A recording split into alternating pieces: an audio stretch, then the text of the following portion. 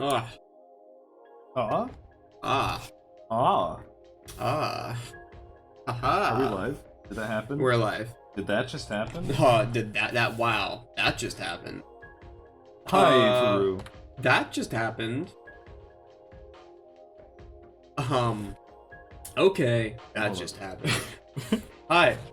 Is this all you're gonna do? Hi. Hi, everyone. What's up? Where till 12 of them like blacked out? No, that's the box for chat. That's That is the box for yeah, chat. that's the chat box. Don't worry. They're not blacked out. That's just the limitations of our format right now. I don't want chat to like blend in with our collection of Funko Pops that we have exactly. acquired. We bought a lot of Funko Pops. It's been a week, so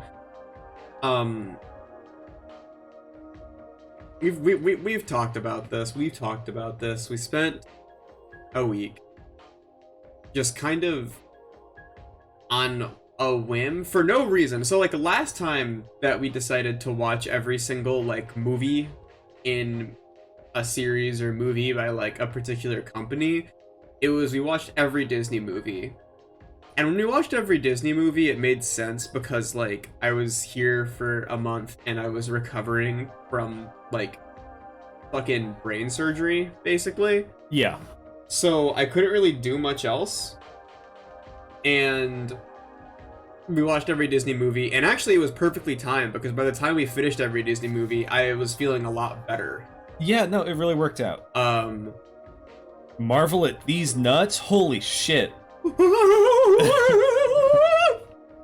That's crazy. You got me. You got me. However, watching every Marvel movie, there's no motivation here.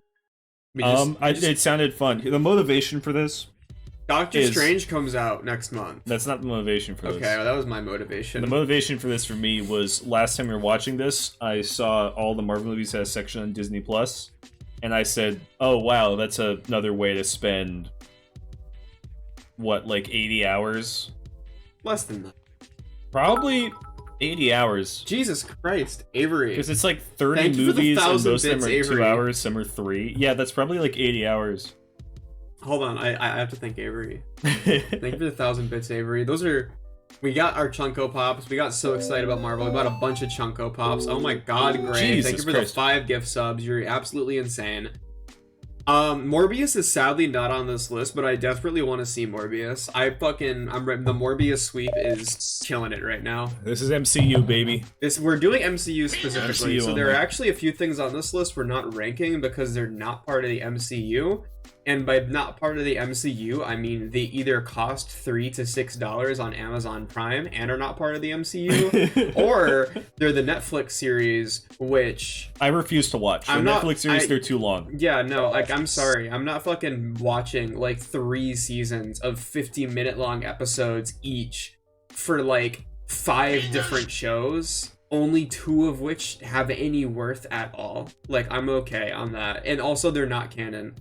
I think the only ones on this list that fuck man, if the multiverse makes Nick Cage Ghost Rider canon, that's fine with me. I'd be actually hyped. Nick Cage Ghost Rider, it rules. Hero Jortsfucker? Hero Jortsfucker's badass. Don't be mean to him. Yeah, that's like Iron Fist, right? That's like his real name. Shows tier list Here's in the the thing. future. We know because I wouldn't do just a shows tier list because the Netflix series, there are like 5 of them. I don't think I can like sit down and do a tier list for 5 things for like several hours. It'd be like I would take 2 seconds to do that. I'd be like, all right, Daredevil's the best one. The other ones are whatever. They're all No. Sheebs, I went over this. The Netflix series are explicitly not canon. which is so But weird. the characters from them are canon. Yes. And the actors who play them in the Netflix series play the same characters, but the Netflix series themselves are like an AU, yeah. which is their way of just saying, like, these don't matter right It's now. their way of saying, like, we actually had mostly okay casting in this. Everything canon is at such a... No, like, everything's technically canon, but that's such a technicality. It's like, there's, like, a specific timeline, universe, whatever, and that's the one that matters. and saying like everything's canon because there's a multiverse now is like, who cares? Where's 1980s Captain America movie? I've actually seen that one. Oh, I haven't. You haven't seen that one? What about the first 2 Hulk movies? Doesn't he steal a car in that one? He does steal a car in that one. I know he steals a car. I've been meaning to watch that movie. I should do that this weekend. I'd watch it. So yeah. No, here's the thing, Peng. They're using the same actors, so it's okay. Yeah. They're using the same actors, so it's fine. It's not a big deal. Because, like I said, most of the casting in the Netflix shows isn't actually bad. I think that Daredevil's well casted. I haven't watched any of the other ones, so I'm talking out of my ass when I say they're all pretty well casted, but Daredevil was well casted. I liked the Punisher in Daredevil. I've seen 4 episodes of Daredevil in my life, and they're fine. It was fine.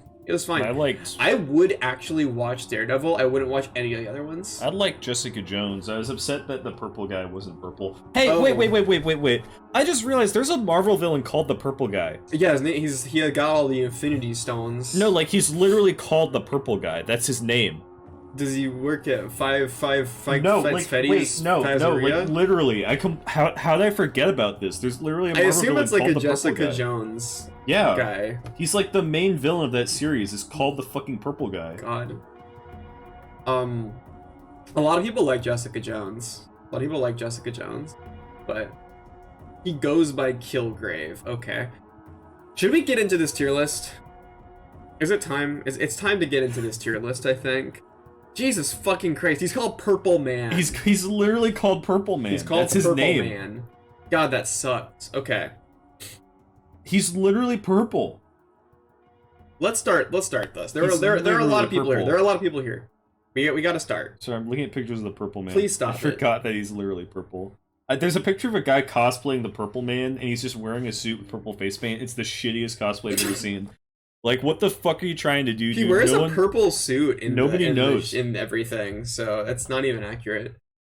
Okay.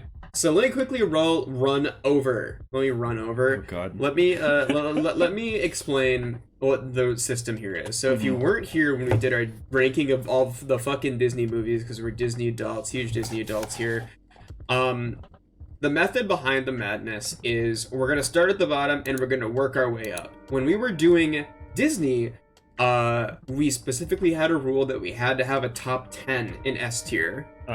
For this, we have a top 5 in S tier because there are not as many movies. I think that Disney, there were like 50 fucking movies that we watched in like a week. There are significantly less Marvels to worry about. So, what's happening? I accidentally paused your music. My iPad's controlling your music. Don't. I was gonna listen to my own music. I'm sorry. You have to listen to my music? No, it doesn't play through my headphones. Oh, well, what's stream getting to hear music matters more than you getting to hear it's music. Okay. I can I'm go sorry. to YouTube. So, yeah, no, we're surrounded by Funko Pops. We love Marvel so much. We bought every Funko Pop. We bought so many of them. We got Sheldon from The Big Bang Theory, He's in too. Marvel. He was in Marvel. Young Sheldon was in Marvel. Old Sheldon was in Marvel. Every, like, generation of Sheldon was there. But we're starting at the bottom. Are we ready to start? I'm opening the music for me. Oh my god. Alright. I'll stall for time. Hey everyone, how are you doing? Hi, how are you doing? Hi everybody. Hi everyone, what are you doing? What's your favorite Funko Pop, everyone? Come on. What's your favorite Funko Pop? My favorite Funko Pop is the Dory Funko Pop. Okay, we're good. Okay, we're okay. We're ready. So where are we opening with? What is the worst movie that this company has ever made? So, when we did Disney, we took turns. We did take turns. I think we should do that again. Okay. Do you want to start us off, or I should want to start us off. I think I have an easy one, okay? Okay. I think there's an easy worst movie they've ever made. Okay. Oh, shit. Jumping. Okay. I genuinely didn't expect. that. You didn't expect me to say the I Incredible didn't Hulk expect movie? you to jump right into Hulk. Yeah, no, it's the Incredible Hulk. I'm looking at my tier list. The Incredible Hulk is bad. That movie Incredible fucking Hulk sucked. sucks, dude. That movie fucking sucked. Oh yeah. Now we can introduce you to a new concept in this stream. This is just like a nice little bonus while we talk about it. God. I get to watch you, like, make the Hulk materialize, so don't worry. Boot is on, No, you made me laugh. Drawing. You have to do undos for me. Drawing the guy's duty. Thank you. While we talk about this. So the Incredible Hulk, yeah, Incredible Hulk fucking sucked. I don't... It was like, just, like, what is there to say about it? It was just boring. It was so boring. It was a movie that feels like... shit. No, it's so weird, because the Hulk feels like such an easy character to make a thing of. Yeah. And it felt like they didn't want to do it. Which I guess is because another Hulk movie came out, like, literally a week before. There was another Hulk movie in, like, 2002, is Ang Lee's Hulk, and I loved that movie when I was a kid. It was also boring.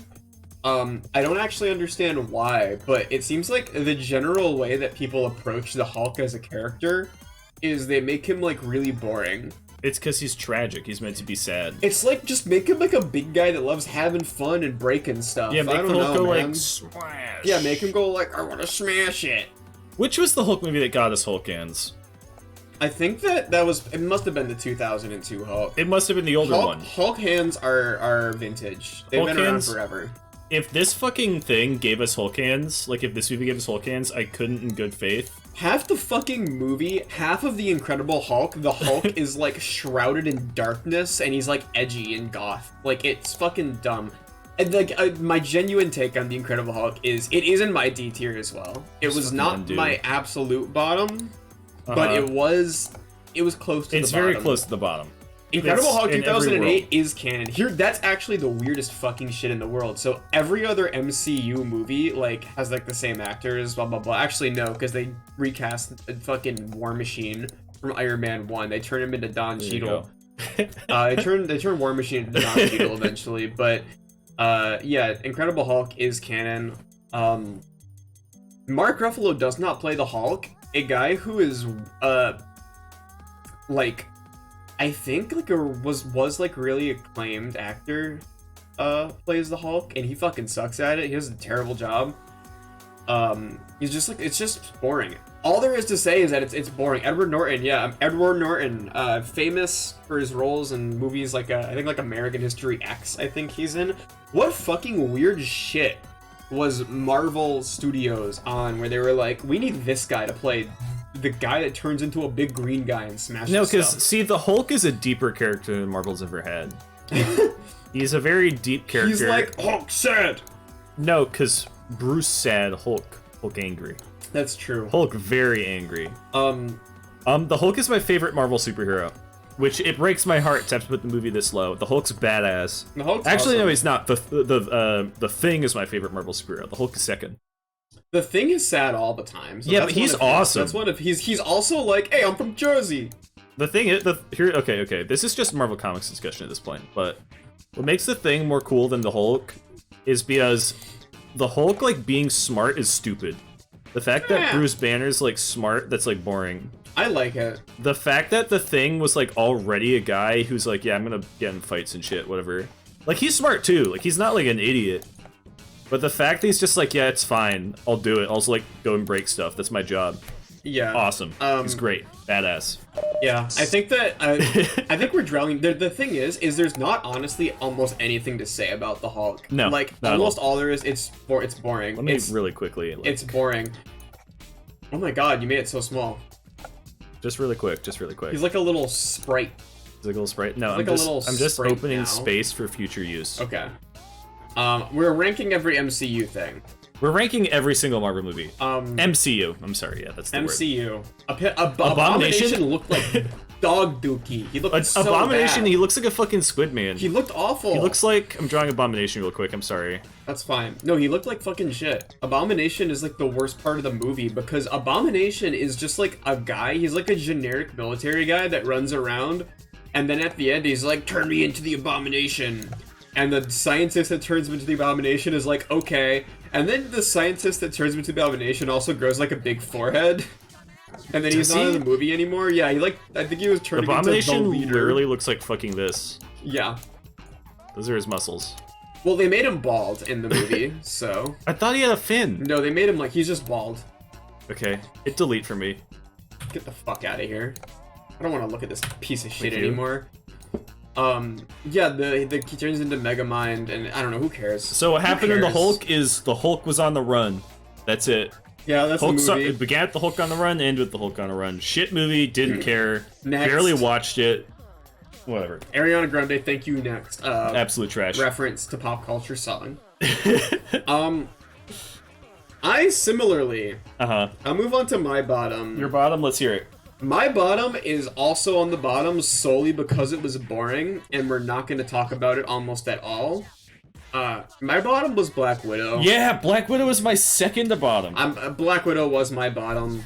Black Widow's just boring. It's just bad. Can you put it in D? In D? Okay, I'm sorry. Yeah, you that keep in the minimizing the ranking. Where the hell is you? Black Widow is there. Here There she you is. are. There she is. I think this is completely reasonable. Was Black Widow that bad? It's entirely boring. Black Widow is a great case study in how I would, any fucking day of the week, I would rather watch a movie that's an absolute disaster than something that's just so boring and like has no personality. It's just like drab, and anything vaguely interesting that it does is just something that a different epic Marvel movie does, but like it does better. It's also baffling, yeah. Inopportune time. I think that's a movie that like is so hurt by the fact that it came out. She like does kicks, right? That's her She thing. does kicks and shit. Okay, she's the kicker. Yeah, she kicks. She does a lot of kicks, and she punches people. She shoots a gun sometimes. Yeah, the fact that they were like, so I guess quick warning in advance. We're gonna spoil every. We're gonna spoil every Marvel movie. That's kind of a given. But yeah, like they were like, oh man, Black Widow fucking died. She fucking died. She got thrown into a big hole and died. Here's the thing. In Avengers Endgame. Let's do a prequel that doesn't elaborate on her character almost at all and doesn't add anything to that. It's just like a movie about how Black Widow existed at one point. I have Black Widow above Incredible Hulk because they had like background characters in it. There were more than one character that I remember. I remember the one character. That's it. The only reason I remember any of the characters from Black Widow are because like one of them shows up later and Taskmaster was really bad. Yeah, my man. He's supposed to be like a skeleton boy. He looks so cool and shit in the comics, and then they're like, nah man, what if instead it was some fucking bimbo with a paintball mask? Ah, that'd be awesome. Like, fuck off. What are you doing here? What's happening? I'm drawing Black Widow. I like your Black Widow. Thank you. No, fucking Taskmaster's sick as hell. I love a skeleton guy. So the reason I'm not saying shit about these movies is because literally nothing happened. She went and she's like, I'm gonna find the other Black Widows. Yeah, that's it. There's nothing happens, and there's stuff that could have been cool in Black Widow, but none of it was cool. Everything's done in like the shittiest way you could possibly do it. It's weird. It's a very weird movie. The one good thing I can say about Black Widow is Black Widow's sister, who's totally uninteresting in the actual Black Widow movie, does show up again later, and I liked her then. So they like introduced a character that someone else figured out how to write at some point, but like Black Widow, the movie, did not figure out how to write. Are my Lightning Sticks coming up on stream? I don't know. Yes. Yeah, badass. Let's move on to the next one. No, I think we can have Taskmaster again. That can happen. You never know. What is your next movie? My next movie? Because we both have the same... We actually have pretty much the same bottom two. Okay. So, what is your third to the bottom? Third to the bottom? We're not done with my D tier yet. This is the first one that's not a movie. Marvel's What If. Oh, we have the exact same bottom We have the exact same least exact same bottom three. What If is... God damn. God damn, it sucks. Dude. It's bad. This is like a controversial take. Yeah, everyone loved What If. People really liked What If. Everyone really loved What If. I can't imagine that. What If was kind of, what if I was watching a good show instead of this fucking bullshit for 2-year-olds? It's like jingling keys in front of you, and you clap. It's fucking sucked. What If was really bad. I don't know. I didn't like the animation. The animation was really weird. I didn't like it most of the time. Sometimes it was good, and there was like 1 or 2 good episodes. There was one really good episode in What If. The episode about Doctor Strange was good, and I would recommend if you're a Marvel head, if you're a Marvel fanatic, I like this watcher. If you're a Marvel You can't make me laugh fanatic, while I'm drawing these. no, just leave it. You have to accept your mistakes. I am. Yeah, if you're a Marvel watcher, if you love Marvel, Doctor Strange episode's dope. And everything else is, you can skip it. Everything else like, you can skip. I like that wrapped up with, like, there's a connected plot, whatever. Yeah. It was fun. Here's the thing. I actually have specific criticisms. Okay, you want to What If, complain? This is the first one that we can actually complain about. Every other thing is just like, this was boring and sucked. Crockpot Rice. It is what if Doctor Strange became Doctor Strange for, like, a different reason. And that's it. It was, like, one of those ones that was, like, kind of, like, interesting because they took a little thing and changed it, and it totally changes the character, which I think is kind of like the strength of What If, is like taking a kind of uninteresting sounding concept and making it interesting. Because I'm like an old school Marvel fan, right? I haven't kept up with Marvel in a long time, but I know a lot of like old bullshit. Because I had like a bunch of like 80s and like basically like 80s and like early 90s Marvel comics when I was a kid. And I read a lot of What If, and like every good What If was like a little thing that ended up being interesting. So that one was cool. Peg Carter one was whatever. It was kind of just watching Captain America. No, here's the thing. Here's the thing. I could rank them all individually. The Captain Carter one was like fine. It was fine. It was fine. It was like, I saw that one, I was like, oh, this is cute. This set the tone for the TV show, and I was like, oh, they're all gonna be like this. They're gonna be like a weird reworking of the show. Yeah. And then what was the second one? Okay, so the second one is actually the one that we're gonna complain about the most. I'm probably. sorry. Fucking. I feel bad. I feel bad that I'm gonna complain about it. It was what if Black Panther was Star-Lord? What if T'Challa was Star-Lord instead of Peter Quill? Yeah. Yeah, and it was like... It was just like if T'Challa was Star-Lord instead of Peter Quill, everyone in the world would be really nice. Thanos would be a good guy because T'Challa is so awesome. Like, and also, Yondu would be a woke male boss. It was so weird. Instead of mean. No, like, T'Challa Star, that's fine. But it was like, the twist of it was like... It was just like it was so the weird. Ravagers, all the evil, all the mean old dirty now space everyone who's pirates, mean is nice, and they're all friends. And Thanos shows up. Thanos is like, "Hey, I'm a nice guy Thanos. now." Hey, I remember when I thought about killing everyone in the world. Hey, it was just a joke. Hey. Everyone's like, "Oh, no, like, Thanos, okay. You're so silly." Yeah, everyone's like, and Nebula, she's a blonde bimbo now. Like, why'd she get blonde? If T'Challa was, if T'Challa was Star-Lord, the Nebula wouldn't be a bald bitch. Like, okay. That's, I guess. It's so weird. Well, no, here's the thing. I get it, because it was supposed to be like Thanos would have done all his evil experiments on her, so she wouldn't be like a fucked up robot anymore. Yeah. She would be like a normal, like, human, but it was really funny still. It was just like, all I can say is it was weird. And, like, the concept was kind of weird, patronizing bullshit. But that wasn't really the biggest problem. The biggest problem was that it was the least funny thing I've ever seen in my life. Everything in it was a joke, and every single joke was bad. Yeah, it was just, like, a great... What if... So the thing is when we went into this, I was really... Like, the popular conception of Marvel movies, I think, is that every single joke in Marvel movies is people just going, like, well, that just happened. Or people going, like... he's right behind me, isn't he? That happened nuts. That doesn't happen at any There's point. like one. There's like one or two, and then we're gonna what get if to that. just bleeds. But what if is like, and that does, that's not actually a thing in any of the movies. A lot of the time, the like light, quippy tone. I have to keep drawing the watcher. I have to do more shit. But in What If, it's like, that is basically all that they do. Every single joke is that tier of, like, fucking Disney adult horseshit comedy, and it sucks super It's hard. like, What If is what people think that Marvel movies are like. Yes, it's in my straight opinion. up That's is. the way to put it. If I was, like, a super huge Marvel hater, and you showed me What If T'Challa became Star-Lord instead, I'd be like, I was right the whole time. I knew this is what this fucking bullshit was. It was terrible. Oh, no, there is a Robot Chicken Marvel show. We didn't watch that because it's not canon either. Okay. I don't know how to watch that one. They did a MODOK series. Oh yeah, They did a stop motion MODOK parody series where he's like a dad. I saw that. Yeah, I don't know where that is. It's not I have on no Disney idea where to Plus. find it. No idea where to find it. No, you can't say that on Twitch. I'll ban you. Not like I'm interested, but they did do that. So I guess MODOK on Hulu. Okay, let's speedrun just running through What If though. Okay, so What If we'll T'Challa was that. Star-Lord fucking sucked. Worst thing. And then it was What If here's the someone? thing. Oh, go on. I want to say. I want to clarify. What if T'Challa was Star-Lord instead? If that episode was on its own, that would be in like F tier. We had to mute it. Yeah, when we were watching it. We didn't.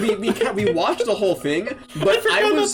Here's the thing: is the delivery of it is so fucking frantic and insane. They had like 2 hours of the worst jokes you've ever heard in your fucking life. It's like half an hour.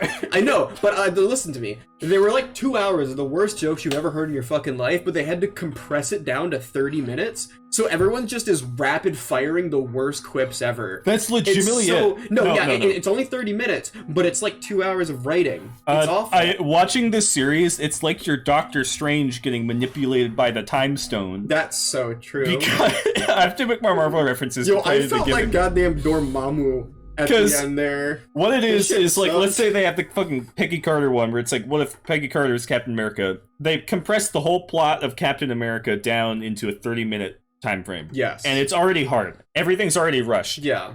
So it's just entirely just them doing this bullshit, funny shit, running all this shit. It's exhausting. It was legitimately exhausting. It was exhausting. I guess running through the other ones. And yes, his daughter is a MODOK too. He has like a human son and a MODOK-y daughter. That's based. And but let me quick run. Episode 3, all the Avengers get killed. All the Avengers get killed. It was tight. I like that one. You got to see Hulk explode. That's that one fine. felt like classic What If. I just said that the Doctor Strange episode's really good. The Doctor Strange episode is like legitimately shockingly good. Marvel Zombies episode sucked. Marvel Zombies episode was when we actually briefly decided that we just weren't actually going to watch the rest of What If because it sucked too bad to watch. Mm-hmm. Like, it was so funny too because we watched the Doctor Strange episode and we were like, maybe What If can be actually really good because this is super solid. And Marvel Zombies brought me right fucking down back to reality. And I was like, this makes me want to be dead instead of watching this. I think it's legitimately just like a pacing It was thing. all the jokes, I think. Like, I think every joke's written like crap, but also it's like just pacing. Like, it feels like legitimately just pacing. It was just frantic. Here's the and thing: awful. I thought the Thor one would be one of the worst ones, but it was like fine. It was ignore all the funny stuff in it. Again, fucking sucked, but it was like such a little story that like at least it's it like wasn't cutesy. Totally. It's cutesy. Yeah, my know? thing is at least it wasn't like so frantically fucking told that it was disgusting. Because the pacing of What If is like if you gave like a 6-year-old like a fucking bunch of Coca-Cola. Oh my god. And you were like, all right, sweetie, explain Marvel to me. And then you just let them fucking go. And then at 30 minutes, you cut them off. And that's it. It would just be like, all right, like, that's what you get. God. What else was there? The Killmonger one was and then they become whatever. the Avengers. The Killmonger one, there was one where Killmonger was like, what if Killmonger saved Tony Stark from the cave? And it's like, he would be evil still. Yeah, and that one was fine too. All right. And they become the Avengers. Gamora from an episode of What If that did not get made shows up in the Avengers, and it treats her like I should know who she is. That's fine. He's the Walker. I'm the Walker. All right, let's move on. I don't know. What if is bad? What if is saved from being the absolute bottom of the pile because there's like one really good episode and some episodes that are fine. Yeah. I promise to release all these sketches. You have my word. Let's do next. Okay, I'll go my next. I'm still in my D tier. What if it was good? That was one of the episodes. They did that one. They did have a what if this was a good TV show. All right. So my next D tier. Notable movie. Notable movie. We're getting into movies that are real movies now. Okay. Wait, are we? For me. What do you got? My next movie in D tier it's a fucking important one that I literally can't find. There it is. Age of Ultron sucks. Age of Ultron. This shit fucking booty. We're still basically the same exact. Yeah. I think if you have 5 things in the bottom, are we also including WandaVision? We're including all the canon TV shows. All of the Disney Plus movies or shows are going to be there. Age of Ultron sucks. It's so bad. It's easily the worst like modern. Who should I draw for Age of Ultron? Who should I draw for Age of Ultron? I'm gonna draw Quicksilver. Oh yeah, he's so cool. He's like, 'Cause he's never gonna "Time show up travel," again. and then he gets He like doesn't shot go, with a gun. Time travel. Fucking sucks, man. So, I guess Age of Ultron it's bad. It's so hard to even. This is also hard to talk about. What Age of Ultron is so fucking weird. It's such a You're weird. saying draw Ultron? I don't want to draw Ultron. Yeah, we're I drawing draw Quicksilver, who's the worst fucking character in the entire MCU.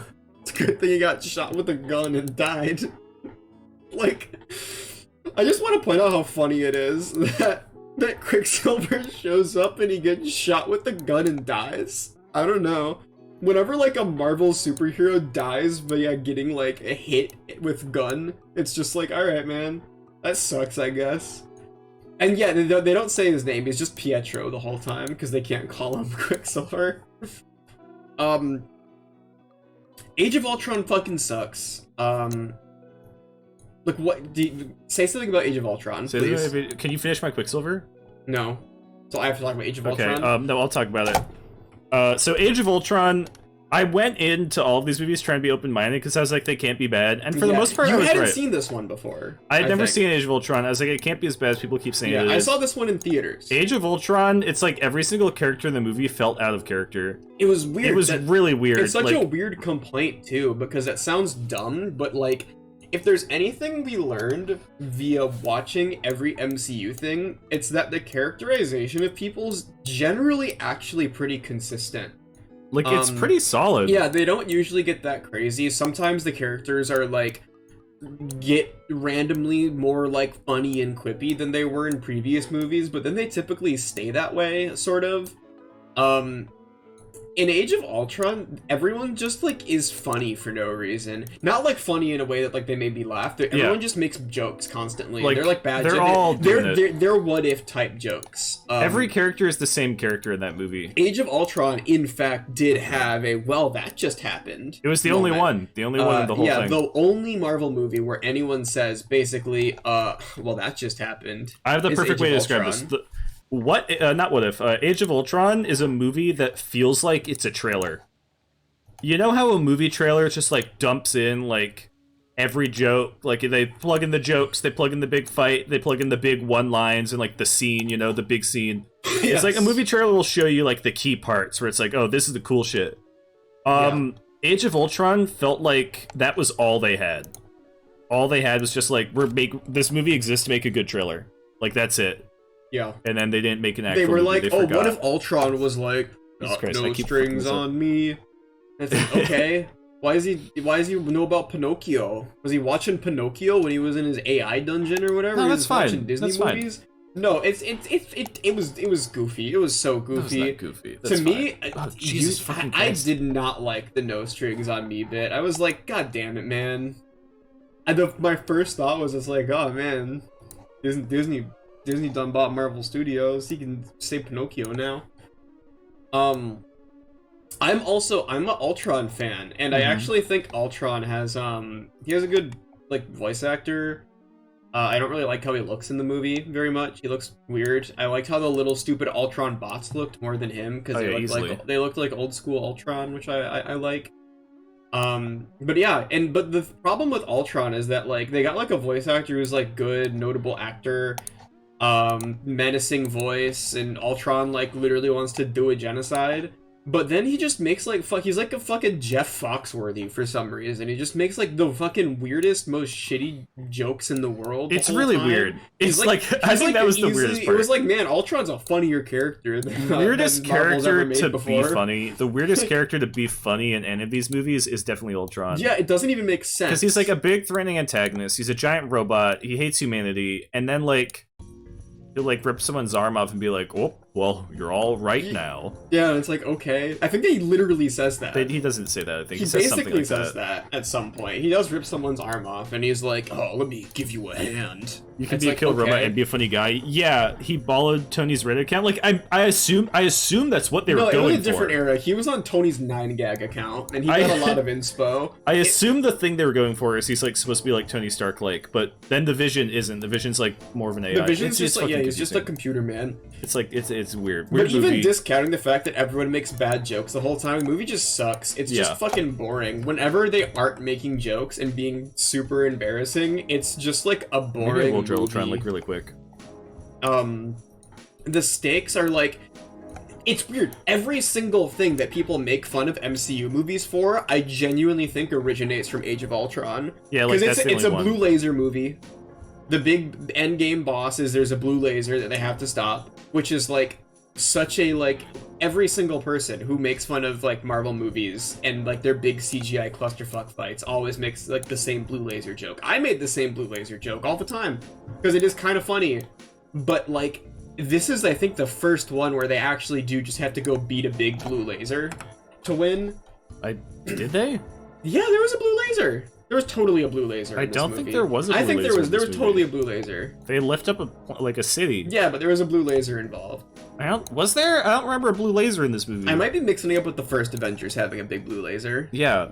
I don't know. I swear there was a blue. I swear there was a blue laser, but I might be insane. There was no blue laser? Fuck. Avengers 1 had a blue laser. Yeah, it did. That's same. It was the same movie.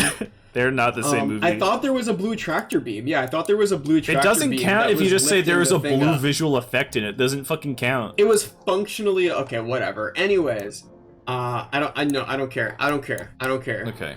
Point is, this movie is crap. I didn't care. Nothing that happens in this movie matters. No, it does. Here's the thing. It matters too much. It matters immensely.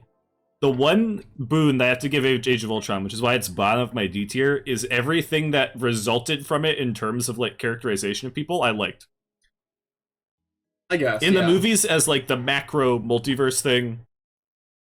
Let me zoom in on this Ultron. This guy came out great. He came out really good. What do you... I'm zooming in on him. You're zooming in so far. Got no strings on me. Do you have anything else in your D tier? I have one more in my D tier. I have one more. I actually have two in my D tier. You have two in your D tier? Yeah, I have two left in my D tier. I also accidentally ranked Venom. Oh. Have you seen Venom? I've seen Venom 1, yeah. I didn't mean to rank it, just not supposed to be under. I think Venom 2 is actually the one that might list. Okay. Last one in D tier for me, aside from Avengers Age of Ultron, Thor 1. That's fair. Thor 1. Is I think the last of like the dog shit movies. Thor 1 is very bad. You might think I'm gonna draw Thor for this one. Nah. Oh, you're gonna draw Darcy? I'm gonna draw Darcy. Jane, I'm gonna draw Darcy from Thor. Darcy, the worst character Marvel's ever made. You can't say that anymore. I can't say that anymore. Actually, they eventually fixed her. Yeah, Thor's bad. Could you draw her at a Dutch angle, actually? Oh, wait. Can you, like, tilt her a little bit? Let me finish it first. So the most notable thing about Thor is that it's boring. It sucks. Every fucking character is annoying as shit. And every single shot is a Dutch angle. This is like... I'm gonna say that there's, like, a scene where Thor's, like, being interrogated or whatever. He's in, like, a shield building. We counted 38 straight Dutch angles. It was insane because it was such a normal scene. There is nothing like I hate to be like an epic like lay cinema snob kind of person, but Dutch angles have like there's like a reason that you use a Dutch angle. Like sometimes it's fun to just use one for fun. It was a conversation. It was cut to cut. It was like it had a shot of Thor and it's a Dutch angle. It was shot reverse shot. And basically. Then it would cut to Nick Fury like talking to him, and then it'd be normal first thing we're like, oh well that's it, that's the streak's over, and then it slowly rotates and it holds a Dutch angle. Yeah. I love Dutch angles. I love Dutch angles so fucking bad. But it was excessive. It was really weird. Like I'm not even holding that against the movie. It was just really weird. I hold it against the movie because it was fucking insane. And I get what they were going for. I think they were trying to make it like comic booky because comic book they're not beholden to the same like angles and stuff as a fucking movie is. There's not really specific rules about it. But it looked like shit. Anyways, I don't know. Darcy is super annoying, actually. I want to quickly talk about the fact that, like, Thor 1 is so centered around Thor hanging out with, like, just normal human characters. And they suck. They suck. They're shitty characters. They're super annoying. Darcy is the first, like, funniest character that Marvel ever made. Like, someone wrote that character, and they were like, this is fucking tight. this is a funny character. This character is sassy, and she isn't into any of this shit that everyone She's else like, is into. oh, so you're some kind of space alien? You're some kind of what are you, spaceman? E.T.? Bazinga! It's like, all right, man. I thought you'd look a little more like, Yoda? She does like the Opa Gangnam Style dance at some point. It was fucking weird. Do they do Gangnam Style? No. In Thor 1, they predicted it. If you actually. Google Dutch angle, Thor pops up a shit ton. It's excessive. It's excessive. Yeah, Thor 1's bad. It's, again, it mostly suffers from the same problem that, like, the Hulk and Black Widow suffer from, though, which is that it's mostly just boring. Somebody mentioned Thor works good as, like, a clip compilation, and I kind of agree. I could see that. And the reason why is I had a memory of Thor 1 being, like, bearable. Yeah, and so did what I I remembered was, like, Thor going to the coffee shop and being like, okay, let me write Darcy. I'm Darcy. Darcy from Thor. And I put this in parentheses so people know. Okay, that's good. So the thing with it is, when I think of that movie, I remember like the Thor, and he goes to the coffee shop, and he's like, "Oh, I'll have another one." He smashes it and shit. I keep thinking it's this fish out of water like love story thing. Yeah, but it's not. And I'm like, it's that's weird. cute. It's not. It's really not. The fucking like old man who's a major part of like 7 MCU movies. Yeah.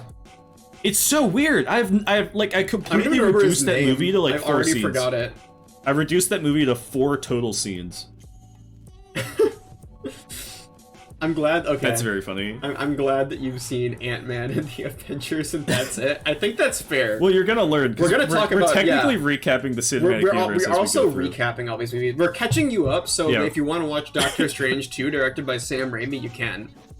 Dr. Info Dump was his name. You're not even wrong. Like, it might as well have been. God, he was so. And then he like at some And then point, he gets possessed. he goes insane and gets killed or something. Eventually. He's caught like jerking himself off in the Yeah, he was like the jacking fucking off Cody at 2012 guy. Stonehenge. He was fucking Stonehenge. It was weird, man. I don't know why he was having sex with that thing. Yeah, it's like- that should hurt. So Thor 1 is a movie that has a lot of fun, and then suddenly like the majority of it is nothing. Yeah, it's weird because like I think it would have been better if it You'll just give the Thor movies this Heimdall rules. I completely agree. I think- Here's the thing: Thor also has his shitty friends that don't matter. Oh yeah, his But awesome we'll talk about friends. them more. We'll talk about Thor more. because we're actually getting into my last movie in D tier, I'm so which curious. is Thor: The Dark World. Okay, Thor: The Dark World. Where did I put Thor: The Dark World? Thor: The Dark World is in my D tier. I put it a tier above because it did That's make me mad to bold. watch it, um and there were enough things that I liked about it to be like, oh, neat. I This will one I'm gonna draw say Thor that for. when I said we were going to watch Thor: The Dark World, my friend Reed said it is the most memorable Marvel movie.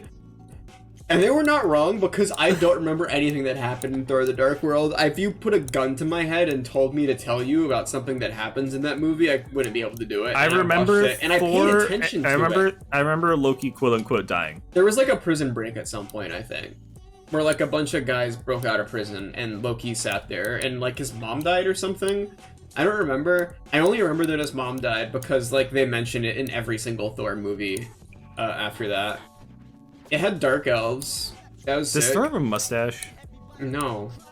I think he does. He has like a beard. I don't think he has a mustache. I think it's like one of those like goes up a little bit beards. Whatever. Whatever. He has one eventually. We did not watch Agents of S.H.I.E.L.D. That was not on our list, and it never will be. But yeah, Thor: The Dark. I literally have nothing to say about Thor: The Dark Thor: The World. Dark World. Here's the thing. Thor gets to hang out with Loki in that movie. And I Yes. think that those are characters that are fun together for obvious reasons of being the only 2 characters in these movies. Yeah, Thor: The Dark World actually is above Thor 1 on my list because they did seem to kind of realize that no one wanted half the movie to be Darcy talking about things. Yeah, Darcy's gone. She's not really in there Even very like much. Jane is kind of gone. Jane's like she's like red. she's plot integral. She's turning red the whole She's movie. she is but turning red the whole She movie. turns red, and that's kind of her main thing.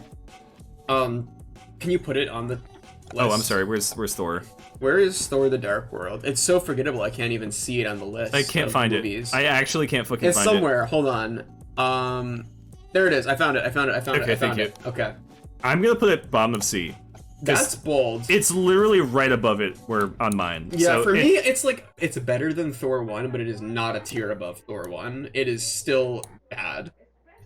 It was the top of my D tier though, because I think it had more fun shit going. It wasn't as annoying as Age of Ultron or What If, and it had more things that like matter and I care about than the Black movie, Widow, Hulk, or Thor 1. The movie didn't spend the majority of its runtime being bad at trying to be funny. Can I see the mouse for a second? What are you trying to do? I'm just checking. Okay, never mind. It's fine. Okay. So hold on, let me finish drawing Thor. I haven't finished drawing Thor. Yeah, this is. I forgot to draw his hammer. This is don't worry because we're not going to talk about Thor. He's being fun. He's being funny. This is only child Thor. This is Thor being funny. He's balancing funny. The hammer on his head. Not because I forgot to draw it. Yeah, this is fine. This is a good Thor, actually. I don't have anything else to say about Thor: The Dark World, so we're just gonna sit here. His legs. We're just gonna sit here and watch Thor be drawn because it's awesome. He's so cool. Yeah, because this is a movie that there's nothing to say about. I want to draw his legs. I'm trying to think of things to say about Thor: The Dark World. Here's the thing. Loki's in it. I think that what's his face, Chris Hemsworth and Tom Hiddleston, they're both good at what they do. And they play good characters, and this is the first movie where they got to like be characters, and I can't say it isn't like for a bullcrap movie that managed to spin into like a 4-film franchise with the Avengers tie-ins and shit. So basically like 5 or 6. They managed to completely carry it on their backs, and Thor: In the Dark World is, I guess, some level of respect for that. Yeah. Because if they fucked it up in Thor: The Dark World, I think they probably would have fucked it up everywhere else. It feels like the Thor franchise, as in like the 2 movies, are just like a weird slow journey into figuring out what the fuck to do with Thor. You're not wrong. Like, it feels like he's really is, like, I think out of all the Avengers who can be justified with like a full-length movie because they have epic superpowers, I think Thor is like the hardest one to figure out because he's conceptually boring. Thor is literally there because he was one of the normal Avengers, so he has to be there. Yeah. So like we gotta work him in there. We have a Thor picture. We got Thor. We can move on to my bottom of C tier. Yeah, what's in your C tier? Enlighten me. Bottom of C tier is, and this is a predictable one. This is a pretty popular opinion. For me, it was Captain Marvel. How are our lists literally the same? It was Captain Marvel. Our lists are very literally the fucking same. This is crazy. This is, again, like, it's so sad because, like, so many of the Marvel movies that are, like, below average, it's hard to say anything about them other than that they're boring. Captain Marvel was dull. It's dull. Captain Marvel's, by herself, isn't a very interesting character. I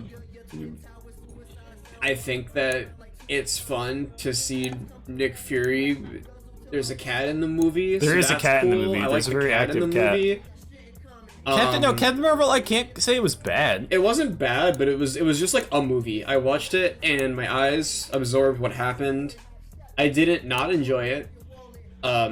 Yeah, like again, it's this is higher than Floor for a good reason. Yeah, I think that there was more stuff I liked in Captain Marvel than there was stuff I liked in like Thor or Thor: The Dark World. I like the Skrulls. The Skrulls are cool. I'm a Skrull fan.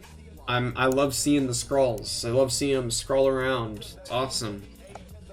What else happened to Captain Marvel? There were blue guys in it. That's cool. She fought the Kree. She blew up a spaceship. She got her powers from a spaceship crashing. Yeah. Like Hillary Clinton was driving the spaceship. Yeah, and it crashed, and she got her. That was Marvel. She got her girl boss powers from Hillary Clinton crashing the spaceship.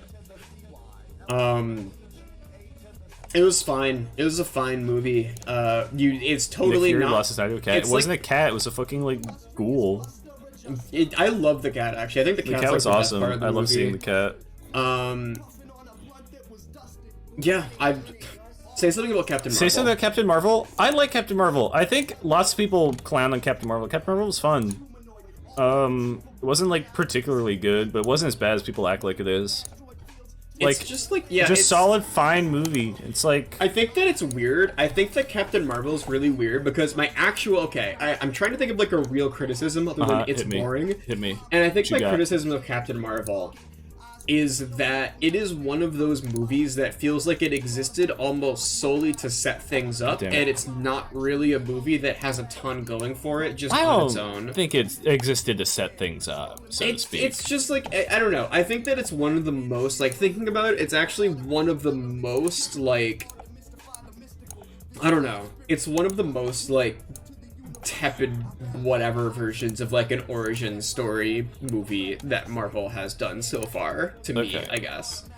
I also think that it was fucking embarrassing as shit when Captain Marvel... Oh my god. When Captain Marvel... First of all, when... Qweave is really, like, leading into the vibe of, like, the Funko Pop collecting TV review nerd when they say this review. No, what I was and I gonna need say, to acknowledge that I don't involve myself with any of their what statements. I was gonna say is it was really not annoying is not the word. It was a little bit cringe when she went into the white spooky room and Nirvana was playing on a record player. Okay, you're saying that one. That's fine. It made me feel embarrassed, and it was also embarrassed when Just a Girl by No Doubt you played. still kept it, yeah. I still think it was embarrassing. It's I think fine. All of It's fine to play I'm Just a Girl. It's like, it fits in with the time frame. It, like, suits it. It's like a fun thing for fucking action run. She's literally a girl. She's literally... No, but she's not just a girl. She's a girl boss. I think they should have gotten that version of the song. It's literally fine. The Nirvana one's however, stupid. was That's way fine. worse. Make fun of that. But no, the usage of Nirvana was way worse, and a big part of this, an unexpected thread in our MCU watching was deciding what superhero movie that plays Nirvana does it the best. Black Widow does it the worst. I forgot what Black Widow. Black Widow did have Nirvana. Black Widow did open up with a sad movie trailer cover of fucking Smells Like Teen Spirit. I'm still It's because Nirvana's badass, dude, and superheroes are badass. The same people who think that superheroes are badass think that Nirvana's badass, so it like overlaps. Here's the thing though, is I think Captain Marvel... Let's talk about great also. Yeah, she looks badass. I don't know. I think that, however, I might just be being critical because I like the Batman, and you know what? The Batman is just Captain Marvel for men. So here's what I gotta say. Almost every other time that Captain Marvel has shown up in any way, shape, or form, I like her more. I actually totally agree. When we were watching Captain Marvel, I actually, like, I will admit, I had, like, the nerd criticism of, like, I don't really love Brie Larson in this movie.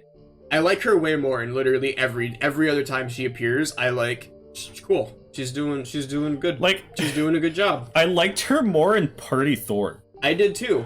And I feel like the reason why... I think it's just the story tone. Here's what I think it is. Her playing, like, a busted, overpowered character that's, like, just kind of done with your shit and has to deal with it. She's like a fucking cleanup crew. Yeah, and she's like kind of jaded about it. That's great. That's really fun. I think that's fine, yeah. And she's like, yeah, I'm literally... I can beat the shit of you. I have other things to do. I'm busy. Stop calling me on your little cell phone. I love it. I love it. I love her. She's fun. Yeah. I think that Captain Marvel is the worst usage of her. I was not super sold on her as the character. It's whatever. I'm just saying I wasn't super sold on the actress as the character in Captain Marvel, but then other things were like, oh wait, she's actually like totally fine at this. I think Captain Marvel just has like some writing problems and shit. Like just really boring movie problems, I think. Yeah, just standard boring movie. Fun action scenes, she blows up a bunch of stuff. It's great. Whatever. Well, it's not great because it's in C tier. Yeah. But what is your next movie? This one, y'all ain't gonna like this one. We might be really similar, but y'all ain't gonna like this one. Y'all ain't gonna like this one. Oh, really? Shang-Chi. Okay. Shang-Chi, exactly same level of movie to me. I will say Shang-Chi is in my C tier too. It is a little bit higher than right next to Captain Marvel, but it is in my C tier. And it's fucking... Here's my thing, Shang-Chi, mid. That was my entire review after we watched this movie. I was really excited for it. Shang-Chi was mid, and everyone was talking this shit up. Everyone was big talking this shit up online. People were like, this is one of the best movies. I was like, oh, okay. I was excited for it. Maybe they're cooking. Yeah. Maybe they're cooking. Am I winking? Hold on. Can you look at the stream preview? Am I winking? No. I'm not winking. Here's the reason why, okay? Shang-Chi was great. I liked the first half. I liked it when he was like just when it a was dude fun trying guy to in deal the with city. it, and You have to draw something. he's secretly a kung fu master, and Can you he's draw like, the little like just like pillow pet that he hangs no, out I'm not with? gonna draw the Pilp. I'm drawing Shang-Chi. You don't want to draw their marketable mascot? No. I couldn't even tell you what Shang-Chi looks like. I draw He Shang-Chi. had an outfit very briefly. He and I forget literally what it has an looked like. outfit. Yeah, I don't remember what it looked like. I don't know. Shang-Chi is a movie that I think was just kind of it had like a good like first hour, and it had stuff that could have been like kind of cool. I think that it's weird because it's a movie that set up a bunch of like conflicts that were like potentially fun, like, oh, he has a problem with his dad and shit, his dad made him go learn how to kill people and bullshit like that. Uh-oh, that's a problem. Don't tell me this doesn't look like Shang-Chi, by the way. It looks just like him. It looks just like him. Oh shit, no, actually no, like, the straight up, Lord CW, that is kind of what my problem ended up being, is I really liked, I was actually enthused about, some of the fucking shit that was happening when that movie took place in the city, because, oh shit, mountviewers.com? Mount Ew. Viewers? I don't want to do that. No. So, someone ban this guy. Someone ban this guy. Come on. Hey, mods, ban this guy. How many rings are there? 7? There are 10 rings. I don't know how you've forgotten this. I'm sorry. Thank you. God, there's so many. I have to draw so many rings. You have to draw a lot of rings. Look at my Sonic rings. What was I saying? Oh yeah, Lord CW. I really liked a lot of the stuff, in the first hour, because it was just, like, really cool, like, city shit. It was actually interesting because I recognized, like, people were actually wearing, like, clothing that was by, like, weird, sort of vaguely niche brands and shit that I recognized. And I think a lot of them were, like, Asian-owned brands as well. Shit. And I thought that was really cool. Because it's something that you straight up don't see in movies, like, at all. Was, like, it felt actually like it kind of had its fingers sort of on the pulse of, like, a level of, like, not like totally, but like kind of had its finger on the pulse of like what a lot of actual like fucking young people are up to. And then they went into the secret world. They drove their Humvee into the secret world where all the dragons live, and they fight a bunch of CGI monsters, and the movie ends. Yeah, it was like it all fell apart. That is it. It was like really promising, and I really liked the first hour, but I think my thing is this is one of my worst ones yet. This looks like fucking shit. This is one of my worst ones yet. This looks like ass. This God. actually doesn't look like anybody. It's Shang-Chi. It doesn't look like anyone. It's literally what Shang-Chi looks like. It isn't. He literally looks like this. The bus fight scene was cool. No, actually, the bus fight scene was cool. It had, like, a cool soundtrack. That was also a thing I noticed, is I liked the soundtrack in Shang-Chi for the first hour. And then when they got into the cool mystical world... I hate mystical worlds. I think that's what I've come to realize. What I was going to say is, once they got into the cool mystical world, they got the excuse to change the movie back to having a normal Marvel soundtrack, instead of, like, a cool, like, kind of weird, like, fucking...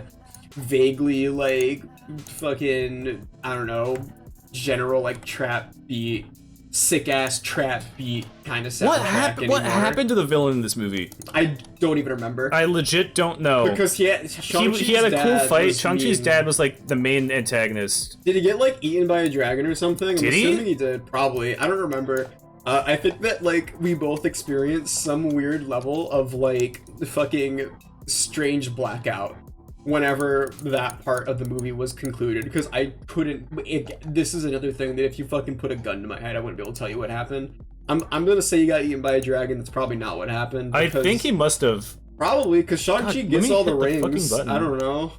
Like, he gets the... I don't remember what happens. I don't remember how he got the rings. He got all 7 of them. This is a movie that I paid, like, a lot of attention to, and I think during the one fucking scene that, like, matters, I was fucking thinking about Okay, here's something. the thing.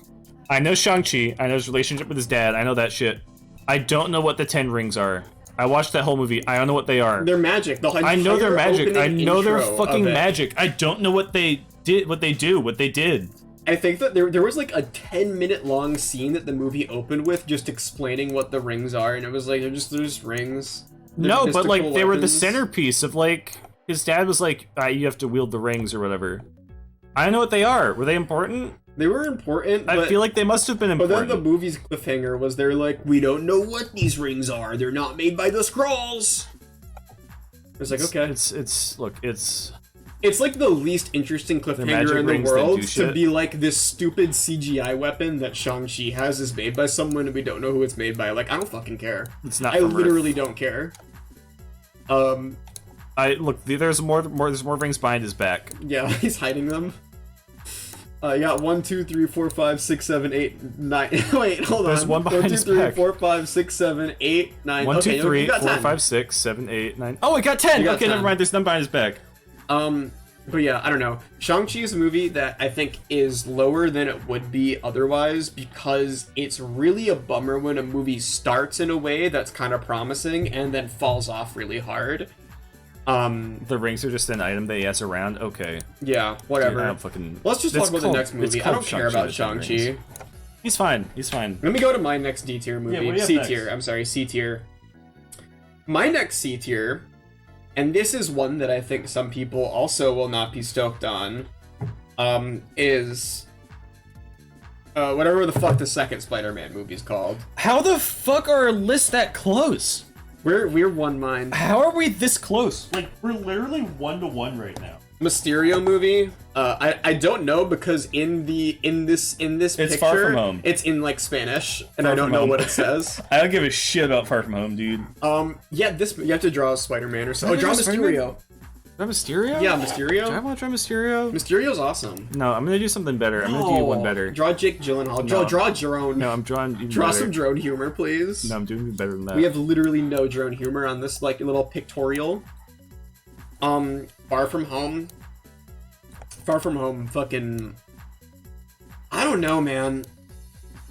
It's weird because I like I like their first attempt at Tom Holland Spider-Man a lot. I think Spider-Man 1, Spider-Man Homecoming is actually sick. I think it is a good Spider-Man movie. I think it's a good movie. Spider-Man Far From Home is really just like the definition of mid. Also, Pang, you're absolutely right. And this is, I think, at the point where I began to get... I was frustrated with this, like, this is a thing that bugs me the whole fucking... Every single MCU movie, this annoys the shit out of me. But it's so fucking annoying that, like, someone will be shooting at Tom Holland's head repeatedly, like, over and over again. They're, like, fucking blasting shotguns at him, and he has, like, his bulletproof mask on. But then he has to say a line, so he's like getting his head shot at, and he has to like take his mask off so he can deliver the line instead. So like, it's really weird. You don't forget who he is, I guess. Like, okay, it's happened so fucking much. It happens so much with Iron Man specifically, where like Tony Stark's getting fucking filled with lead, and he has to like take his little mask off so he can be like, "Whoa, I call that a lead sandwich." Or whatever, and it's like, all right, man. Like, I didn't just see Robert Downey Jr.'s face for that one. Anyways, it's a movie that fucking is whatever. Can you say something about this one? I really, really, really did not care for this movie. Yeah, it's. I really didn't like it. And I don't. It's so weird because it's hard to say why. I don't like Spider-Man and his shitty friends. You don't like Pete or MJ at all. Qweave has been calling Ned Leeds Pete the whole time they've watched this movie like by a mistake. Pete. He's not like a Pete. I keep wanting to call him Pete or Greg. Every single time that I've seen Spider-Man's friend Ned Leeds, I'm like, oh yeah, that's Pete or Greg, one of the two. Yeah, no, this one's really Iron Man Jr., and I think that I think that sort of comes across in like a negative way with like one of our complaints that both of us had, or that you had, and I like agreed with after you talked about it. Was Drew that Happy Hogan. I love Happy Hogan though. Happy Hogan whips. This movie. If there's one boon tier. from these Spider-Man movies, it's that Happy Hogan's in them. Awesome. Happy Hogan's badass. Happy Hogan is the one reason that this movie's like not at the bottom of C tier. Has a lot of Happy Hogan in it, and that's fucking sick. But I think that the big problem is that I genuinely think that Spider-Man's like a really interesting kind of character if you specifically make his deal like his stakes are often super like personal and slightly smaller scale than like an Iron Man or whatever. So when it's like London Bridge is getting fucking blowed up by Mysterio, who's doing drone strikes to kill everyone or whatever, it's like this is like way out of this character's league, and I don't fucking care. Okay. Y'all in chat who know me, you're gonna be mad at me for this. You're gonna be like, oh, of course Boot's gonna say this. Spider-Man belongs in New York. Keep him in New York. What the fuck is he doing in Europe, dude? It was bad enough they went to Washington, D.C. Why'd you put him in fucking Europe? And yeah, it's so weird. He's swinging around the Eiffel Tower and bullshit, dude. I don't care. It's so weird that in both of the first two Spider-Man movies, they like... Spider-Man always has to be on like some fucked up like school field trip where he like turns into Spider-Man, and it's like, why does he keep doing this? Oh, Mr. Stark, I have the Spider-Man suit. I brought it to you.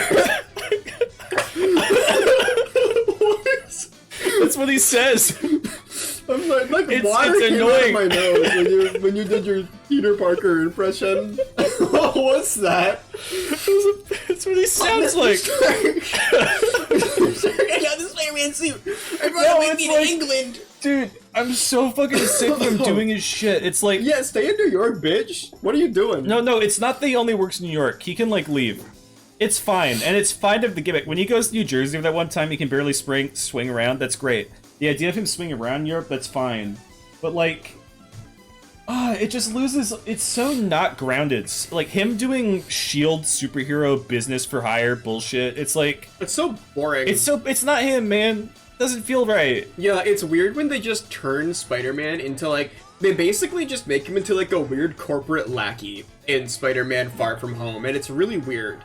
And I don't like it very much. I actually think that, like... There's so much stuff in this movie that I don't even dislike, but the basic concept of it really brings it down in a really, like, weird, specific way. No, and it's like, look, Spider-Man can be big scale.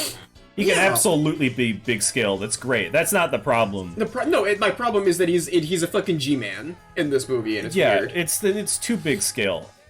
It's too big scale. Yeah. Ugh. It's and then like all of his fucking little, it's like I'm fine with him and Ned and him and MJ and whatever. I'm glad that they actually have like a little chemistry going on. They're doing their thing. Yeah. All like the high school shit. It's like it's so weird. Yeah. It's whatever. I think that I also have a big problem with the post-credit scene in this that sets up the entire next Spider-Man movie, because it's so fucking... I think it's so funny that Peter Parker's life is completely ruined because, like, a guy said, like, Spider-Man's using all the drones. He got control of all the drones and he's killing everybody. Here's proof. And it plays, like, a terrible clip of, like, edited Peter Parker going, like, drones, kill everyone. And everyone just fucking buys into it immediately, and there's no, like, elaboration on it at all. It's just like, okay, everyone's just cool with that, I guess. Like, it's so fucking dumb. People believe it. People thought Mysterio was badass. People did think Mysterio's badass. It fucking, like, Mysterio's fine in the movie. It's such a, like, dumb, like, pedantic, like, dumb, lame thing to be annoyed by, but it was just, like, so annoying. I thought, that, like... No, for me, I was just like, this seems like it'd be pretty easy to, like, debunk if anyone, like, tried Yeah, at but all. that's the point. That's what you're saying. It was all, like, conspiracy theorists and shit. It's like anti-mask stuff, you know? Yeah. Literally, with Spider-Man, all the anti-maskers, as in people who are... They want Spider-Man to take the mask off, were like... I know I'm going with this one. I thought it'd be funny. I think let's just abandon this. Okay, Happy Hogan, we drew him. Happy Hogan's awesome. Best part of the movie by far. I actually did genuinely really like the scene where Happy Hogan gave, like, Peter Parker a pep talk. Here's the thing, through all these Spider movies, Peter Parker owns. I think he's really good at it. I think Tom Holland's good in the role. I think he's really good in the role. What are we on? Are you out of C tier yet, or do you have more? Because I'm out. Yeah, I'm out of C tier. C tier. God damn! Yeah. Okay. I had 4 movies in my C tier. You want to say this next one at the same time? I don't know if we're going to agree, so no. Okay. Just have, like, a raw gamble. Do you want to try? Do you want to count down? Okay. Okay. At bottom of B tier. Uh-huh. You want to, like, Let's just do 3, it. 2, 1? 3, 3, 2, 1. Black Iron Man Panther. 2. See? Yeah. We disagree. Why do we disagree? But my Black Panther's in B tier for me too. Yeah. Iron Man 2 is right next to it, actually. Iron Man 2 Like, is that's right fine. above it. We're very close. Which one did we talk about? Iron Man 2 had a bird in it, so it earned You said some points. Spider-Man, right? Huh? You said Far From Home. So this is my one to talk about. Yeah, let's talk about Iron Man 2. We'll come to Black Panther next. Here's the thing, Black Panther in B tier is like that's like probably my hottest take, so. Iron Man 2, I like all the Iron Man movies. Like, Iron Man 2, like, I need to emphasize this gap right here between, like, D and C. It's kind of tiny. C and B is a big huge. gap. I do genuinely think of the gap between, there's like a power gap in between B and C for me. Like, definitely. I'm fully with you on that. Iron Man 2, I'm going to draw C War Machine. is movies that I genuinely, like, they made me feel nothing at all, other than, like, sometimes annoyance, and maybe I liked one or two things in them. B tier is, like, these are mostly good movies that have, like, some problems. And it's like Iron Man 2. I think that B's full of movies that might be kind of like, maybe they're like a little bit uninspired or kind of blueprint Marvel bullshit, but anyways, Iron Man 2. Iron Man 2 is a movie that most people like really rag on. This movie is much better than everyone says it is. It is. It's weird because like legitimately much better than everyone says it is. I do think that I think that my least favorite thing in Iron Man 2 is genuinely just like its ending is a little bit lame. I think that I'm very impartial towards all the Marvel fights that are just like a bunch of CGI guys fly around and shoot at each other for I think you're 20 right. minutes. I think you're right. Iron Man 2 has one of the least interesting iterations of a bunch of CGI guys to fly around and shoot at each other for 20 minutes. It's literally just like Iron Man shoots drones with his laser beams for a long time. The thing that I think I take away from Iron Man 2 is I completely forgot the side plot that he's like dying of heart disease. I totally did too, and it was a cool that's side like a plot. really interesting like little thing for him. It has a lot of like character motivation that makes him like it's like good. Like I almost want to talk about all the Iron Man movies together just because it's like We can't though. We won't, but they're a really nice concise piece of work. I think that the Iron Man movies actually do a pretty good job at like there's a continuous like character arc that is happening, and that's cool. Iron Man 2 is an interesting movie at times, and the most interesting part of it by far is that like I'm pretty neutral on some parts of it. I think its villain is a little bit whatever, kind of weak motivation, blah blah blah blah blah. But I do think that everything about just like Tony Stark's life is fucked up, and he's gonna die in like a week, and he's just doing a bunch of weird crazy person bullshit because he's about to die is like by far like one of the most interesting basis for like I think it's really neat. in I general. think it's completely and entirely neat. I do think it's like, I don't know, I think my only problem with the movie ultimately is that I fucking think that Whiplash is kind of whatever. You know what else is badass about this movie? What? Elon Musk is in it. Elon Musk is in it, and that makes it fucking even better than Elon Musk is in it, and they name drop cryptocurrency. Do they?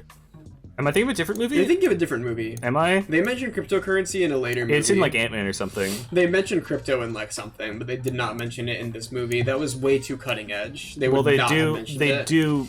Elon Musk is indeed in it. Elon Musk is in it, and he's just Elon Musk as himself. It's fucking weird.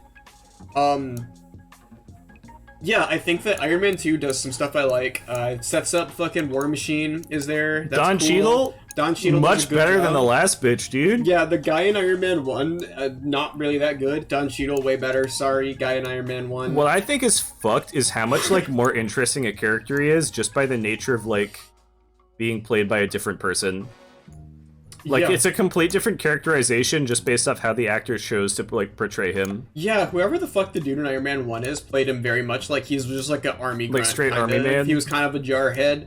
Yeah. But yeah, I don't know. I think that Tony Stark dying of disease is, like, cool. I love that. Yeah, I love when Tony Stark dying of the disease. The biggest weaknesses are, like, again, kind of weak villain. Overall, like, it's a weird movie because the actual main plot is the worst part, and that's, like, weird. But I had a great time with it. This was, like, a movie that was, like, I thought this would be one of the worst ones that we watch. It wasn't. not remotely. It was Yeah. really fun. I had a great time watching it. It was one of the ones that was like, oh wait, these movies are actually fun. Yeah. I actually think that Lots like, of cool and badass Iron Man scenes. Yeah, straight up the scene of Iron Man fighting War Machine in their suits while fucking Iron Man's like just like super drunk and fucked up is like one of the most like fun fights in the MCU in general, which is weird because it's in Iron Man 2. Yeah, I don't know. There's not a ton to say about this. Other than Just that, neat it's movie. really, it's weirdly overhated. I think the big this is the thing. first movie that's like overhated. Well, no, Yeah. it's not. That's a lie. Captain Marvel is overhated, but Yeah. also that's for entirely different reasons. Captain Marvel's overhated, but it's not like amazing. It's not Really, like it's just like if people were like Captain Marvel's kind of average, I'd totally agree. But like the weird like blood rage that people experience when you It's mention odd. Captain It's Marvel odd. is fucking insane. It's so goddamn weird. it makes me turn red. But yeah, people are like, I'm willing to bet if you looked at like the overall consensus on this movie, on like the tier maker like averages, it would probably be like in D tier, and it totally does not deserve that. I think that people just sort of lump it in there because people say it's not very good, so they're like, this movie sucks. Yeah, it's This is in that one of category. the worst ever Marvel movies ever made. It's one of the worst movies ever made. Fun in movie. I'd general. recommend it. I think the Oh Jesus! Whoops. Uh-oh. That's fine. The Iron Man trilogy is one that I would like recommend that people watch. Yeah. If you're gonna go back and watch anything, watch all 3 Iron Men. They're fun. They have a little arc. I agree. Jesus, fucking let me build tool this guy. Sorry, I have to make him gray. Yeah, we're just gonna sit here and watch you make him gray. He's for a awesome. while. He's War Machine. He's badass.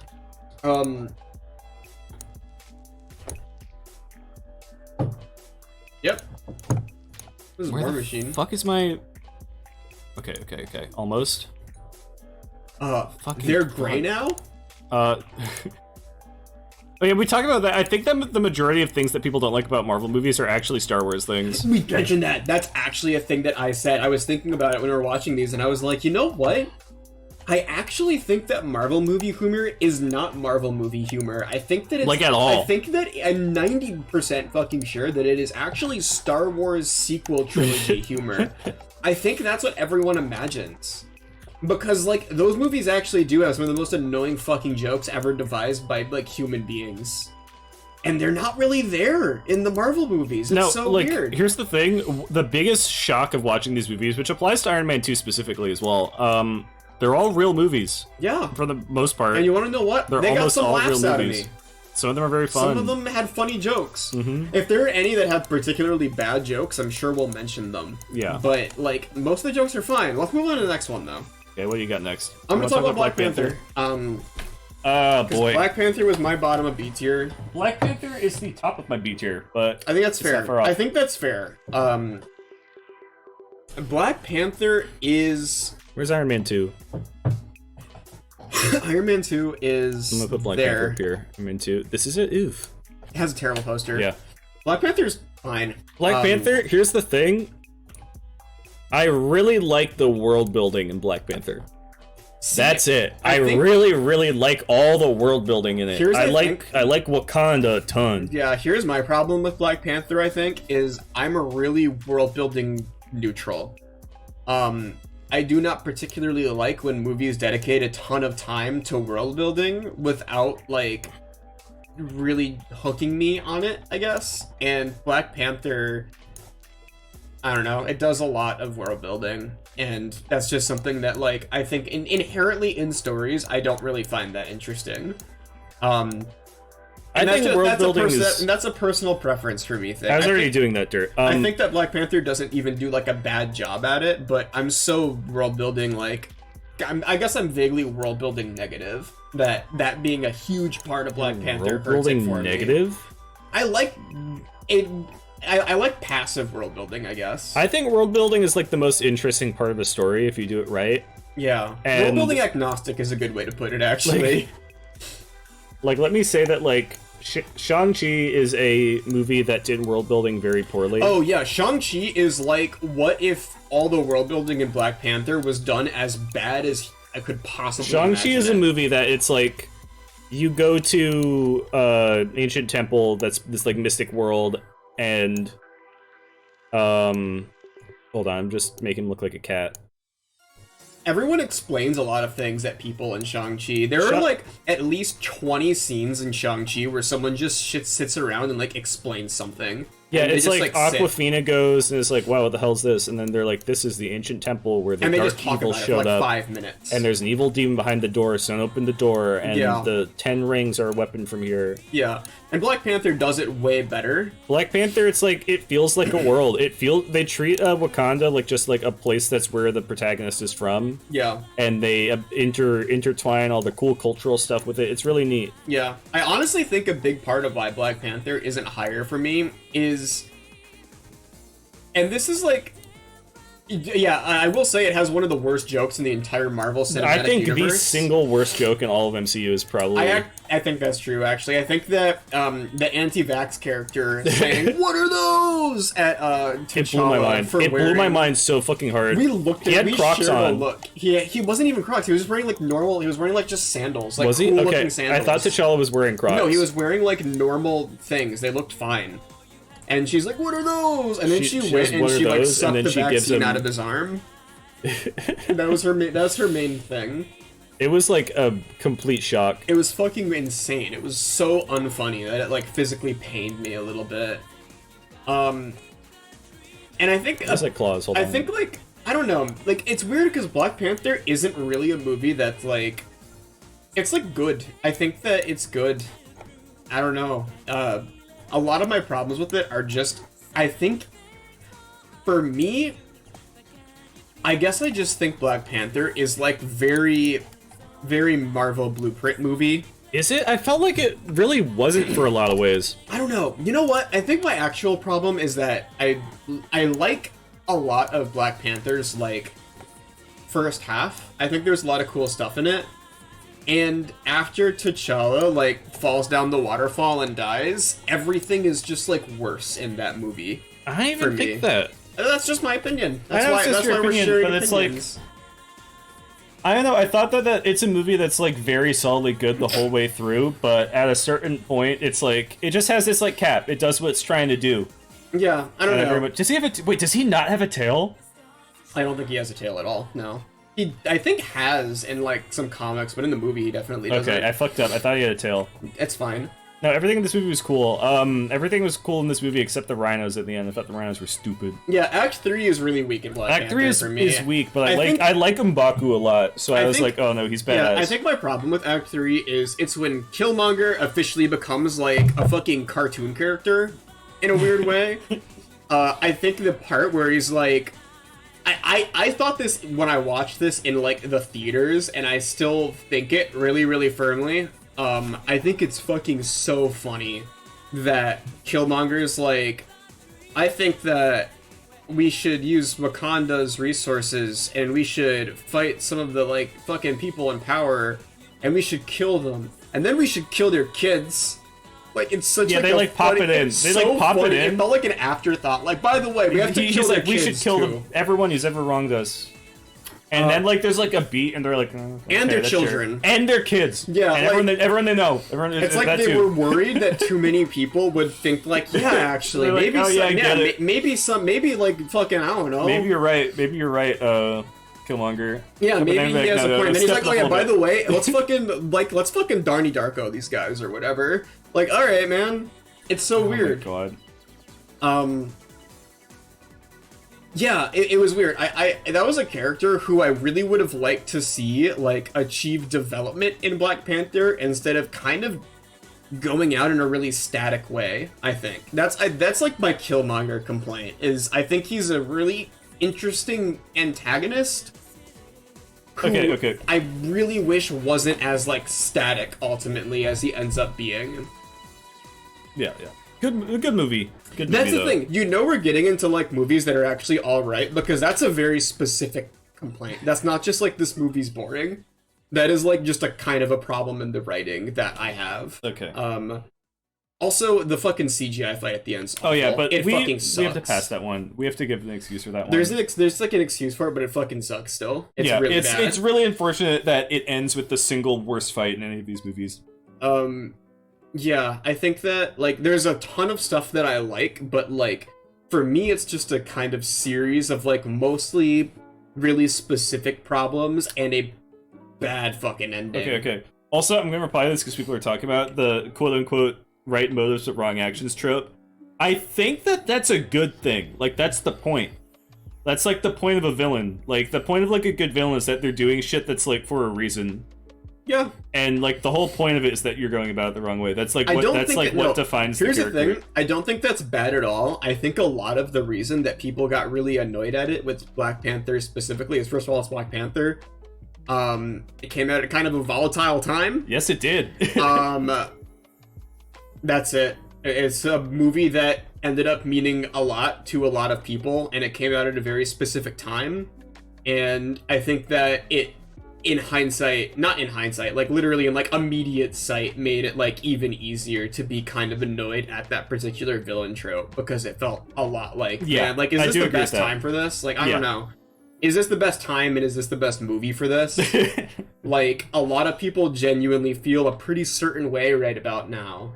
And it felt kind of weird, I guess. I completely agree with that. But I think as like contextually, that's like what makes a villain interesting. Yeah, I do think that's a part of what made it interesting. It is a shame that he got hit by a big train and died at the end. Yeah, I don't think Killmonger is the perfect example of that. A big but I think CGI train hit him. Let's move on though. Let's move on. What we got? You're up. You're up. I'm up. Avengers 1. Really? Avengers 1. Wow. Okay. We like I said, we're in movies that I liked. Okay.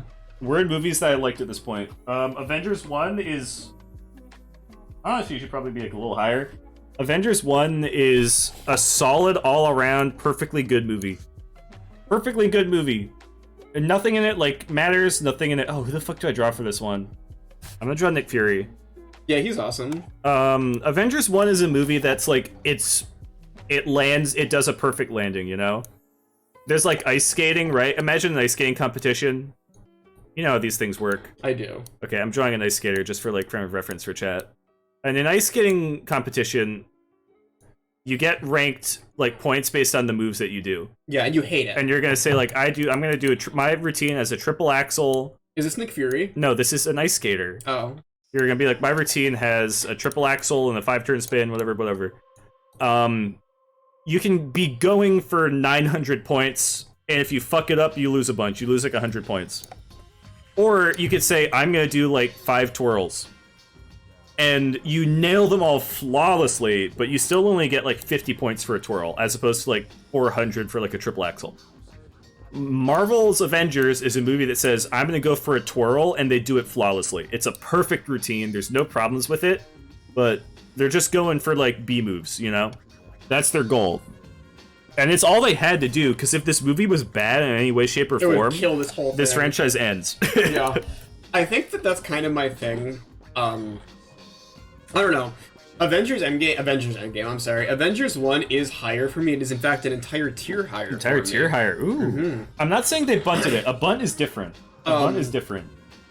But I think a lot of the reasons that, for me, it's higher is because I do sort of, like...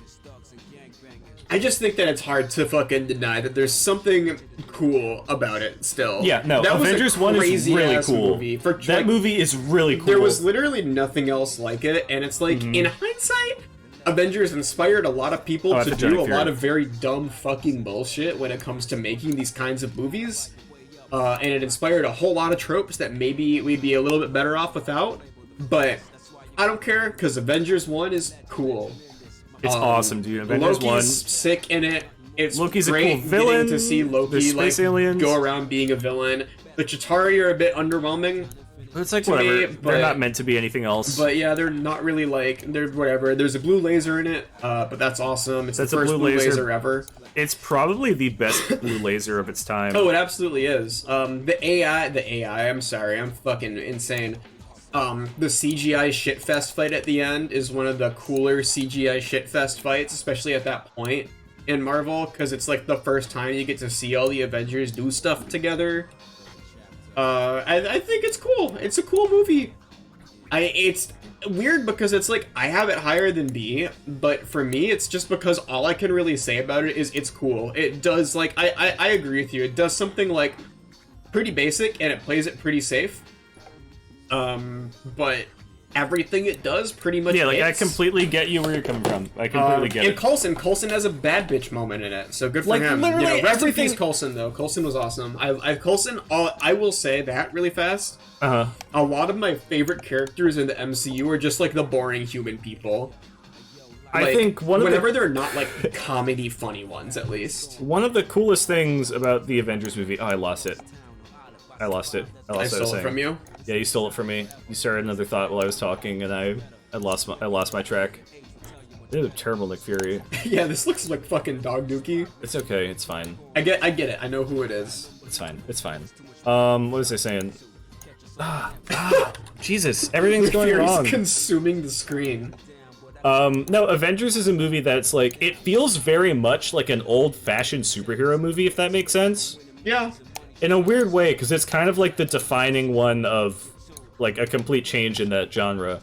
But at the same time, all the characters feel really like classic. It feels like it feels like classic comic book movie. It feels like I'm watching like one of the old Batmans or like Tobey Maguire Spider-Man or some shit. I think there's also just something really fun about watching the writers of that movie, like, kind of in real time, figuring out which characters work really well as pairs. And how those pairs have actually stayed, like, really fucking consistent since Avengers 1 came out. Like, I think, like, a lot of my enjoyment of Avengers is kind of just, like, hindsight, this is actually kind of cool stuff. Yeah, I kind of agree. Avengers 1, it whips. The idea of it owns. Especially as we watched them all in order, and being able to watch, like, oh, hey, there's an actual progression to these movies. Yeah. They actually were, like, building up to this. Yeah, but I will concede. I think Avengers 1 is also pretty basic. It doesn't do anything really super outside the box or, like, overly exciting. It just does what it needed to do in a really solid way. There are no surprises in Avengers 1, ultimately, but it just has, like, great fundamentals, It's you great. know? Absolutely great movie. It made Thor a character. Yes, that's the huge thing. Thor, like, works finally. It makes... it's just Hulk completely shows solid. up for the first time. Hulk shows in up the for the first MCU time in and the it's way the that he best Hulk actually that's has ever done. happened. It's like... Yeah. Great Hulk.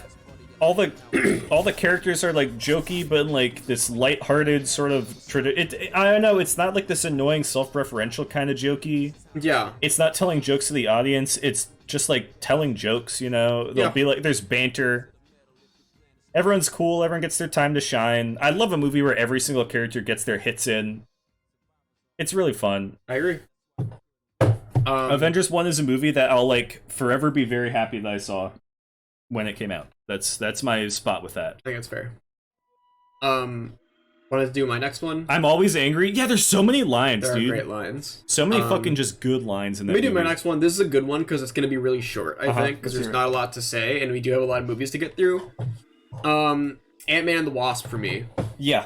is next. Yep. Ant-Man and the Wasp is, there's genuinely just not much to say. There's not much to say. It's kind of just more of Ant-Man, but it's a little bit less good than Ant-Man. Yeah. No, that's all it is. that's it. I'm almost don't want to talk about it just because I'm gonna draw the Wasp. Okay, real quick. Just draw the Wasp really fast. Yeah, I'm gonna draw the Wasp really quick. Yeah, Ant-Man and the Wasp. Ants! Ant-Man! There's the Wasp. That's good. Yeah, I liked Ant-Man and the Wasp. It's fine. It's fine. There's nothing really bad about it. It's Good just fun like, sequel movie. Really good fun sequel movie. I love it. It's really low stakes. It's fun. It does a lot of fun stuff with the size stuff that it does. It continues to have a really weirdly fun cast. I really like the Ant-Man franchise specifically's cast because it just has a bunch of weird ass like comedy actors and stuff. Yeah, no, it's completely good. Ant-Man is a series that feels like it really nailed a specific tone for itself. It pinpointed itself, like it grabbed its niche and it's rolling with it. It's having fun. Yep. I think that Ant-Man and the Wasp is really great because, like, I think that what I like about Ant-Man and the Wasp is it kind of establishes Ant-Man as a character who can just do a bunch of fun, pulpy nonsense in a movie, and he they're has just like a really light stupid superhero watches, power.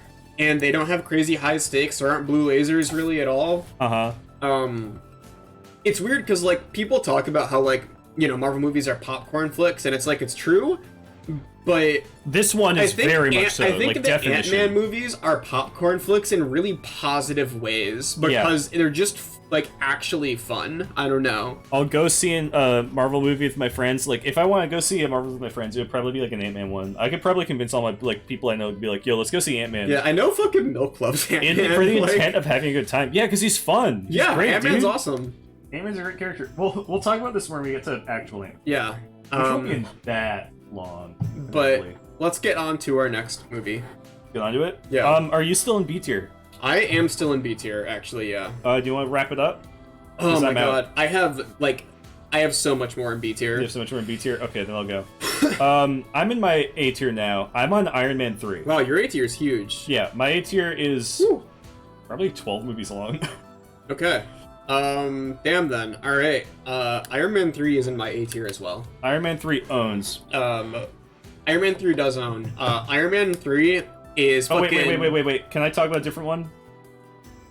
I guess. Okay. No, I skipped one in my B tier because we had it ranked in a different spot. Iron Man 1.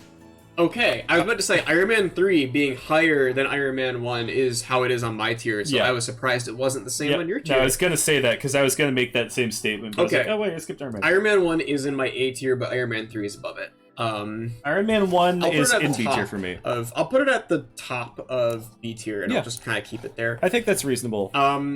Iron Man 3... Oh, wait, I'm sorry. Iron Man 1.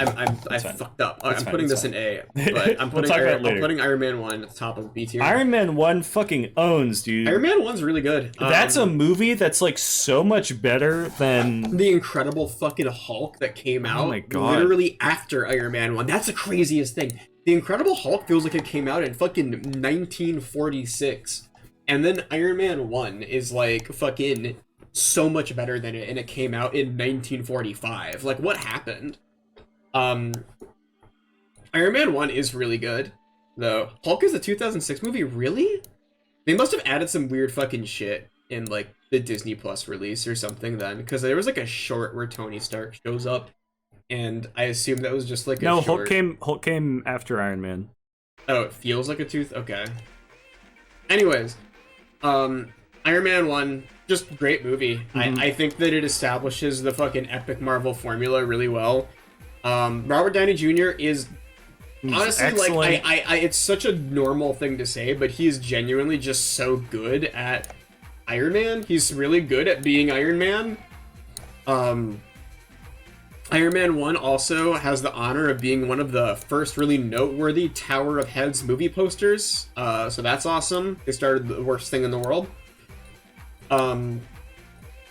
I don't know. It's just great. It's a weird ass movie though. I kept thinking when we were watching it how tonally weird that it is compared to future MCU movies. Iron Man is a movie that could never exist today. It's pretty pro in terms of like current day Disney Marvel what like superhero shit what it's become. That movie could not exist. Iron Man the amount of like to women Afghanistan that to shoot a bunch of people. With the amount of fucking direct involvement in like present day military conflicts that's going on. Tony Stark jacks off a lot in it. He really does. It like happens a lot. Iron Man 2 actually has this too. And Tony Stark is like a fucking sex pest in Iron Man 1 and Iron Man 2. They do jokes about like you're sexually harassing someone, Tony, and it's like, and he's like, yeah. He's like, yeah. That's nothing new for me. It's like, all right.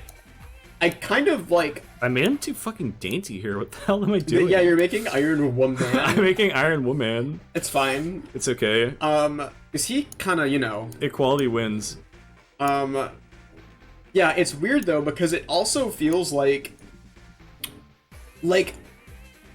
I don't know if it's just me being, like, insane because of, like, the characters, or... if this is the intention, but it does also feel like Tony Stark is sort of supposed to be like a shithead in Iron Man 1 and 2, like pretty distinctly, pretty constantly. Yeah, no, universally. So him being like a weird misogynist kind of tracks, and I don't have a massive problem No, with of course it. I don't. That's like the Because point. it feels like he's just supposed... It doesn't feel like you're supposed to be like, yeah, bro, that's awesome. It feels like you're supposed to be like, this dude's kind of fucking skeevy.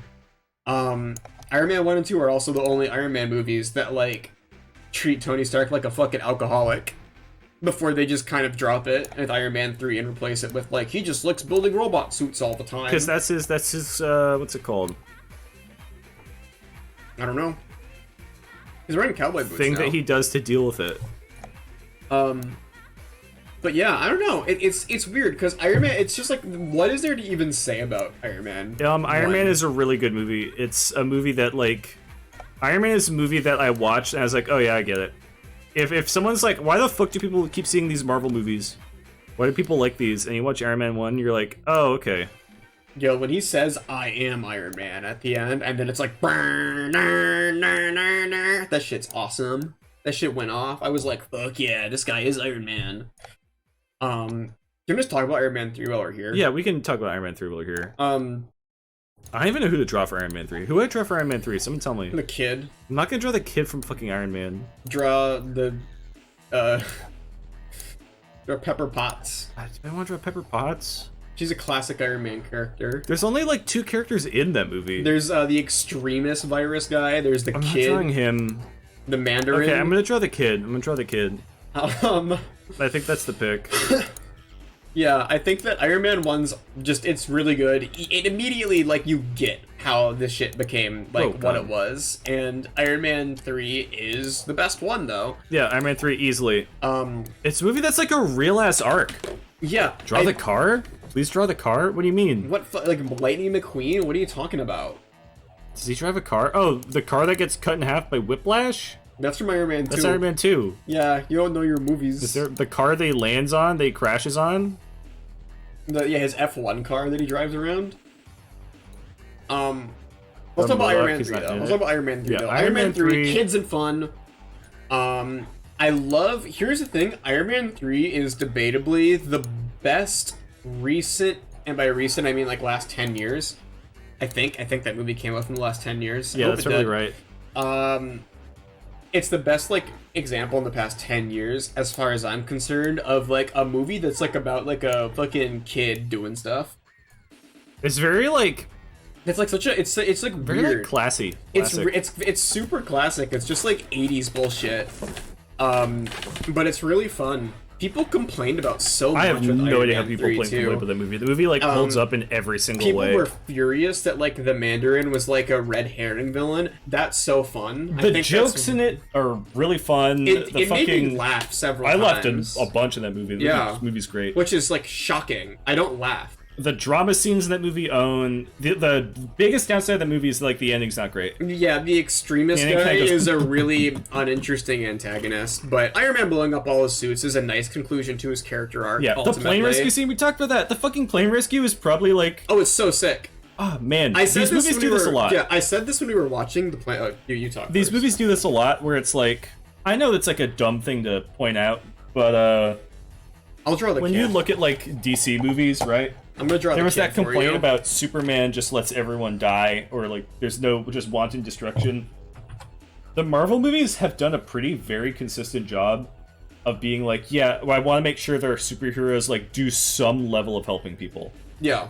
And that Iron Man movie, having him do that is, like, that's great. It's fucking great. Having that whole sequence where it's just entirely focused on, let's have our cool action laser superhero whose main thing that he did is shoot terrorists with, like, laser beams.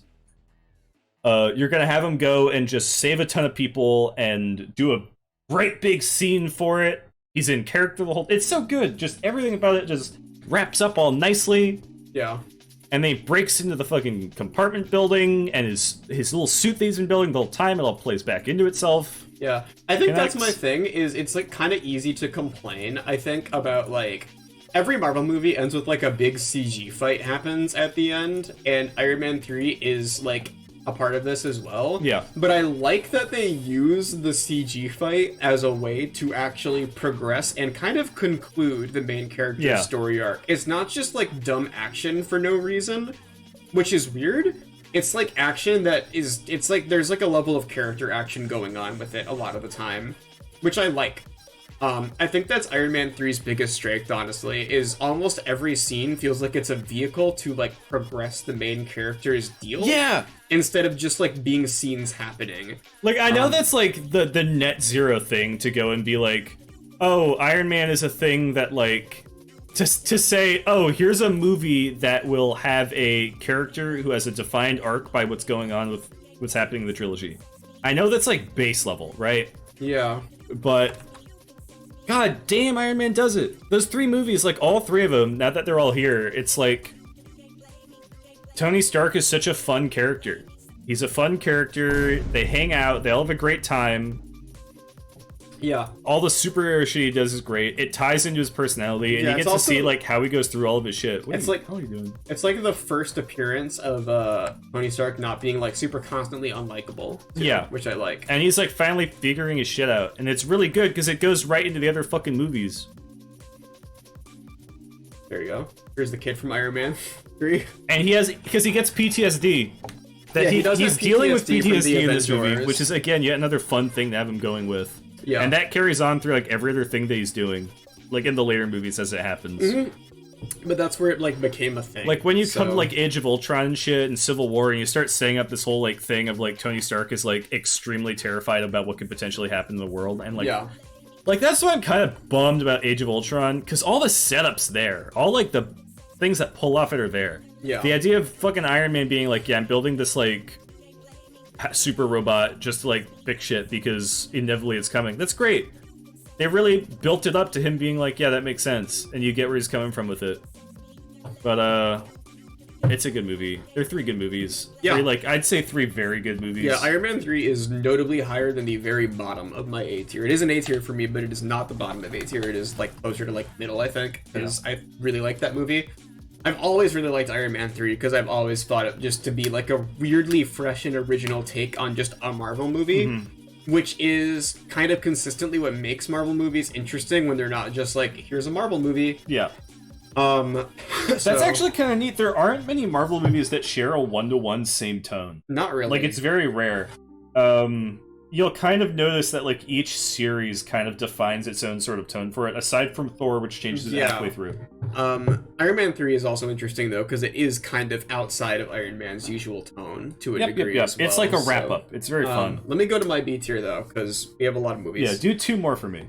2 more for you? Yeah, because I did Iron Man and Iron Man 3. Okay. Well, this is actually really convenient, because in my B tier, these are not right next to each other. But they are related. Above Ant-Man and the Wasp for me is Captain America 1. Captain America 1? Captain America 1 is in my B tier. The movie's low A tier for me. And at the very top of my B tier, and I honestly would potentially put this higher, is Captain America Civil War.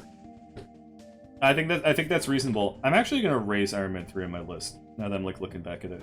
Yeah, so I have Captain America 1 and Captain America 3 populating my B tier, Civil War at the top. Would you be that opposed to doing this just we talk about all 3 Captain Americas?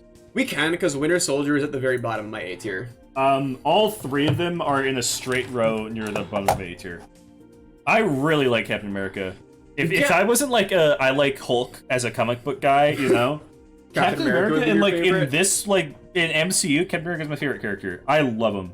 Yeah, I love that kind of character. I love, like, character who does what's right because they just, like, feel like the need to. That's great. Yeah, see, Captain America is genuinely, I think, like, discounting Black Widow, probably the Avenger I care about the least. So I have to draw him. I forgot. Yeah, you have to draw. So I have to draw so much. Okay. Well, just draw. It's fine. You can just draw Captain America. No, I'm gonna draw Captain America and Winter Soldier. Yeah, Captain America for me is, like, I don't know. I think that Captain America in my head has always been such like a typical like hero character that I've never been that into him. Like even when I was more into comics as a kid, Iron Man was in fact my favorite like superhero when I was a little kid. I was a fucking big Iron Man fan. And Captain America was always like, whatever. Here's the thing. Captain America really lost me during the Civil War arc in the comic books where I disagreed with him. And I didn't actually disagree with him, I just liked Iron Man more. So the thing with Captain America, I'm a guy who really likes Superman. Superman's my favorite DC character. Yeah. I love the idea of like characters whose only thing is that they really, really want to do a good job. Because it's like, maybe it's because of like the time where I grew up with comics, but it's kind of the complete opposite, where so many comic book characters came up as sort of a response to the idea of. I think that part's supposed to be blue, isn't it? It doesn't matter. In the shield? Doesn't matter. I think in the movie it's fine. different. I like that you're going off of memory. It like became a thing that so many characters were made in response to like, oh, they have these superheroes are like cartoonish and shit. But the idea that there's a couple mainstays that the world has evolved around, and even as like the media that they're in has gotten more just like aggressive and more like pessimistic, so to speak, having those characters still remain and still be fighting for the same shit is such a good vibe to me. It's such like an immensely good vibe.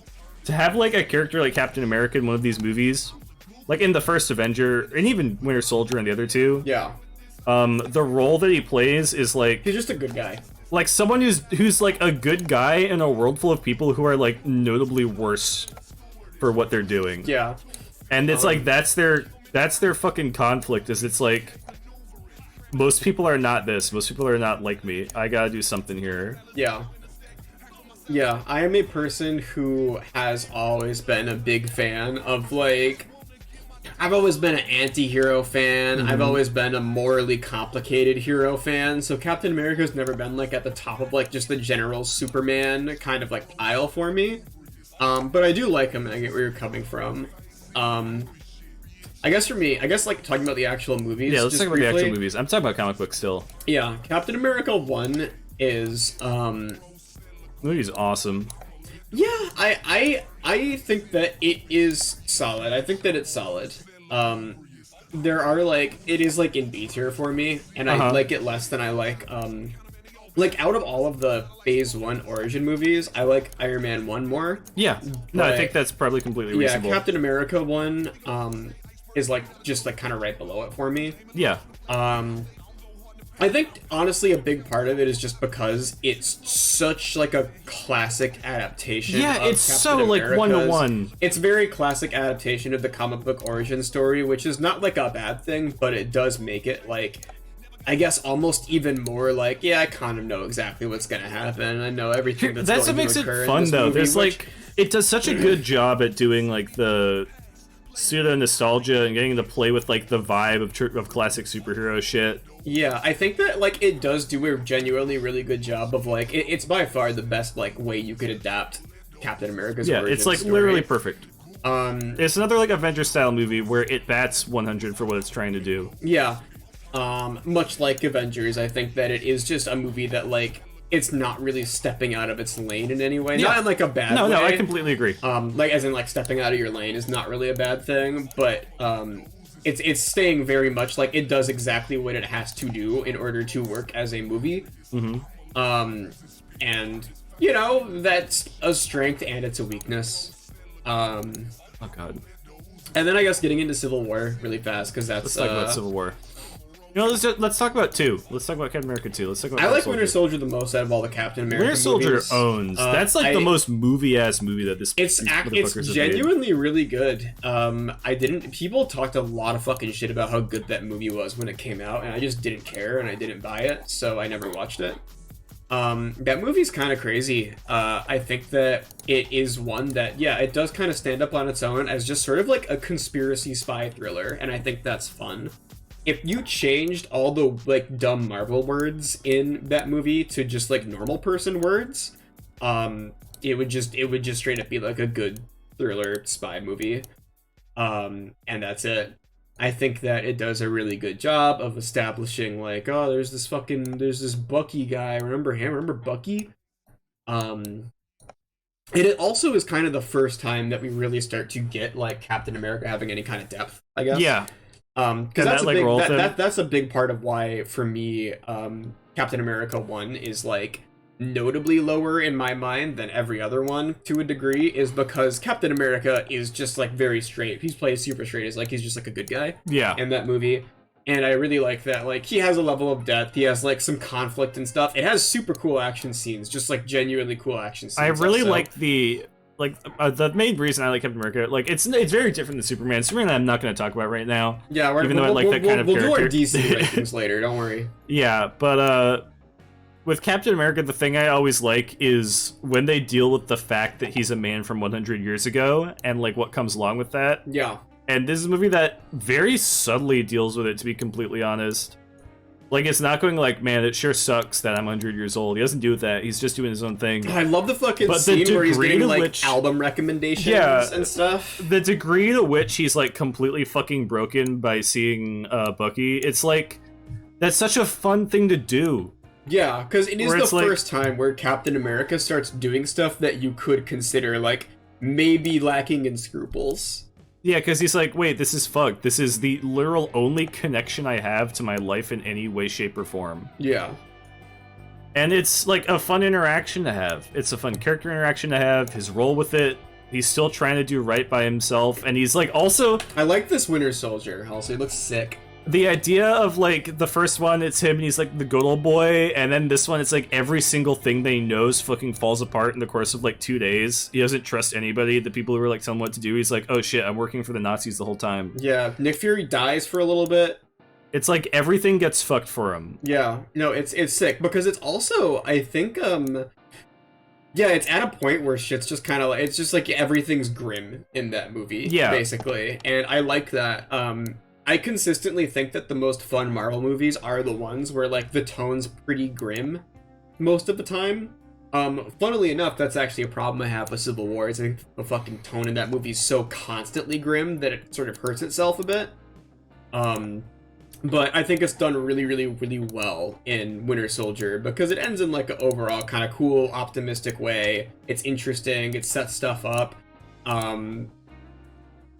Did you just give him like a little sad mouth? Yeah, you give him a little sad mouth.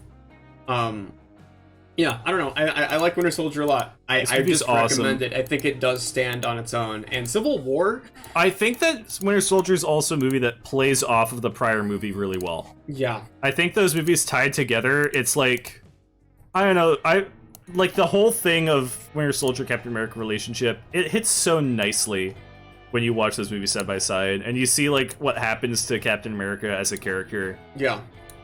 And him having to confront with that. That's awesome. It's sick. And I guess let's talk about Civil War really fast. Because there's honestly less to say about it. I really like Civil War. My problem with Civil War, the reason that for me it's not like an A tier, is because I had this problem when I watched it originally, and I had this problem when we watched it again.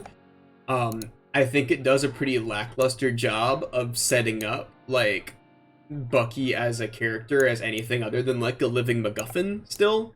I really wish that he, like, had a bit more actual interaction with anyone in that movie, other than just kind of being carted around all the time and punching people with his robot arm and turning evil sometimes.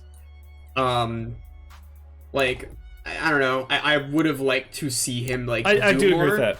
I do agree with that. Other than just be, like, angry and angsty, but really overall pretty inactive and just, like, a plot point that hangs out with people. Yeah, like, he's here to be, like, a plot. Yeah, he's literally here to be the plot. Yeah, which I think sucks because, like, there's all this, like, cool, like, oh man, it's gonna be so fun when, you know, Captain America gets to hang out with Bucky again, and then they exchange almost no pleasantries at all in the entirety of the movie. They just go around, like, punching fucking police officers in the head until their they heads have, like, explode. their chatting conversation, but not very much. Yeah. And I think that, like, not Winter Soldier, Civil War, it's like, it feels like what Age of Ultron was supposed to be. Oh, no, absolutely. It feels like, a lot like Age of Ultron almost existed solely to set up Civil War. What sells Civil War for me is it feels like if Civil War didn't exist and functionally be a third Avengers movie, yeah, it basically does the same exact thing of putting, like, oh, here's the low point that's a linchpin for everything else that happens, and it kind of replaces Age of Ultron in that sense, and it works so much fucking better. Like, what's it called? The last like last sequence of Winter Soldier, or not Winter Soldier. I keep mixing the fuck up. Civil War. Civil War. The last sequence of Civil War is legitimately like one of the best things I've seen in one of these movies. Like their whole sequence? fucking the whole fight with Winter Soldier, Iron Captain Man, America, like fighting everyone. Yeah, as an Iron Man fan, I like seeing that because Iron Man like does kick some ass in that scene. Yeah, I was like, damn, Tony Stark. It was Stark's scary. such like a nice weighty fight scene. I really liked it because it is also legitimately like the first time, if you're just invested in the characters, it is the first time that you see Tony Stark just totally like it lose really it. like all yeah, and it yeah. sells that he's like actually really fucking scary and just usually like has no reason to be scary. Yeah. Like he fucks and it applies to both of them. up. Like both of these fucking characters are dealing. Well, it's so neat. It's yeah, so no, like it's such a cool. neat It's cool situation. You do see a lot of characters who like. That's the thing. I think people shit on Marvel movies a lot because they're so based around following these like particular characters and like knowing everything about them. But I do. Who I draw for Civil War also? Draw Baron Zemo. Do I want to draw Baron Zemo? Is there anyone who's in Civil War who I haven't drawn yet? Oh yeah, I'm gonna draw Wanda. Oh yeah, she's in that movie a little bit. You could draw Vision. I could draw Vision. Vision makes more sense. Yeah, though, Civil War, what I was saying is people shit on the Marvel movies a lot because they're so based around, like, following these particular characters and knowing about them. But I think that, like, I don't know. Here's the thing. I'm like a fucking... I'm like a epic cinema snob, like, genuinely. I'm like a fucking art house movie loser. I fucking collect Criterion Collection Blu-rays and stuff. Like, I love me pretentious film. But there is something to be said about just, like, being able to enjoy, like, something that's based around sort of just following these, like, kind of maybe goofy, pulpy characters and, like, enjoying what they do. Like, I can't count the amount of times that I've played a game, or I've watched a movie, or I've watched a show, and I just kind of want to see more of what the characters in that thing do. And I do think that's like a strength of Marvel movies. I think that's an actual perfect way of putting it, because the highlight of these movies is there's so much shit where it's like, what makes a sequel fun is being like, I want to see more shit happen to these characters. I want to see how they react to this thing. I want to see this thing. Yeah. And there's so much media where you never get that opportunity. Yeah, and that's... So the idea of like falling in love with a character, and then you get all this shit that's like, we're gonna do everything that we could do with them, basically. God damn, that's fun. Yeah. That's fun. And that's the thing, is that's like the appeal of comic books too. Yeah. By and large. Like at least superhero comics and stuff, you know, or comics that are about specific characters, is like, you have basically potentially like fucking borderline infinite amount of content about a character who you might really connect with and find cool, and you just like seeing what they do. And they can be put in so many different situations. And I think that's when Marvel bullshit is kind of at its best, is when it's a character like that like you do kind of just want to like see more of, because sometimes you just kind of get sold on someone and you don't expect to, but like whether it be because the character is genuinely written well, or it's because an actor's depiction of that character is just super fucking solid. I think part of the thing here, also, every actor in the MCU is really good. Oh, we said this when we were watching these. I forgot how well casted almost every fucking character is. If there's anything that they're good at in these movies, it's casting people. I can't so think of, like, casting. For a main character, being able to, like, be a bad casting, aside from the Hulk.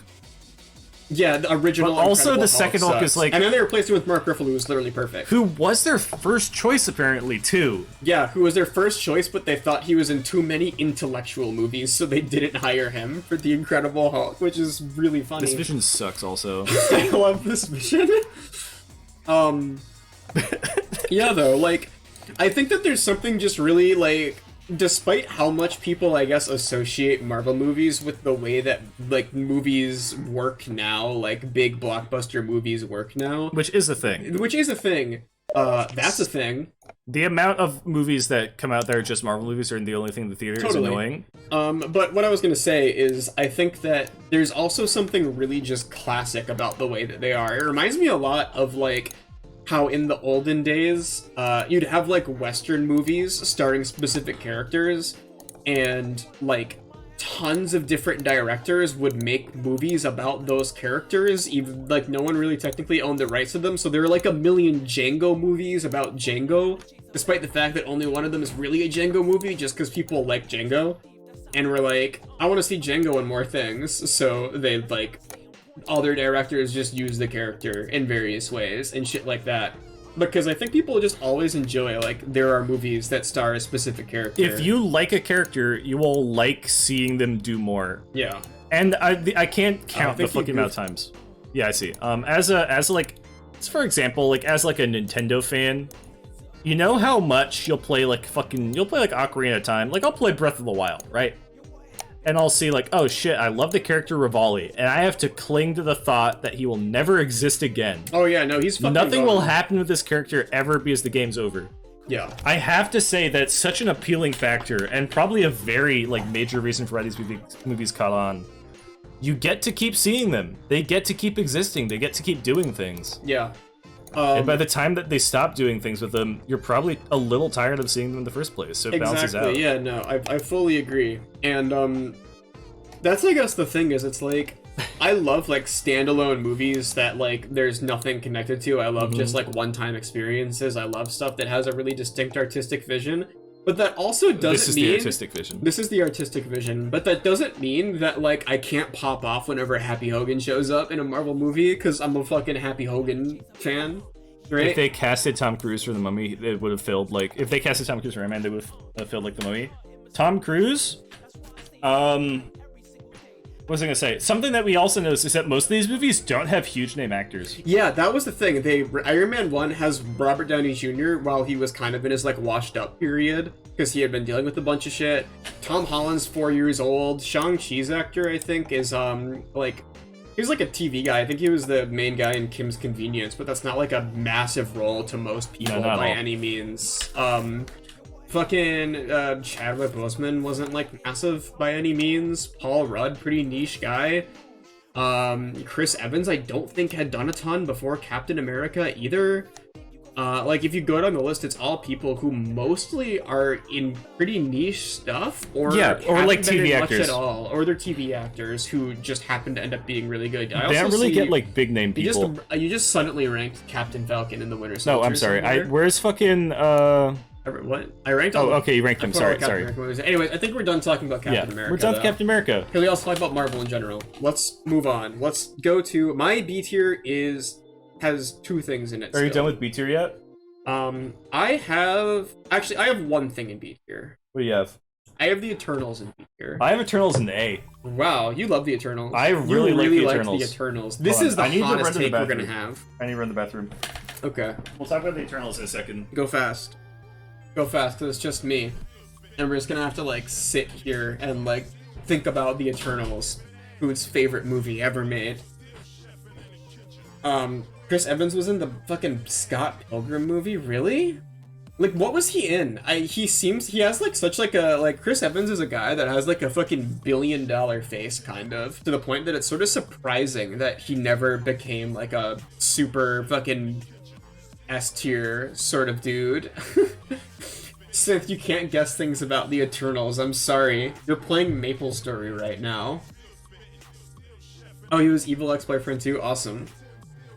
That's really good. I'm glad that he was Human Torch in the Fantastic Four movies? Okay. That's probably why they, like, made him Captain America. Okay. Hello, I'm back. That's okay, Boot's back now. I really like the Eternals. I really like the Eternals. That movie's good. Movie's solidly good. It was really weird. People, that's another movie that is... That was the biggest shocker. I do think overhated. Immensely overrated. Which was I have really no idea. Shocking. We were like joking. We were watching Phase 4. We were joking so much about like dreading the Eternals. Like, I don't know who I'm gonna draw for the Eternals. Actually, you know, I'm gonna draw the fucking.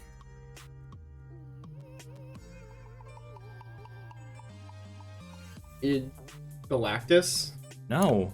Okay, I don't know. I know what he fucking looks like. Oh, you're drawing a Celestial? Yeah, I'm drawing a Celestial. Anyways, yeah, the Eternals was really shockingly good. Now, I will say I have a bias because I like Cosmic Marvel stuff. I think that it's sort of hokey in a way that I like. And the Eternals was so fucking, like, on the nose. Like, yeah, we're in Cosmic Marvel now. Like, real-ass Cosmic Marvel that I just thought it was kind of neat to see. It was like... But... As a world-building liker, the reason I like Black Panther so much was because of the amount of, like, cool world-building that they did. Eternals was something that, like... I don't know, they did the same deal. It was just like the world of those characters was so like nicely well established. Yeah, also I'm with you, it was just weird. It was a weird one, and I think that's why a lot of people fucking didn't like it, is because it's so not a Marvel movie. It's just like its own weird fucking thing. It's not like it's art house goddamn cinema either, yeah, it's not just like I'm not it's acting such like a it's the weird, best thing in the world. It's but such a weird movie. I really liked it. Yeah, I liked it. Greg, I do not know who that is. I'm sorry. Them going back to like ancient Babylon, they have like a big fight there, and they're fighting all these ghouls. This is what I'm saying. This is how you know that we like the Eternals. We could probably name all of them. I could name most of them. I don't know if I can name all the Eternals, but that's a movie with 10 fucking main characters. 10 fucking main characters. And I could name pretty much all of them. Like, I think I could. Yeah, I'm not going to. I'm not going to, but yeah, like, I mean that in the sense that, like, watching the movie, they all have their own special powers, and their special fucking weird fantasy names, and, like, all shit like that. You have an obsession with naming characters? No, that's what I'm saying. It's so hard for me to, like, you know how many Marvel movies there are that I don't remember anyone's fucking name? I can't tell you the characters from Iron Man. I can't tell you characters from lots of movies I There are so really many movies that I just know the actor's name, and that's it. I've consistently thought that Peter Parker's best friend Ned is named Pete, so I don't know, man. I'm bad at names too. Yeah, it's so weird because with 2 hours and 30 minutes of time, like, I do think the Eternals is not an A tier for me because I think that it is a little bit, like, bloated, not in, like, a super terrible way, but, like, it's not a super long movie, all things considered, for how much shit that it has to set up and how many characters that it has, so it does kind of have to, like, I would say it has some pacing problems. I think it earns its runtime. Yeah, I also was, like, when we were watching it, I was like, this is one of the longer Marvel movies, it's gonna suck. And then, like, it felt a lot shorter than it actually was, because there's so much happening in it. Really cool final act. Really cool. One of the coolest CG big fights I've ever seen in a Marvel movie, actually, which is really surprising. As far as, like, big CG ending goes, something I pretty much always don't like. I think it had one of the better ones by a lot. And I don't know, I remember a lot in Eternals. I also have to say, this is an important one. First open the game main character in a Marvel movie. Main character? Oh, yeah. That was a big shocker! I was so surprised. Dude, it shocked me so fucking hard. He's, like, actually gay. He's actually gay. He's, like, actually gay. I was like, oh, I bet that he, like, says, like, oh, I love men. Yeah, the gay character is actually gay. Him, like, having a husband and, like, a kid are, like, essential parts of his character, kind of. It's an integral aspect of him. Which is really shocking. They spend, like, a whole scene of the movie talking to him. Yeah, it was crazy. They were, like, hanging out with his husband. His husband shows up in a bunch of scenes. Okay, that's the number one thing. I'm gonna log in as a fucking Eternals defender. I agree. Because people were like, oh, Marvel, they released a movie where, they made one gay character and then they revealed he's responsible for Hiroshima. It's like, what the fuck are you talking about? What were they saying? Hold on, let me talk about it. It's crazy. That character's whole gimmick is that he, like, he like blueprints up technology and like shares it with people. He can generate technology, and that's the opening of the movie, they're in like Babylon, and he's like, oh, I have a great idea for them. I'm gonna give him a steam engine. And they're like, no, that's too hardcore. And then he's like, okay, I'll give him the plow. So he develops like a plow or whatever, and they have a big like falling out with all the Eternals. They're like, we can't help humans this much. And he's like, no, technology is important for them to develop. Yeah. And there's a scene where he's at Hiroshima, and he's like, this is fucked.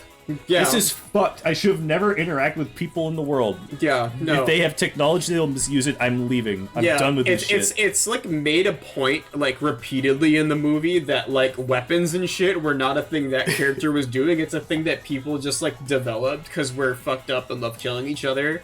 So everyone who said that on Twitter, you lied. Yeah, you lied to me. I 100% thought that character, like, went to Hiroshima and blew up, like, a big nuclear man and killed everybody or something. I didn't know that it was like just, like, no, he invented the plow.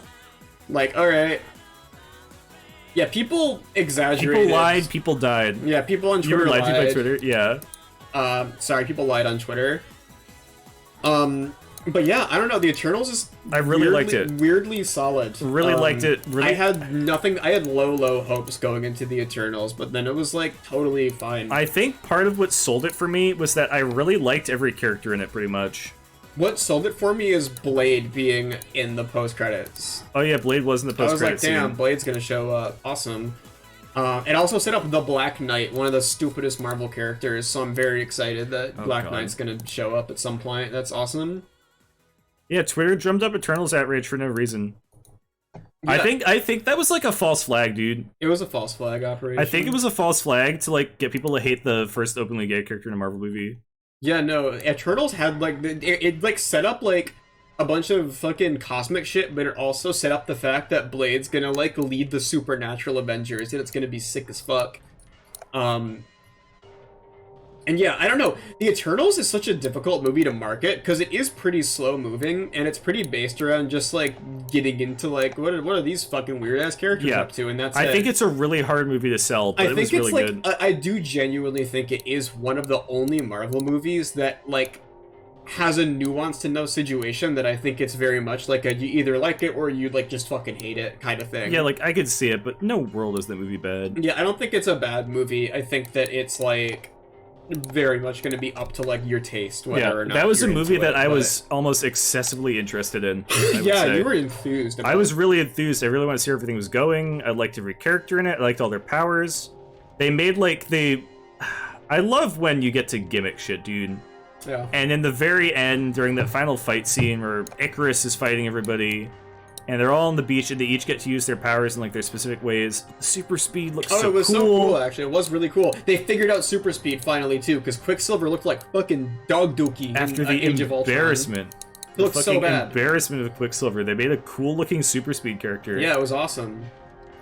It was really fun seeing like a character whose main thing is making gadgets like basically win against a Superman character. Yeah, because he was really smart. Because he's like, he's making like guns and shit in real time. It's awesome. Yeah, it was cool. It was cool. Here's my thing: if you're a fucking Marvel person and you blew off the Eternals, everyone shit on it, I recommend it. It's pretty good. It's worth. I'd say it's worth. Let's move on though, because my B tier's cleared out finally. We're finally in A tier. Because holy shit. I'm still drawing. I need to look like a galaxy to make him look big. Okay, we're on. I think you're good. You do your next one, because my B is cleared out. All the Captain Americas, all the Iron Mans. I'm actually gonna move this one last minute. We're really close. Okay. Ant-Man. Ants. Ants. Ants. Ants. Ant-Man. Ants. Ants. Ant-Man. Ant-Man. Ant-Man. Ant-Man owns, dude. I love Ant-Man. Ant-Man's actually higher for me. I like Ant-Man a lot. I think that Ant-Man's fucking insane. I think it's a really goddamn funny movie. I loved Ant-Man. Ant-Man is like another one of those highlights. Ant-Man's great because I think that it is proof that Marvel movies can actually be like genuinely funny. It has so many good like just comedy guys in it. The fact that fucking goddamn Greg from On Cinema at the Cinema shows up in like a prominent Baskin Robbins manager role. So exciting. I popped off for that one. Wait, do we rank the last two? Where's Ant-Man? Ant-Man's literally at the very beginning. Ants. What was something we just talked about? Eternals. Thank you. Yeah, it's really funny. Really genuinely funny movie. Paul Rudd's fucking great. I love that it is a movie about like kind of like it's a heist movie. It's a heist movie, but like Paul Rudd is like a weird kind of dumb. He's like Robin Hood, but if Robin Hood was an idiot, and I like that. Yeah, he's such a fun character. Yeah, he is a really fun character. His relationship with his daughter is fucking adorable. Ant-Man also absolutely takes the crown for most fucking horrifying death. Most horrific death. Most horrific death in a fucking Marvel movie goes to Ant-Man. There's a scene where like a random guy like approaches the antagonist and like talks to him and is like there's. He's like, maybe we shouldn't make the Ant-Man. Yeah, maybe thing. Shit's kind of bad, huh? And then the main antagonist shoots him with this shrink beam, and he turns him into like a gross pile of meaty goop. blob. Just like a meaty pile of dot. Like if you got like, it's not even like a ground beef. Like if you put a ground beef into like a Jello tube, and you just plop it on the ground. It's like you put ground beef in a centrifuge. It's nasty. He gets shot with a shrink beam, and it shrinks him so small that all of his insides get compressed into a meaty little blob. And then he gets wiped up with a toilet paper and put in the toilet. It was seriously probably the most like cutting like death in any one of these movies. It was horrifying. It was genuinely horrifying. It made me feel weird in a bad way. Yeah, when he threw him in the toilet, I was like, oh my god. I was like, oh god, I really don't like this antagonist. I want him to die. And then the antagonist dies in also a fucking terrible way. Yeah. Where his limbs get crushed because like his fucking his super suit gets fucked up by Ant-Man. So you it's so fucking weird. The suit shrinks around him. One of the funnier Marvel movies, and it also has some of the most like genuinely horrifying shit in the world for no reason. And I like that weird juxtaposition. I like all of Ant-Man's friends also. Yeah, all of his friends are fun. All of Paul Rudd's friends are fun. Actually, he has buddy human characters that aren't annoying, which is really hard. I think it's cool that Hank Pym's old and, like, is weird, but he's not, like, a wife-beating weirdo like he is most of the time in, like, comics and stuff. Yeah. That's cool. It has a bunch of fun character interactions. I actually think it does I think you said this, but it does one of the things that I think Marvel movies are weirdly good at, which is it does have some good father-daughter interaction. I think Marvel movies, weirdly solid at, like, parental shit. Pretty often. In a weird way. Yeah, you're right. And Ant-Man, Paul Rudd and his daughter, adorable. Love to see him. I don't know. Funny movie. There's really creative movie. It is really creative. It does really fun stuff with like the whole like final fight. Stuff. Oh, the final fight is actually sick as fuck, too. Oh god, dude. Solid movie. Weirdly solid movie, and it's one that a lot of people again like kind of overlook or kind of go like, it's like fun, but it's a really whatever movie. I man, it's better than like easily like half of the other Marvel movies. At this point in time, I feel like people acknowledge that Ant-Man's really good. People do. People have finally come around. I think that like post Civil War, people rechecked out Ant-Man. Yeah, because he was really good in Civil War too, and that was a lot of people's like first time seeing him because they just skipped out on that one. Yeah, no. So, fucking shouts out to Paul Rudd, shouts out to Ant-Man. There's not honestly a ton to talk about because it is a really light movie. But I think it's great. Light movie, completely solid movie, nails that classic, like, actual superhero shit. Yeah. Has a very defined tone that isn't anywhere else in any of these movies. Absolutely.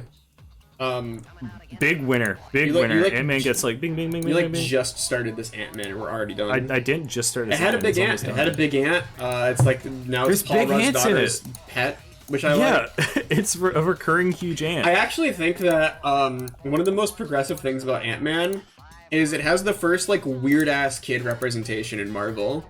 Yeah, that's like a thing that Marvel doesn't get into very often. As someone who was a weird ass kid, I would have been stoked to see like a fellow weird ass kid that's not like a weird like goth stereotype character, and instead it's just like a normal kid who likes fucking creepy little like nasty gory bunny toys and stuff. Because I'm like, fuck yeah, I get that. I'm almost at the same man. Don't worry. All right. I'm really close. I'm gonna do the next one. I'll announce my next one. Announce your next one. I'll announce my next one because we're about done. Go for it. My next one is the first MCU TV show that we have discussed so far, which is Falcon. It is the Falcon. It's Falcon and Winter Soldier. Is Yay! my next one. Okay, let me rank Ant-Man. Is that A tier with you? It's A tier for me. Yeah. That show goes, dude. Like this way more than I thought I would. Shockingly good. I had really low expectations going into like all the shows, but I really liked this one. Yeah, spoiler alert, the shows are really good. The shows are weirdly good. Oh, US Agent's a good suggestion. But it also had Zemo. No, I haven't drawn fucking Falcon yet, you buffoon. Oh, you haven't drawn Falcon? I avoided it because I knew that he was like this mascot of a fucking cartoon. Yeah, the Falcon and the Winter Soldier actually had a lot of really cool stuff that I liked a lot. First of all, I have to give it some fucking credit. Somehow this show has like the most like actual social commentary out of every Marvel show. which is weird. Marvel Media. Marvel Media, which was really fucking surprising. Really, really, really not what I was expecting. I liked seeing the Falcon actually be a character. I really like that it also remedied a complaint I had about Civil War, which is Bucky like not doing anything or having any personality outside of being a like living MacGuffin guy. So it was really sick seeing him like actually be like likable. It took them so long to sell me on Bucky, but they like did it eventually. Yeah, and I fucking he's a really good character in it. Yeah, he's really awesome. fun. He gets to like way off of his personality. Yeah, I also liked the US agent stuff. I really liked that they, like, explore something that they talked about in the first Captain America. Like, oh, we chose Steve Rogers because he's, like, actually, like, a nice cool guy. He doesn't just follow orders, because all the fucking epic military GIs want a guy that just, like, follows orders. So they get a guy that just follows orders to be the next Captain America, and he kind of just fucking sucks. He's, like, kind of bad at it. He, like, tries, but he's not that good at it, and he's fucking is, like, just sort of, like, a little bit douchey, and he's more violent than he needs to be and stuff. He's not, like, objectively evil by any means, but he's definitely, like, not a great dude either. And I think that's kind of fun. Like, when they get into just, like, the weird moral grayness of that, it's, like, fun. He does kill a dude, like, a month into being Captain America, but, like, it's also, like, not a situation that, like, you kind of can see how a dude would do that without being like, oh, this dude's objectively evil. Like, he kills a guy, but he was also, like, his fucking best friend done got killed, and he just, like, freaks it, because he's not a epic Captain America, really. Yeah. And I like it. This is a quick aside to mention, there's a lot of, like, explicit killing in Marvel movies. Oh yeah, there is. I was surprised at how much people get killed. It's very much a thing in Marvel movies that it's like normal. Like they are people who are at war. Yeah, everyone's getting killed all the time. And as such, like it's expected that you'll try not to kill people. It makes it when you don't kill somebody a lot more impactful. Yeah. And yeah, I agree with you, Steely Ram. The reason that this is kind of my lowest tier one is I think the pacing was a little bit slow sometimes. And also, for me, I just did not give a fucking shit about Flag Smasher. Really didn't care about the antagonist at all. By far, least interesting part of the show, which is a problem Marvel has a lot. I think it's pretty noticeable that, like, out of all the movies and shit that we've talked about, like, I feel like we've mentioned antagonists in them almost never. Almost never. Ant-Man 1 actually did have a really good antagonist. Yeah, I don't know why he stands out to me, but he does. I'm looking at all the movies. We talked about Killmonger, who's like a cool antagonist. Yep, he's up there. That's kind of it so far. Like, Eternals is interesting. Eternals is interesting because it doesn't have like a massive like antagonist. So it does some interesting stuff. Like less so in Eternals, more the guy. Like he's just like the quote unquote villain of Eternals. But yeah, Falcon and Winter Soldier definitely is. I would say that all the weird Marvel shows are really like specific tonal things that are different from each other, and this is the most MCU tonal one. It feels like a sequel to like it feels like a sequel like Winter Soldier, Civil War, things like that. Yeah, it has a very MCU villain rather. Yeah, and it's like I like the villain too. I like her deal. Yeah, but I was just kind of like, whatever about her. Yeah, exactly. It's like everything else is more important. And yeah, Pang, I agree. We talked about that a lot. I've been furious constantly about what that Captain Falcon or whatever, he doesn't have a bird he talks to. Absolute horseshit. At least he makes bird sounds now. He does. His thing does finally make bird sounds. And yeah, she does. It's weird. It's weird. He does. Boo just left without saying anything. It's gone. What? There was a flickering light, and I wanted to make sure it was off. But yeah, that's kind of just Captain Falcon and the Winter Soldier. We want to the next one? Yeah, let's do it. What's your next? What's next? Captain America and the Winter Soldier. Okay, so Falcon and the Winter Soldier was... You know, I'm actually going to move it pretty close to where we had it now. Let's get to Thor Ragnarok. Okay, yeah. Thor Ragnarok was, right above Iron Man 3 for me, actually, so... We're in high A now. We're in high A. Solidly in high A. Thor Ragnarok. Banger-ass movie. Pretty good movie. Yeah. Banger-ass movie, dude. No, you can't draw Valkyrie. You have to draw Rock Guy. You have to draw Yeah, Korg. I'm gonna draw Rock Guy. Korg's way cooler. Sorry. I'm probably drawing Korg. It was either Korg. No, wait, no, I have to draw Hulk. Already drawn Hulk. When am I gonna? Oh, I did. He was the first We one. literally talked about the Incredible Hulk. I forgot.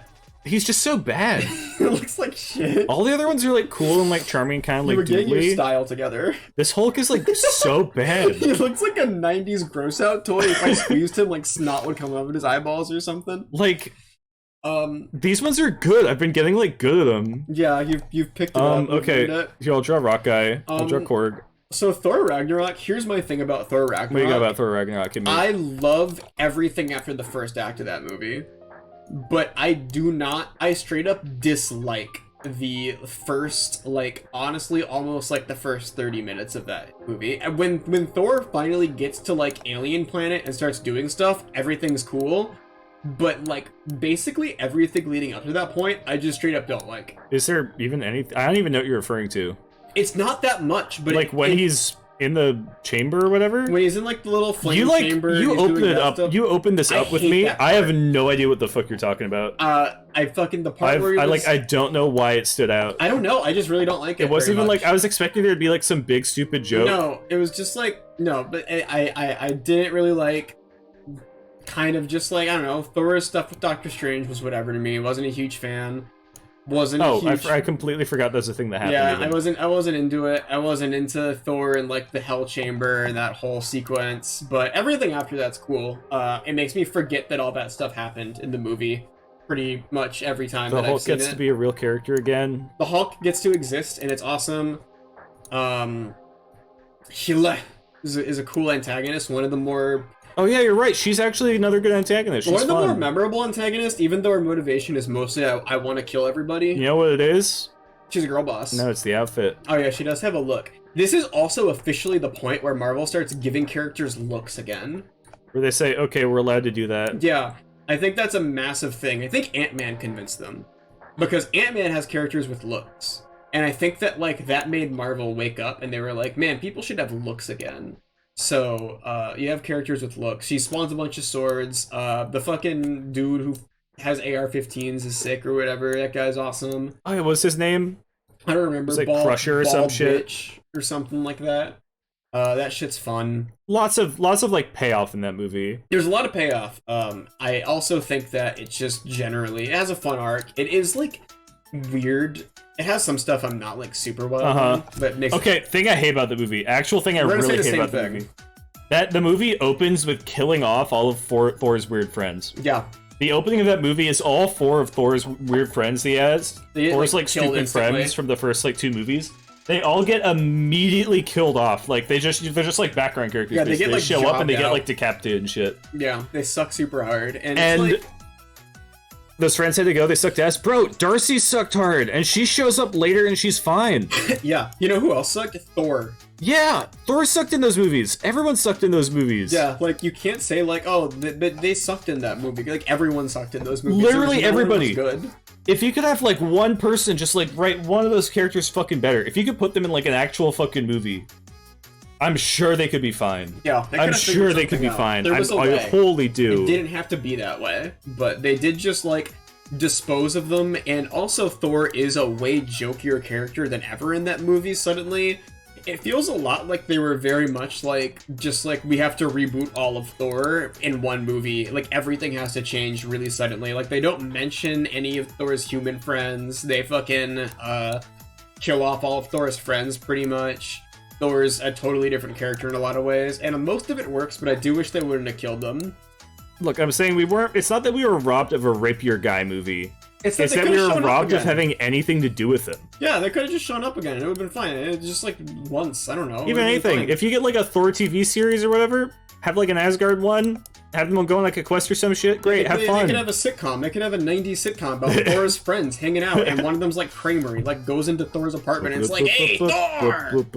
Thor, I got a crazy idea!" or whatever. It'd be awesome. But yeah, I don't know. I do like most of all the new stuff it introduces is fun. Korg, fucking standout What about character. Lady Sif? Where'd she go? Wait, did she? No, she dies. Lady Sif literally dies. But yeah, Korg's sick. Sorry that I'm staying so long on them. Yeah, you're spending a lot of time. I don't really have anything else to say about Thor Ragnarok. It's like Ragnarok funny. is good. I've complained a lot about it, but it's really good.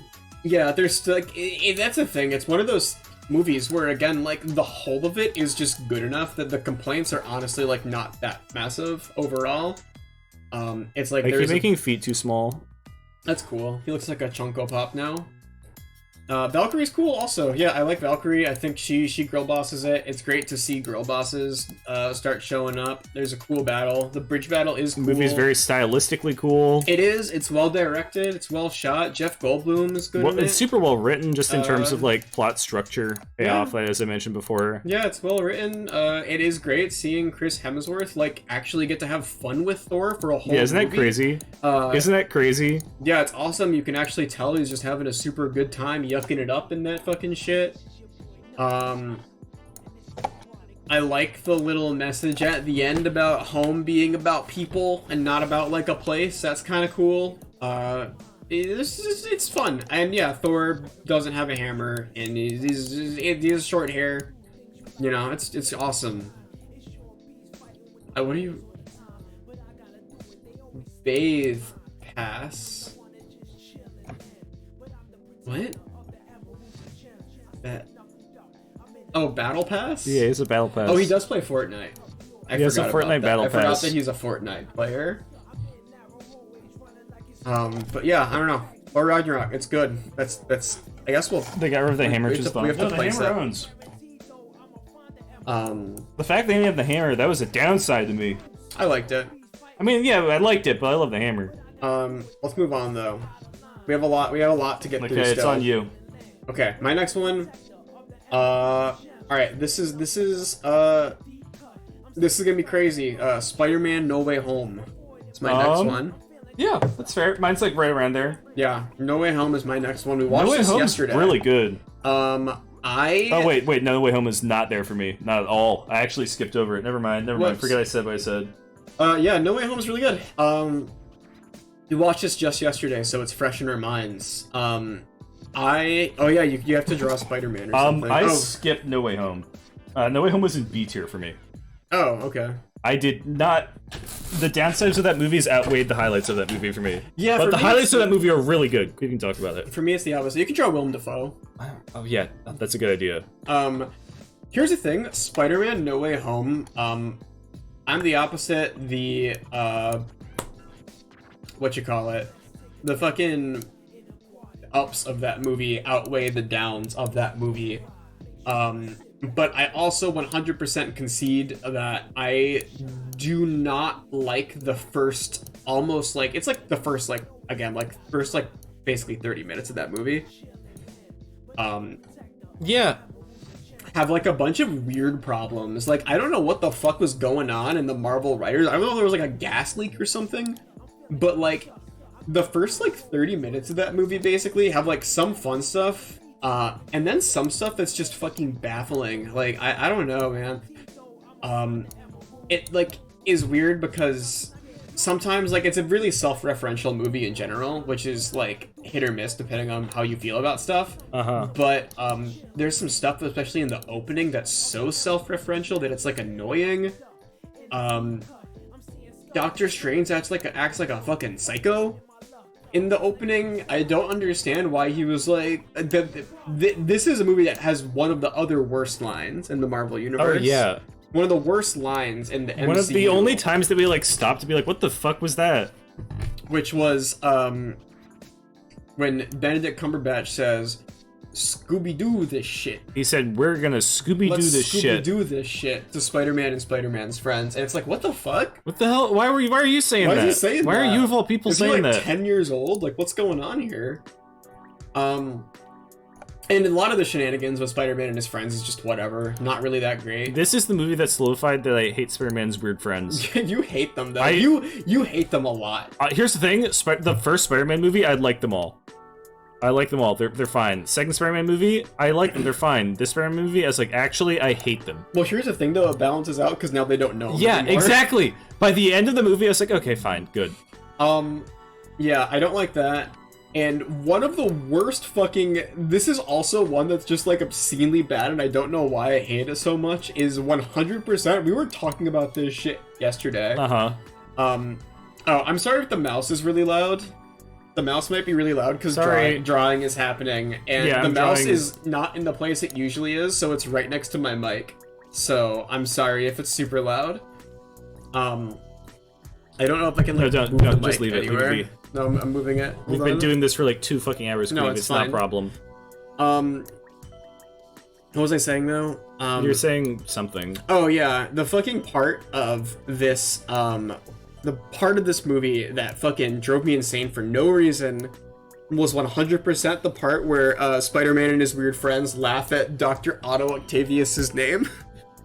We were like shitting on this last night, like for a long time, and I don't know why, but like it's so weird, right? It's weird. It's really weird. It's weird. Spider-Man just spends like a long ass time talking to a character named Dr. Stephen Strange. That's like his legal name, and Spider-Man knows it, and he says it with a straight face. And then he meets Dr. Otto Octavius, and he's like, "Your name's Otto Octavius? What a weird name. Well, here's another you must thing. be some kind of freak, huh?" And it's Thing okay. number 2. I don't think I like Doc Ock in this movie very much. I like him in the movie. I was fine with him. He's fine. He's fine. Him. But like, I really liked Spider-Man 2. I didn't feel like Spider-Man 2 Doc Ock. I don't know. I think he was good. Which is partially just because he's like a background character now, more or less. Yeah, he was good. I didn't have any like. He's fine. I didn't have any complaints about that. I actually like how they handled pretty much all of the like old Spider-Man villains. Yeah. But again, like if you really are like not excited about something that's entire point is that it's really self-referential, I feel like it could be really annoying. Yeah. I liked it a lot. Most of the time once they actually got into it. Okay, so... And I liked a lot of the stuff that they did, specifically with Tom Holland Spider-Man, I think. Like, that's honestly, like, the highlights of this movie for me were, I think they took a lot of steps in the right direction for Tom Holland Spider-Man, because there's so much shit about the way that he works as a character that I just fucking don't like. I think the ending's great from this movie. Yeah, no, I agree. And Willem Dafoe fucking owns. I was about to say that, second that Green Goblin became a fucking character in this movie, like, it's so sick. It's actually fucking awesome. He steals, like, every fucking scene that he's in, dude. That whole, like, once the Goblin, quote-unquote, comes back out, and there's just the whole fight in the building, the shit with Aunt May and Spider-Man, it's like, that's probably, like, one of the best, like, whole sequences in any one of these movies. And it's inarguable, I would say.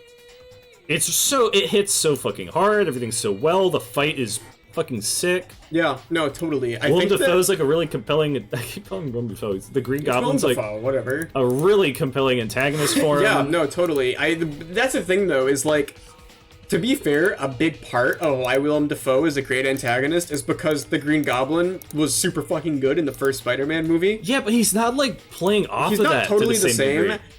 In fact, he plays him like even more evil and fucked up than ever, kind of, but also like more like sort of sympathetic and like mentally ill than ever as well. Yeah, which was always a thing, but it's just better played than nicely. It ever had been. And I think a big part of it is, and I said this when we were watching it, I think a huge part of it is because Willem Dafoe's definitely the best actor in like this fucking movie, and probably it's in like crazy. I think Willem Dafoe's probably the best actor that's ever been in any MCU movie in general. He goes so fucking hard. Yeah, no, he's just super fucking good at what he does, and he does not like do a shittier job because he's in like a huge studio movie. He like fucking yucks it up just as much as he would in anything else, and it's so fun. It's legitimately crazy how fucking good he is in this movie. Yeah, every time that he did anything, I was like, fuck yeah, Willem Dafoe's here.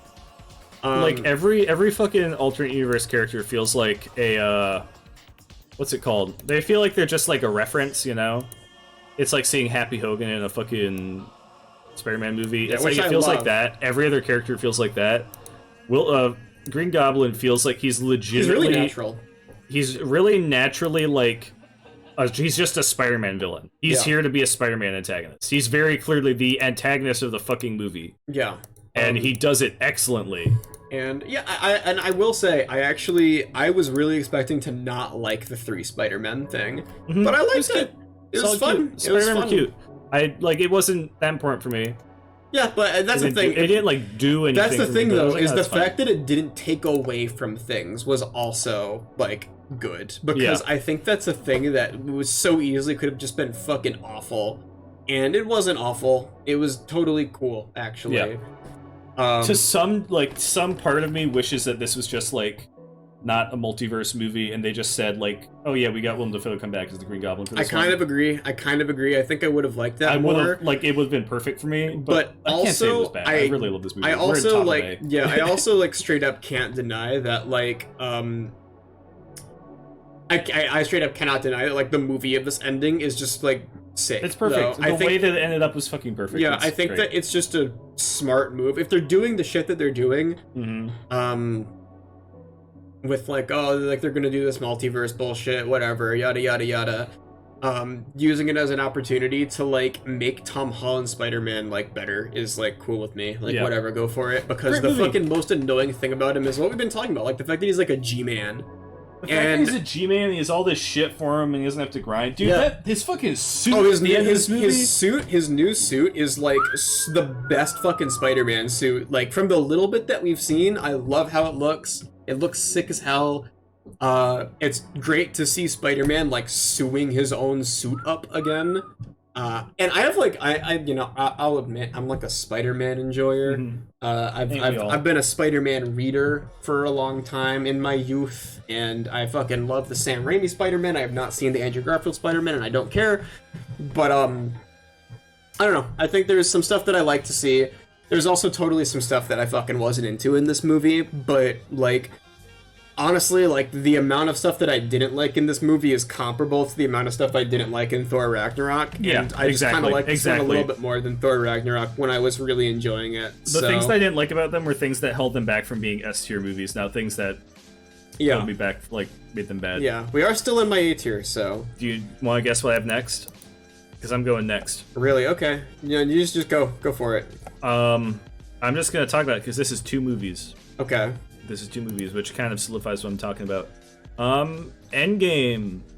Avengers Endgame. Okay. And Endgame is next Saga. for me, actually. Infinity Saga and Endgame are right next to each other. I think that Infinity Saga is better than Endgame. Infinity War is higher than Endgame for me, but they are pretty close to each other. Yeah, Endgame is actually... Tell me who to draw who's not Thanos.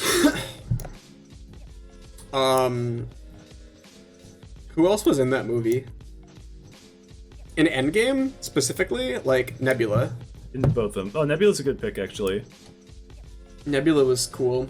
You can draw Thanos for fucking Infinity War. I'm talking about them both, kinda, because it's like... Yeah, we'll just talk about them both at once, because for me, they're pretty close to each other, but Endgame is lower than Infinity War. I think Infinity War is just better. Infinity War is... Here's the thing. I can't call either of these movies, like, better than one another. It feels like Infinity War is like a flex to be like, let's make just a really good fucking solid movie. Yeah. Solid crossover Avengers movie that brings everything together, has a great fights, great action, every character movement's off the hook, everything's good. Thanos is a great character. And then Endgame is like, let's take a bow. Yeah. Let's take a bow. That's like the goal. Endgame is like a recap, basically. Yeah, Endgame is like the most shameless fucking fan service bullshit in the world, but like I can't deny that it's fun to see. It's fun to see. Dude. It's so dumb in so many little spots, but it's fun to see. Oh, the time heist is goofy as shit, but it's fun. Fucking I have to do a better Thanos than this. There's a good Thanos decapitation in the movie. Dude, love to see that. It's so good. It also actually does set up one of my current favorite things that the MCU is doing, and that is the Thor hanging out with the Guardians thing that he's up to now. I like that that's a thing, and Endgame is the first one where that starts happening, so that's cool because I enjoyed it a lot. It felt a lot like Endgame was, in fact, a lot of Marvel Studios, of my man Mr. Disney, experimenting with like guys who are gonna currently be characters in Marvel movies, like testing out some new like duos and groups and stuff. And I think it does a good job. But what was Thanos cooking? Yeah, what was he cooking? That's a really good What question. was he cooking, dude? I think he was making lentils. You think he was making lentils? I think he was making fruits. I think he was making lentils. It's just soup. No, seriously, like, I think that they could have ended this whole fucking franchise with Endgame. Yeah. If they for some reason just said we're done, then it would have been literally a perfect conclusion. Yeah. That's the thing about Endgame, though, that's so interesting, is, like, everyone I know who watched that movie, pretty much everyone I know who watched that movie enjoyed it. Most people I know liked it a ton, in fact. And almost everyone I know never watched a Marvel movie again. Yeah. It did such a good job of ending the thing that they were doing that it just sort of made people go like, that's sick, I guess it's over now, basically. And, like, it didn't really leave you anything to be, like, excited about with future Marvel movies, because it felt like it was such a definitive ending for everything. And to a point, that's impressive. The fact that people were just satisfied after it. The idea of that movie being a successful ending is insane. Because it's so hard to imagine ending anything. The fact that that movie, with 8 bajillion fucking actors, 8 bajillion fucking plot lines from like 40 fucking movies, it managed to intertwine and connect in a degree that was a satisfying conclusion to every single one of them is insane. Yeah, no, it was not like, it wasn't a total clusterfuck. To a degree, it also is a weakness, though, just because it didn't end up, like, really successfully, in my opinion, setting up anything overly engaging for the future. Which, like, isn't a weakness in a normal movie. I'm gonna talk about that, though, because, like,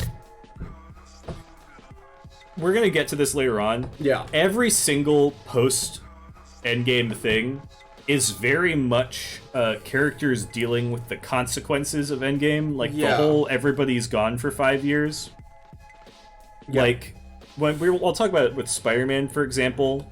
That, like, one of the best things I liked about No Way Home was that everyone's dealing with sort of the after effects of that's like something that the issues that come along with that are being addressed. Well, like, that was a thing in specifically. It wasn't No Way Home. It was I'm sorry, mixed. Spider-Man, Homeboy, Sandman. Did no one mention Daredevil in No Way Home? I don't care. It's fine. He showed up. It was cool. Daredevil's there and he caught a break. He showed up for like 1 second. It was cool though. I liked it. But yeah, the Mysterio one, I did like that. Like, fucking genuinely, like, I think my favorite scene in the Mysterio one was like the school announcement about how, like, we're all not dead anymore. Cool. Yeah, and I think that's really fun to be seeing it. I'll talk about that more later. But yeah, I don't know. Endgame does a really great job of successfully ending stuff. It is super fun. It's shameless, like, dumb fan service really often, but, like, there's fucking no denying Avengers that, like, Endgame is the single most fan servicey movie I've ever seen. It doesn't even. I mean that as much. a positive. Yeah. I mean that as, like, a complete and utter positive. I've never seen a movie that gives people exactly what they fucking want as much as that movie gives them exactly what they want. Yeah, which is, it is That's genuinely, crazy. It's impressive, because, like, I'm usually pretty fucking annoyed by just, like, crazy, stupid, dumb fan service, but it, like, doesn't annoy me, really. The only annoying thing is the girl boss scene does suck a little bit. The girl boss, like, that it's not like fucking that bad, but it's just, like, it was just really funny when it happened. What's crazy is that they have, like, a previous one in, what's it called? The other Avengers. Infinity War. In Infinity War, they have, like, a moment where fucking, like, Black Widow falls in a hole, and then they go, like, don't worry, she's got help, and it shows up, and it's Valkyrie and the Dora Milaje girl and fucking Scarlet Witch, and they're all there. Yeah, also Scarlet Witch, like, almost solos Thanos. Yeah, dude, like, every character gets a fucking moment. Every fucking character gets a moment. Yeah, I think that I'm with you, Peg. I think they should replace it with just a bunch of funny CGI creatures who aren't in any other Marvel movies. They just make new guys. But yeah, I think that the girl boss scene it's goofy, but like in any way having that affect your opinion of the movie is like that's dumb. insane. It's like it's just funny. I think that it's just that's the thing. It's mostly just funny. When we were watching it, I forgot how fucking funny it is seeing Mantis being the Yeah. What the fuck is she gonna do? When fucking- Empath with Thanos? Like, is They've she run gonna, out of like characters who are winning in this franchise because they only really have Black Widow, Yeah. and they're like, okay, here's what we do. Just gather them all in. Pepper Potts is here. Pepper Potts has the Iron Man suit. It's badass. I do like it. But like Gamora is running at with like a sword, and fucking Mantis is just like there. Mantis is just standing there. Mantis, to be fair, super useful against Thanos in the first Immensely. movie, but also like that was a very specific situation. I'd be worried for her if she was just like, yeah, Darcy should have been there. Like that's what it felt like. It would be like if Jane was just standing around. Like, all right, man, I guess you're there. Like, fucking cool, but I don't know.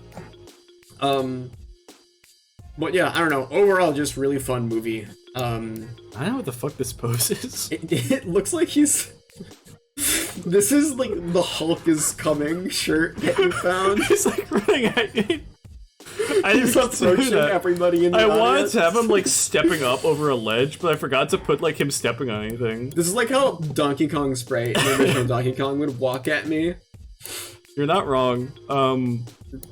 No, these movies are sick. These movies are literally like a perfect conclusion. Yeah, I dressed up as Thanos to see this you movie. did. It's really funny that you did that. I bought a rubber glove at CVS and I hot glued color dyed cough drops to it, and they all fell off in the movie theater. To make like a big I also Infinity want to glove. say that, Dirt. I have to say, Avengers. Thanos, every fucking other line that Yeah, he has is a isn't that meme. What the fucked? fuck is up with that? Every single thing he says is like a meme or just quoted all the time. It's like, crazy. Every single line, like we said, like half jokingly, I think, just be like, it's like everything he says became a but fucking it's internet so joke. true though. It's so weird. Everything. Every fucking other thing he says is like viral. It's so strange. Like seriously, go through any fucking Thanos line, every single fucking one is like something that's the funniest shit in the world. Yeah. It's either just a banger line or something that's so fucking funny. Yeah, it's fucking crazy. A small price to play for bank. What did it Fucking- cost? it balance as everything? all things should be. Like it's so funny. All that for like a drop of blood. It's so fucking Like, weird. and he has so many good lines too. Like they're not good. just like, these are meme lines. It's just they're fucking good. Yeah, no, it's fucking, it's good, it's good. Great movie. Let me place this. Let me place Excellent this. movie. I'm inevitable, dude. Every single thing he has is just like absolutely whips. Thanos time. Thanos says that. Thanos time. I love when he says Thanos time. For me, I guess can we talk about Infinity War? I guess too. Yeah. Just while we're here. Sure. Infinity we were. War is higher Yeah. than Endgame for me, but Infinity War is a movie that I don't know. It again is just like a weird one in the filmography of Marvel Studios. It is like a very much like it's like the thing that everybody says, but it is really cool that Thanos is like kind of the semi-protagonist of that movie, Yeah. more or less. Like he is the guy that like He's good. That's what needs to be said. yeah, he's kind of has like some weird little sympathetic moments going on. He's like a sad guy. He fucking loses everything to go do his dumb little goal. And he fucking wins. And it's like, damn, he won. It's like not a massive surprise because like you fucking know like, oh, this is a second one of these, but Yeah. it's crazy that that's a thing that they did. Are you Am I? Oh yeah. Are you, who do you even draw next? Oh yeah, I have to draw someone for fucking this one. Yeah, I said I would draw Nebula. you draw Nebula. You should draw with her blonde hair, because T'Challa, the Star Lord. No, I'm not gonna draw blonde Nebula from What If. Oh yeah, and yeah. Thanos wanted to fuck Death originally. They changed that because it's not a very sympathetic goal. Yeah, I don't know. I agree, Pang. I do like that. I like that, like, alternate timeline Thanos is kind of a different character in Endgame, just because he, like, had everything handed to him. More or less. I don't know, though. Infinity War is, again, it's like a weirdly unique movie in the Marvel universe, just because of everyone fucking dies. It just is like a shitty movie for everybody. No one's happy at the end. There's not like a dance party ending. It's just good. It's just good. It's just solid. It's just legitimately good. it's solid, and I do think that like some shit like Civil War, I think, is hampered by the fact that you kind of need to watch. Oh shit, yo, thank you for the raid. Let's go. Thank you for the raid. We're talking about Marvel movies for an extended period of time, so We've been talking about Marvel movies for 3 hours. I hope your stream has gone For all well, this though. time, you could be watching The Eternals. Yeah, that's true. You could have watched the Eternals plus like an episode of What If by now. But yeah, I think that like something like Civil War is kind of weird because I feel like you sort of need to be familiar with other Marvel It's a shit sequel. in order to enjoy it. But I do feel like despite the fact that despite the fact that Infinity War is like in its Avengers movie, it's a sequel, there are a million characters in it who you might not be super familiar with. It does kind of stand up on its own. In a way that's cool. Like there's less of an impact. I like almost certainly less of an impact if you haven't seen anything else, but it does stand on its own pretty effectively. I saw Infinity War with a friend who had never seen a Marvel movie before. Oh, did they love it? They thought it was fun. I had to describe to them what every power was when it happened. That's kind of funny. Yeah, it was very funny. But I don't know. So much of what we said, so much of what there is to say about these movies has already been said with Endgame, though. Yeah. So, It's just very good conclusion. yeah. You can tell how like out of energy I am for these drawings because look how fucking wobbly my lines are. We have so many to go still. We don't have that many to go, like all things considered. We don't. We're basically getting into like we We already just ranked this the one S also. tier. No, we didn't. Never mind. We're getting to the S tiers. We're getting to the S tiers. It's gonna be sick. I thought we talked about Spider-Man Homecoming. No. Okay. Was Spider-Man Homecoming in your A tier? I think I'll check. I'll check afterwards. Okay. Wait, she has shoes. This one's a robot foot. Sure. I think this is sick. I think this is a good this is nebula. awesome. She looks awesome. She looks so Looks like cool. badass. Maybe you can tell because blue is transparent on my under screen. People can see. I keep making people fucking barefoot by mistake. It's fine. It's fine. It's fine. So, can we quickly, I guess, just like, what is your next thing? What's my next thing? I mean, I have to finish coloring this. Okay. It won't take long. It won't take long. It's just like fill tool. Yeah, I know. We're not doing the non-MCU anything. Yeah. So even though this tier list has like actual Spider-Man movies and also Daredevil for some fucking reason, and also both Venoms, I guess because they've appeared in the MCU, but that's a stretch. Yeah. Yeah, they don't count. Don't worry. We did our research. They don't count. We're not doing the Spider-Mans. We did not. The problem is that the Sam Raimi Spider-Mans and the Amazing Spider-Mans all like cost money. Yeah. Anyone who doesn't know this, can you fill tool this for me? Just like anything that needs it. Okay. Every Spider-Man movie costs $3 minimum. Yeah. If you want to watch Spider-Man Sam Raimi, it's literally $3. You have to drop $3 on it. If you want to watch Disney Plus has all of these movies except fucking the Spider-Man ones. They can't legally have fucking Spider-Man No Way Home, Far From Home, Homecoming bullshit. Do you have like in an any of orange them. eye? I don't remember. I think orange is fine. That's Whatever. fine. Yeah. We did it. You can't Yeah. have them. You have to pay money on. Yeah, we did have to buy all the. They're not even on any other streaming service. I assume it's because of that complicated. That's bullshit. Can we just like throw Homecoming on here because it's Yeah. in my A tier? Let's throw Homecoming on. So Homecoming is literally right next to. It's in my A tier, but it's below Infinity War. Yeah. For me, that's basically where it is. I think it's the best of the Tom Holland Spider-Man movies. easily. It's solid. It establishes the character easily. Wait, I have to draw Spider-Man. Give me. I'm just putting Infinity War on there. Give me a break. God, Oh, Jesus Christ. there's so much here. There's so It's much okay. here. It's fine. It's fine. It's normal. Spider-Man's easy. The amount of effort that's going into these drawings it's too high. It's too high. That Nebula has no effort in it at all. I think that Nebula looks sick. Yeah, I think that Infinity War, not Infinity War. We've been talking about Marvel movies for 3 hours straight, so like, forgive us if we're getting less coherent as we go on, right? Homecoming does have, I think, easily the most interesting, like, actual villain who's a big focus of the movie. Yeah, out of all the Tom Hollands, like Willem Dafoe in fucking No Way Home is obviously great. I think he's the best villain in any of these. But he's also like not there as much as I want him to be there. Yeah, exactly. As far as like a really present villain goes, I think the Vulture is very solid, and I think he's like one of the best MCU villains by a lot, because Spider-Man has a fucking good rogues gallery. Yeah. I was saying this when we were watching these movies, but Spider-Man's like a Batman in the way that if you name a fucking like really good Marvel villain, he's probably a Spider-Man guy. Like more likely than not, he's a Spider-Man guy. Well, they do the Vulture in a really good way. I really like how they do him. I like that he's a working stiff.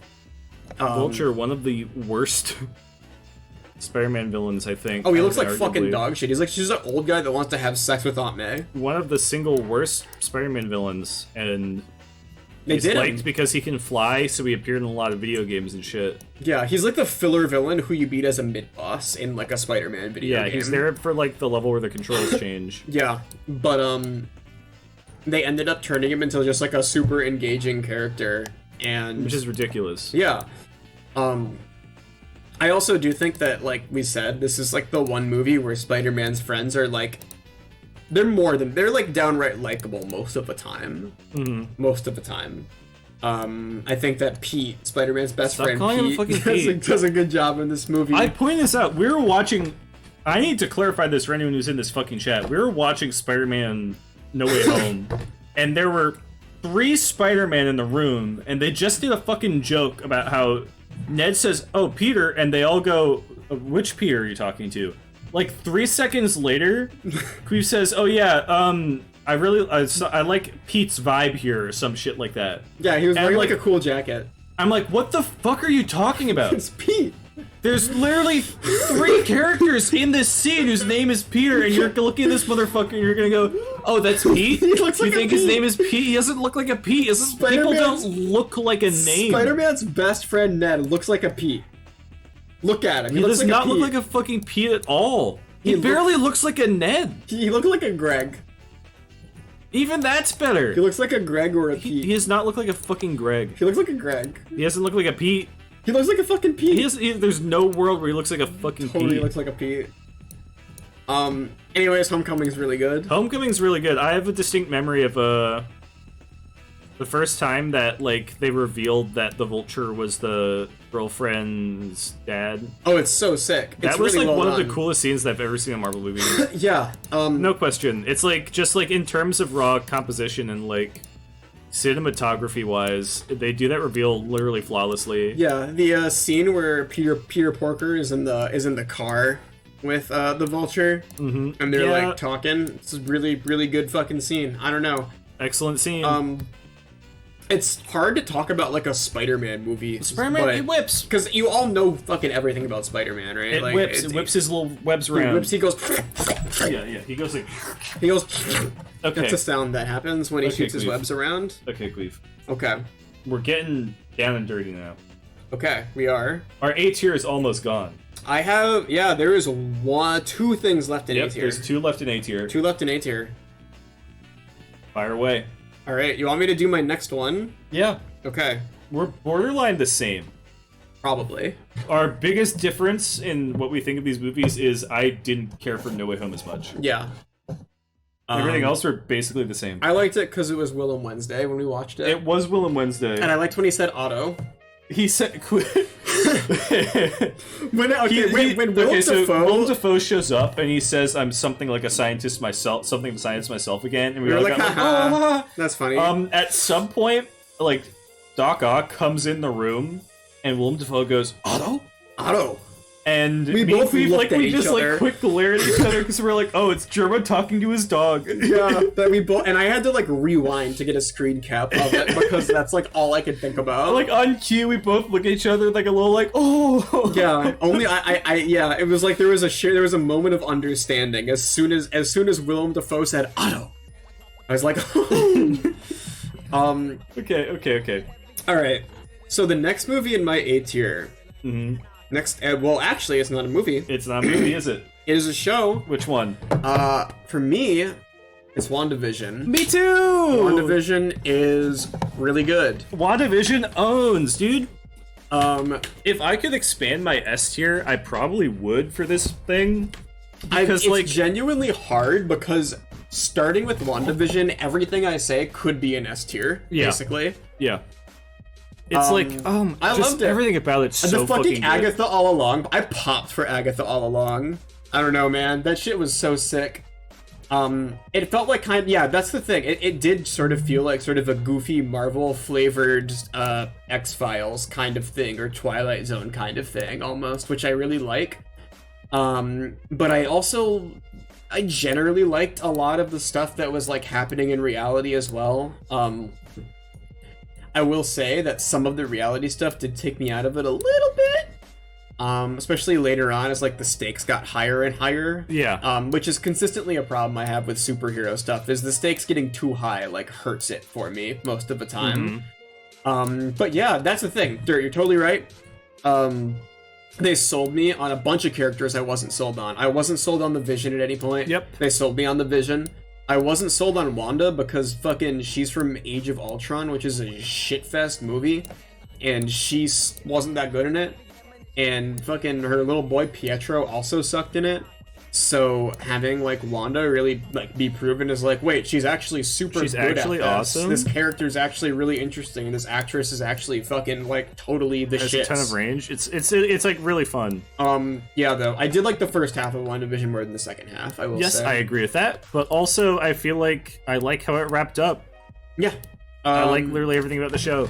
Yeah, and some stuff was cool. I will say, like, again, as like a comic person, seeing like White Vision was like, that's cool. I was happy to see White Vision show up as a character. Like, Vision's gonna be white now.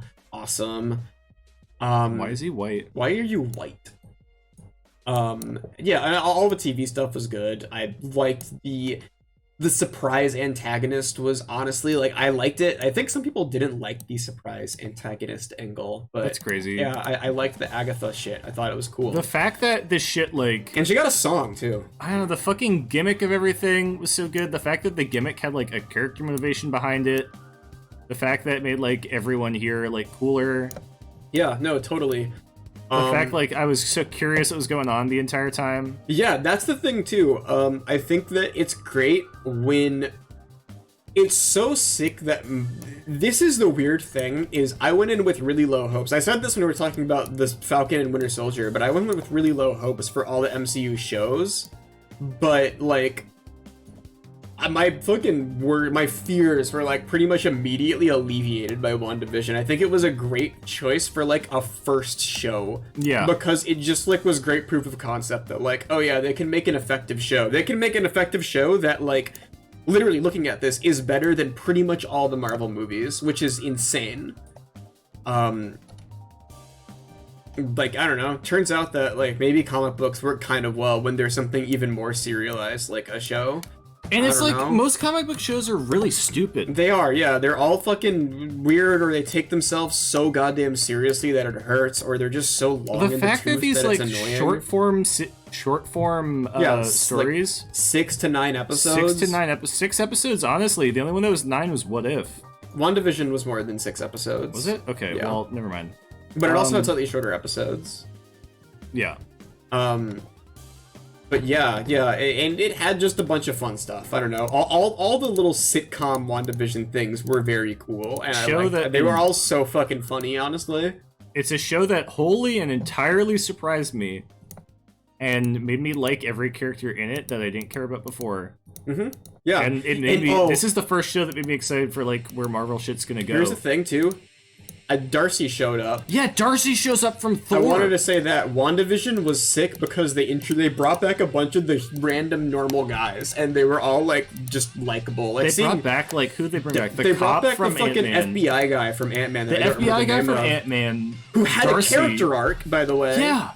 I thought it was so fucking funny that in like I think Ant-Man and the Wasp, I think that the FBI guy is like he's like. Paul Rudd shows up that he's been learning magic. He learns close-up magic, and the FBI guy's like, "Oh, can you teach me?" And Paul Rudd's like, "No." But and links him a website. Yeah, but it was so fucking funny seeing that character like just do close-up magic to escape from handcuffs and shit. It's awesome, dude. In WandaVision, there's such a fun little thing to do for a character that didn't need it at all. Tons of characters that like just didn't need anything. They get a lot. Yeah. And maybe it helps a little bit that we watched every single Marvel movie. Oh, before absolutely. All of this. That's it. That like, again, like I think you could consider to be a weakness of the MCU, because like that wouldn't be anything to you if you hadn't watched like the Thor movies and also Ant-Man movies and shit. And that is kind of that is a part of why WandaVision is a bit lower than some of the other ones for me, is because objectively, it really leans it's the pretty most dependent heavily. one. It leans really heavily on you being very familiar with Marvel, and doesn't really work that well if you don't know about stuff already. Yep. Hard to start on, but hey, if you saw fucking... I'm trying to select everything. She's too close to Spider-Man. Oh my god. Okay. But yeah, WandaVision, great show. The shows have been dwelling on all these like quote-unquote background characters, as in like B-tier people who never got a chance to be like the main character of their own movies, and it's given them all like super big moments to shine. Totally. Which, speak of the devil. Speaking of that, I'm really curious to hear what your this is the top of your A tier. Top of my A tier? Hawkeye. Okay. What about you? Top of my A tier was Loki, actually. Ooh. Hawkeye, yeah. Hawkeye's great, though. We can talk about Hawkeye. Yeah. Hawkeye fucking owns, dude. I love it. I just like the character. Show fucking absolutely owns. Yeah, I really liked fucking... Love Hawkeye. Love Woman Hawkeye. It's just really fun. Really fucking grounded series as well. I think that's a part of why, for me, Hawkeye is in my S tier. It's completely reasonable. It's really like a here nor there. Yeah, I really liked it. I think that, my thing is, I consistently say this, I'm a big fan of, like, street level heroics and stuff. Yeah. Like, I actually, like, I enjoyed Daredevil as, like, a fucking character and shit. And pretty much all my favorite, like, heroes are, like, kind of street level guys. Yeah. And Hawkeye is the only Marvel show that, like, really is just about that, which I like. He's fighting fucking random chumps in tracksuits the whole time, pretty much. And that's basically it. The threat is minimal. The threat's not massive, the stakes aren't massive, the stakes are basically just, like... Hawkeye doesn't want to... He's simultaneously dealing with, Hawkeye like, wants to get past home shit. for the holidays and doesn't want this girl to die and wants to kind of redeem Yeah. himself a little bit also. And that's it. It actually is one that has, like, pretty personal stakes, yeah. Which, like, when we were talking about Spider-Man, like, I like personal stakes, and I think Hawkeye does that. And, I don't know, Clint overall, I think just kind of, like, is, like... Hawkeye kind of made him my favorite, like, Avenger. I think that's completely reasonable. Yeah, I think that he's just really fun in it. He's a really likable character. I get him. I get where he's coming from. He has hearing problems. I have hearing problems. So good for him. You got like an extra layer by the fact that your left ear was having trouble. Oh yeah, no, the fact that my left ear is like fucked up hearing, and like Hawkeye is like has fucked up hearing in your ear is like, hell yeah. Yeah, I feel so seen. But nah, it was cool. I liked it a lot, and I don't know. It was also just fun to see, like, I think it did a really good job of actually being like a good like standalone one. For being about Hawkeye, like an Avenger, I think it would have been so easy for it to kind of have the same quote unquote problem that that like WandaVision had, where it's just so referential to Marvel shit that it kind of like gets hurt by it, but it really wasn't at all.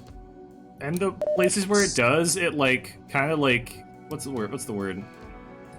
It works it in really well. Like it's part of the episode.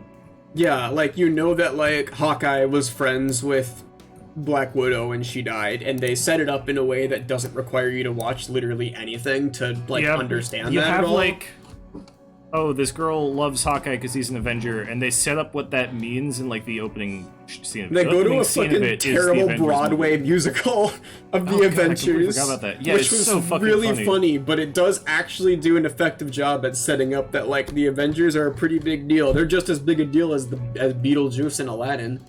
So think about that. Yeah, the next Hamilton. And yeah, I think and Ant-Man's in it. Ant-Man being in it for no reason did get a laugh out of me. That was really funny. And they cut to him, he's doing Sheila post that whole fucking scene, dude. I think that like the fact that Ant-Man's in it and they also like say that he flies, which is not a thing Ant-Man does, was really funny actually. That like stuck with me as just being really funny. That whole scene, he goes to the fucking bathroom, and has someone like the wrote worst Thanos is costuming. right on the ground, Oh yeah, and he's just like, oh. And then the guy is like, yeah, I like that it was Christmassy. Someone asked him for a selfie. It's so fucking funny. I like that it was Christmassy. I like that it contained a totally unnecessary reference to the fact that there was an owl inside of the tree the year that it came out Yeah. in real life. And then it takes a car away. And then the owl kills a bunch of Russian It kills guys. a bunch of Russian tracksuit guys. So good for him, I guess. That owl supports Ukraine. I was gonna say that, but I didn't want to go there. You didn't want to go there? No, so I'm glad you did it. Usually I'm the one that goes there. I could tell. I could smell it on you. I was gonna say, yeah, he stands with Ukraine. Take that, Putin. That owl did more for Ukraine Jesus than fucking anyone Christ. who put a Ukrainian flag on their lawn. Oh my god. Anyways, no, Hawkeye fucking owned. Yeah, it was just really fun. I think that it just does a very good job of setting up like a genuinely grounded character who's like everyone in the fucking Avengers is competing in the goddamn trauma Olympics, but I don't know. It re-solidified that, like, oh yeah, Hawkeye's a real character. It's like he got the fucking main media that he deserved, you know? Everyone was like, oh, I wonder where they're gonna go with this guy. And sure enough, after what, like a decade of these movies existing, Jesus Christ, come on. They do it and it's really good, and it makes me feel even worse for Black Widow for getting the worst movie of all time. Yeah, I feel that. Also, yeah, I get how people are like, oh, Kingpin got fucked up. I don't really. No, that bitch is back, dude. You know Yeah, that he's bitch gonna is come back, and he's gonna be back. He got shot off screen, and also that literally is the character, fucking, what's her name, like Echo or whatever? That's literally her origin story, is she shoots Kingpin in the face, and then Kingpin is like, fine. He like gets better because he's Kingpin.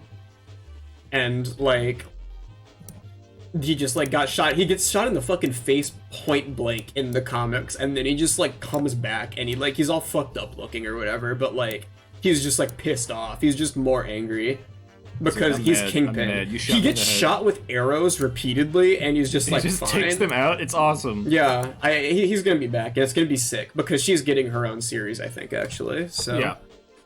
but yeah, Hawkeye's great. It was in my S tier. It was like the bottom of my S tier, but it was in my S tier, and it was really hard choosing between it and fucking Loki for Yeah. me. All right, Do you want to talk about that? we can talk about Loki. You Yeah, want to talk about Loki? Are we making an S tier? yeah. We're in S tier now. We're in S tier. We're Okay. officially in S tier. Where is Loki for you?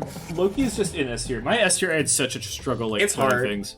Loki's an S. I Loki's can agree with fantastic, that. dude. Loki is really good. That show, stylistically, I think it's my favorite Marvel show. Yeah, I get that. I really, Loki was not quite S for me because I had some mixed feelings about, like, the last episode or two once it starts to get away from, like, the really 70s stylings. Yeah, no, I completely But feel that. Not like mixed as in this is bad, just mixed as in I like this less than I like the episodes before it. Yeah. Thank you for the fucking 500 bits, Avery. Oh my god. You're a Loki stan. I know that you really like this show, so. Do they? Yes, Avery did message me directly, say that Loki's very good. And I Loki was owns. like, Like, the whole show, really cool. thank you for the 100 bits, Nat. God. I feel like multiverse is a thing that they're all leaning in on right now. It's the in thing. It's the hot shit. Yes. Loki is like a perfect way of doing that story. Yes. I have to say, Loki does a notably better job than Spider-Man No Way Home when it comes to, like, setting up the multiverse shit. Yeah. God. Thank you for the gift sub, Gray, and thank you, Jesus. some guy guessed for the 100 bits. Ah. My throat is like hoarse because I've been talking for so long. Yeah, I think it does a really good job. Thanos Copter shows up. Love to see it. I also really like how it ended up handling, like, here was my thing, is Spider-Man No Way Home. I thought it was cute to see, like, old movie characters come back. But I really like Loki's approach of instead using the multiverse shit as an excuse to, like, bring in sort of random, maybe kind of obscure comic bullshit instead. Or just inventing totally new concepts. I think that's sick. That's better, in my opinion. I want to see more of that if they're going to be doing this kind of stuff. But really the highlight of it for me was all the weird mystery time bureau shit. Yeah, no, I agree. Point. That's easily the highlight of the TV show. Yeah, no, it's great. I love the fucking concept of just like a weird fucked up bureaucracy dedicated to protecting timelines, but it's also mysterious and kind of evil. I really enjoyed the latter bit of the TV show, but by that point it's because I really like the characters, what they're going. Oh yeah, that's it. The latter bit of the TV show worked because they sold me on Loki, a character who, if you recall, while we were watching these movies, I consistently complained about. Yeah, constantly. I did not like Loki at all until Loki the TV show, which I liked. And Loki the TV show is also definitely fucking Loki's no good, very bad, awful day. Yeah. The TV show. Everything bad in the world happens to him over and over again. But yeah, I don't know. It was really, really fun. It's a really fun show. Stylistically, it looks really cool, well directed. Soundtrack had fucking so much theremin in it. So much theremin. They had fun with the theremin. And yeah, Owen Wilson does a great job, and I also have to say Mobius, not a really notable comic book character by any means, and I kind of like when they just take someone who's obscure and isn't that important and like run wild with them and make them way more important than they actually are typically. And that's what I did with that character, and it was really fun because he ended up being like one of my favorite parts of the whole show. It was just like Owen Wilson. They had so much fun fucking setting shit in that movie. Just like the set dressing of that first like episode, and they go back to like the whole gimmick of like utilizing time travel in that way, and like how they were hiding out and shit, and it's like every scene, every set piece, every fucking universe shit. Yeah. All the whole soundtrack, everything came together so nicely. Yeah, I think it ended up being a really pretty concise thing. It was a show that had such a nice personality to it and felt like really concise again for how fucking big it was. Yeah, kind of like Hawkeye, I think that like there is some referential stuff in there, but I think that it does a decent enough job of standing on its own, despite how important that the referential stuff is to it, right? Like, that shit's fucking important, but if you have not seen, like, a ton of the Avengers movies, you'll probably be able to do it. You'll probably get it still, and, like, so many of, like, the characters are just original characters entirely, and, like, half the fucking shit is just like, oh, there's like some funny Easter eggs or whatever that are there if you're familiar with Marvel bullshit. Yeah. And that's it, which is like whatever. But yeah, I don't know. What about, do you have anything to say about Loki? I really liked it. Watching it, it was like, at the time it was like my favorite show that we'd gone through, I think. Oh yeah, totally. Kind of inarguably. It's difficult to like keep really going into detail with these aside from just they're all really good. Yeah, they're all really fucking good. Yeah, in more or less every aspect. You have to watch you draw Loki now, though. Yeah, I'm almost done. It's kind of funny how much like harder it is to discuss some of this like super S tier stuff. Yeah, to talk about the things that like I really loved. Because I almost don't want to say like because like once you get to this point, you don't want to fucking talk too much about it. Yeah, because I kind of want people to watch things at this point, which like it's fucking Marvel, like who gives a shit. But also it's like, I don't know, if you're gonna watch anything, like I think these shows are like some of the best shit that they've done, which is so fucking surprising. I don't know, especially because like DC's pumped out 1 million shows and like all of them are bad. All of them are crap, all of them suck and like are a like bajillion and are awful. People be like, oh, Peacemaker's pretty good, fuck you. I'm sure Peacemaker's pretty good, but I'm sure Peacemaker's fine. It ain't a fucking contest, dude. I've seen some of Peacemaker. It's aight. Yeah, but then like, I don't know. You look at Young fucking Justice, Gotham. You look like fucking shit. Like like fucking the Supergirl show. Yeah, like CW what's going Supergirl? on here? This shit looks like ass. This shit looks like dookie. Peacemaker is pretty good. Peacemaker's like fine. Peacemaker's pretty good. Peacemaker's DC's produced fine, dude. approximately 500 shows in the past 10 minutes, and like all of them are bad though. Like I don't understand what is going on there, but Definitely better than all of the recent it's just DC not a shows. high bar People for like Doom DC. Patrol. People like Doom Patrol. People did like Doom Patrol. People also, I think, liked Swamp Thing or whatever. I didn't know that Swamp Thing got a show. Man Thing, whichever one. I think Swamp Thing is the one DC has. I can't remember which thing they have. The Flash season 1 is The Flash season 1 is like dude, it's not even a fucking candle. Like I've seen a lot of DC shows. The bar is weirdly high with the Disney Plus originals. It's shockingly high. Which, speaking of the Disney Plus originals, I can do my next one, which is another Disney Plus original. I had Moon Knight in S tier, actually. Yes, I do too. Which is not done. This is a controversial The show is pick. not over. This is a controversial one because fucking Moon Knight is 4 episodes out. There are 2 left to go. There's 2 But- Moon Knight episodes left to go, and so far it's probably my favorite show. I fully agree. Okay, so here's the thing. I am a Moon Knight fan. I've been a Moon Knight fan for like my whole fucking life. Which is weird because like Moon Knight only became a character anyone gave a shit about like relatively recently.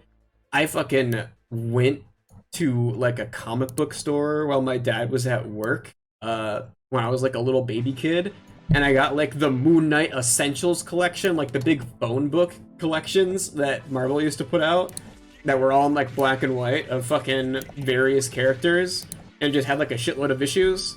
And I got super into Moon Knight, reading like these shitty early Moon Knight comics that sucked. They were awful. But he looked cool. They didn't know what to do with that character in like the olden days, and they like figured him out eventually. But he was like a werewolf sometimes. He was just a fucking dumbass character.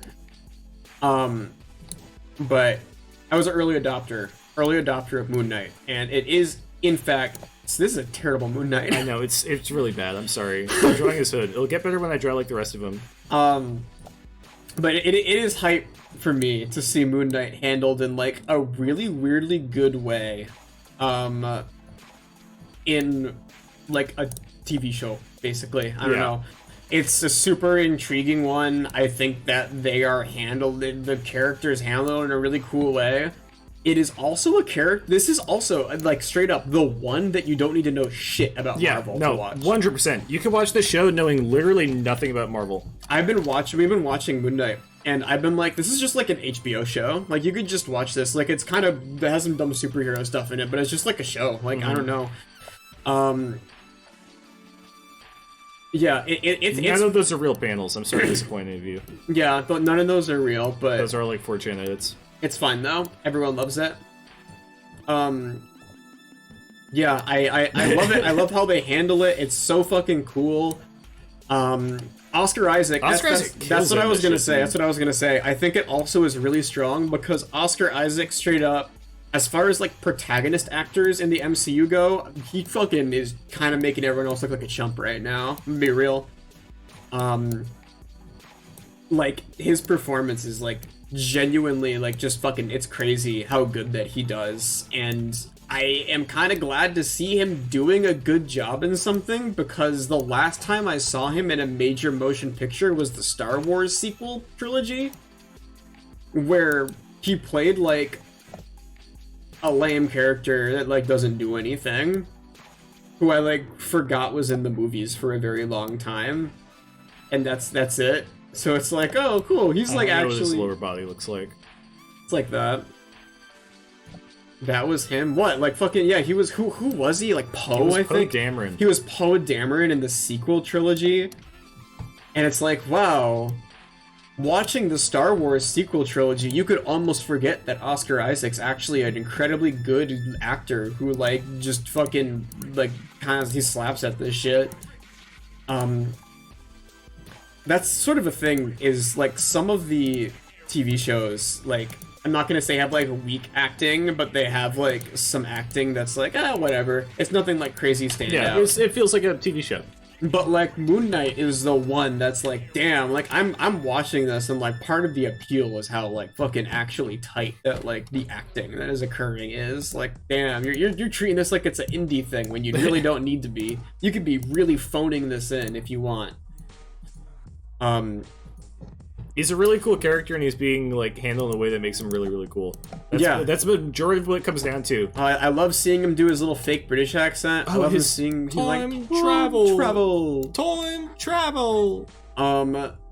no time travel in the show. We've been doing Tracer impressions. Yeah, I've been doing Tracer impressions, and his British voice is like goofy.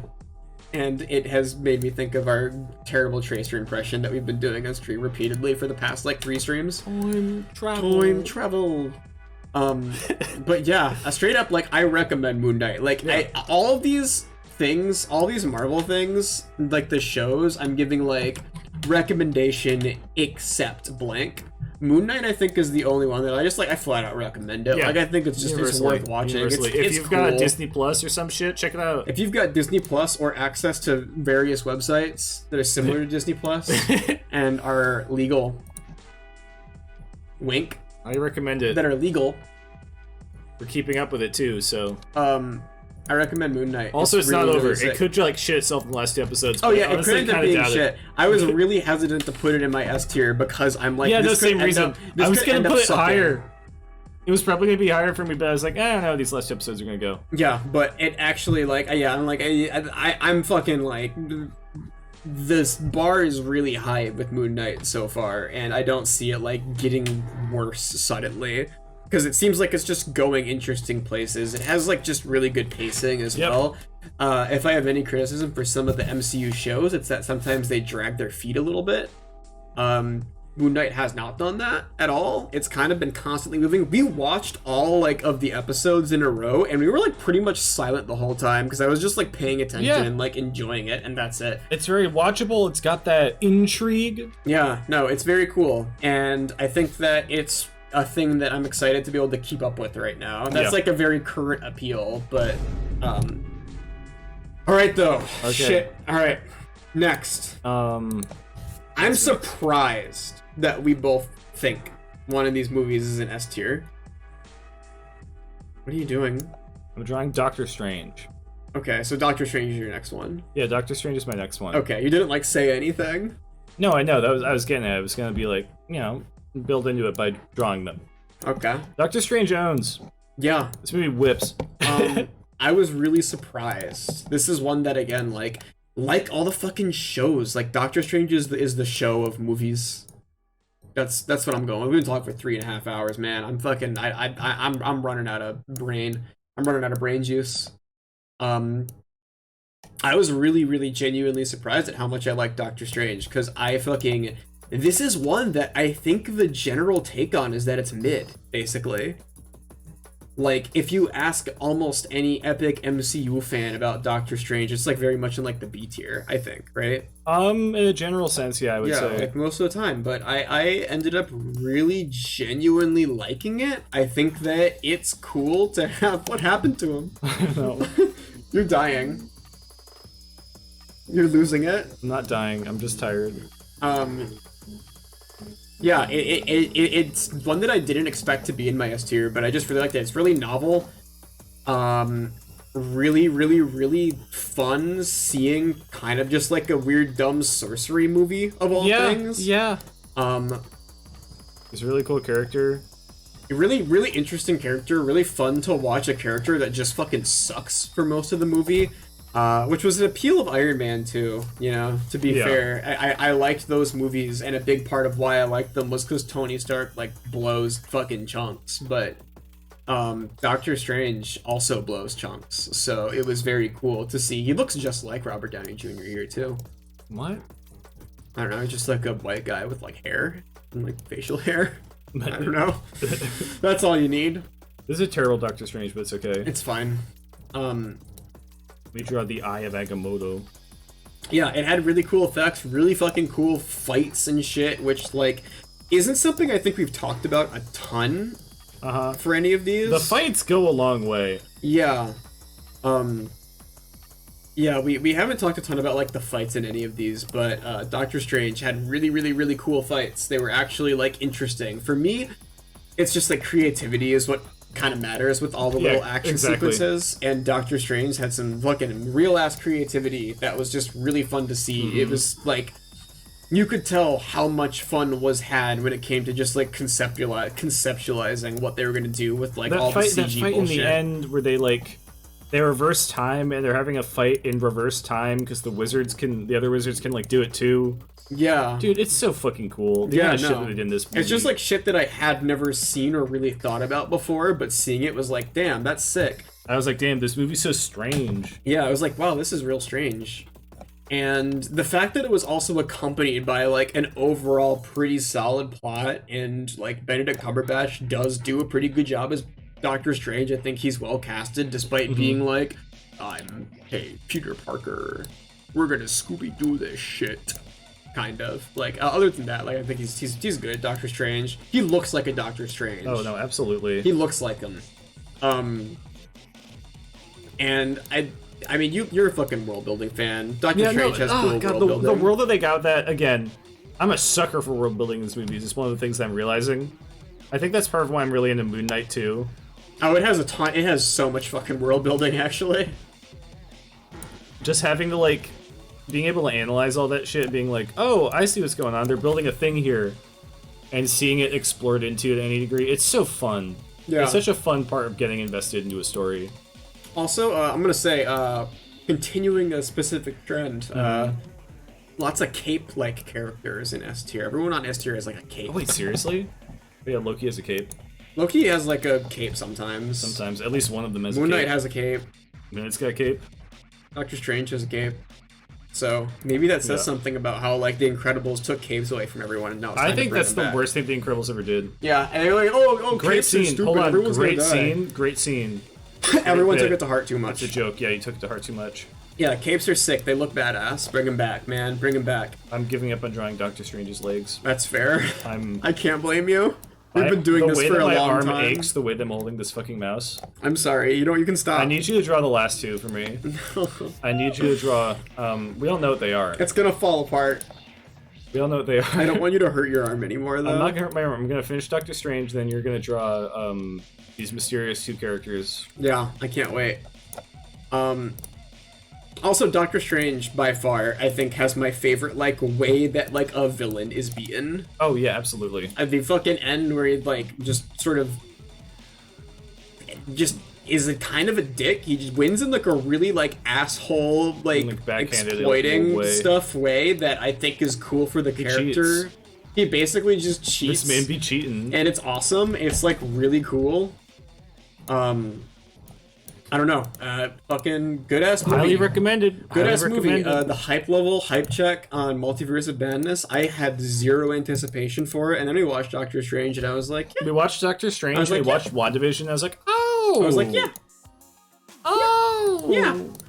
I think it's gonna be cool. I like cool movie. Yeah, I like Sam Raimi, but I think it will be a I'm cool... curious how much he's Don't want me to just fill this? Don't want me to just fill this? I can do this one. You're like giving yourself permanent arm damage right now. I'm not giving myself arm damage. It's just my hands in a weird spot. So yeah, fuck yeah. Fuck yeah, excited. I'm totally gonna go see Multiverse of Madness. And I get to see it with Qweave. Isn't that crazy? Yeah, we're going to see that one in person, I think. That's like an accidental result of us watching this shit. Of us watching all of these is now we'll have a thing to do. Ugh. Okay. I'll take over for here. So, add Doctor Strange. I'll add Doctor Strange. So I think that... Here's the final question. Which one? Do you have one or two? Which one is, like, right above Doctor Strange, but not which one's right above Doctor Strange, not the top? Okay. We might end up disagreeing here. Run it. For me, one is above Doctor Strange. Yeah. I think that's just, like, it's just a matter of preference. Yeah. I mean, it's two by, like, Can we just talk about them both? Yeah, let's talk about them both. Guardians of the Galaxy. Hot shit, dude. Right, Guardians of the Galaxy. Let me draw Chris Pratt.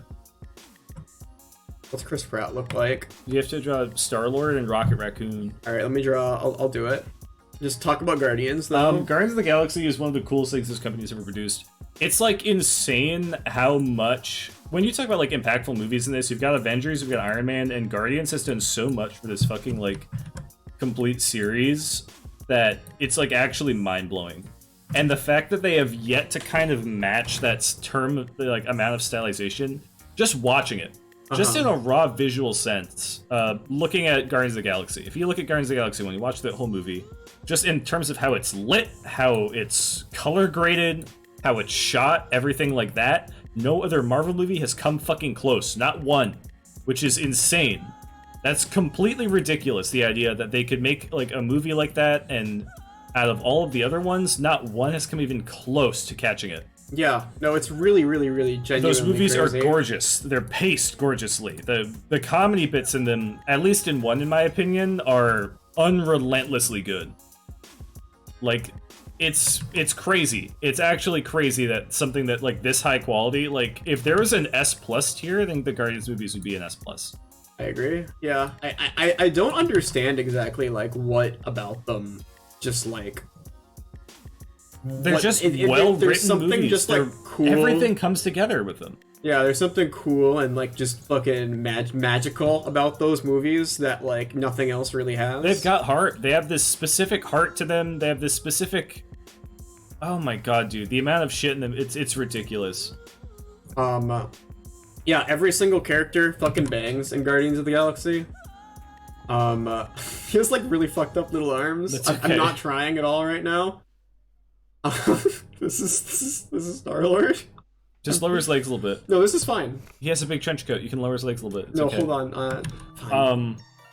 No, like completely seriously, it's a franchise that's unbelievable.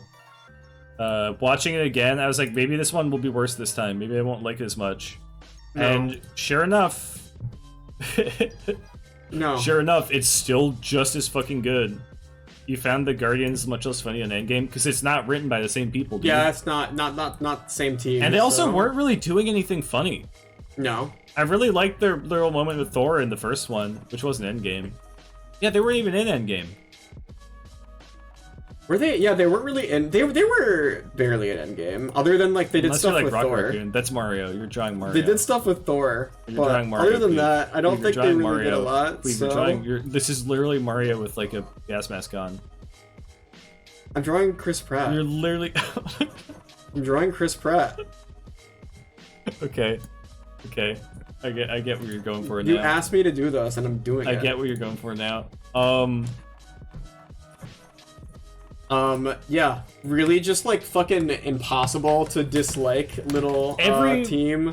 Every character in that movie is phenomenal. It's crazy. It's crazy how fucking completely good every character in that movie is. Yeah.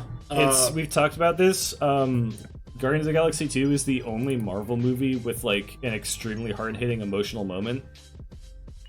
Yeah, straight up, we watched every Marvel movie, and the only one that makes me like actually like feel anything is like to this day it is still fucking Guardians 2. Yeah, in that sort of way. Like, I'll love a movie. I'll get really invested in the story. Guardians 2, dude, the fucking end of Guardians 2 is like, it's ridiculous. It's crazy.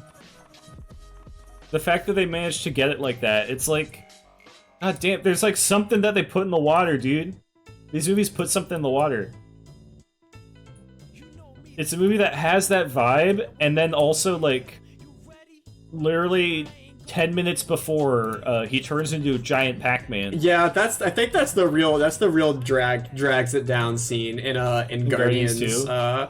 In Guardians 2 is the Pac-Man Guardians 2, yeah. That's the only reason I have Guardians 2 is I think that the joke aspects of it are so immensely worse. Yeah, but every large, other I do aspect think of it Guardians is 2 better. is I do think Guardians 2 is like often trying a little bit too hard to be funny sometimes. But I also think it's weird because it balances out by like easily fucking being like a more emotionally able to like it's like weird because With it's every like character. It's Yeah, not just like end moment. Like the fucking I think Rocket's whole arc is Rocket's great. whole arc is huge. Nebula and fucking Gamora. Oh, all fours, huh? Yeah. It's crazy, man. That series is like perfect. It's literally perfect. Give him like a huge ass. That's a tail. It doesn't matter. That's his primordial pouch. Yeah. Yeah, I think that like it just does a great job of like the world is fucking sick, all the characters are great. Every like little they're fucking great when it comes to just like puts clothes on. Oh, hold on. I'm already like having a hard time contributing right now. Yeah, everyone has really good fucking character arcs. Fucking all the shit with Yondu and Guardians 2 it still makes me fucking cry like a weird little freak. Like a little freak? Which is like... Is he also wearing Mario clothes? No. He's wearing his famous fucking Rocket Raccoon jumpsuit. Dolt. If you make him like green like Luigi, I'm gonna fucking flip. Okay, good. You're just mad that mine are better than yours.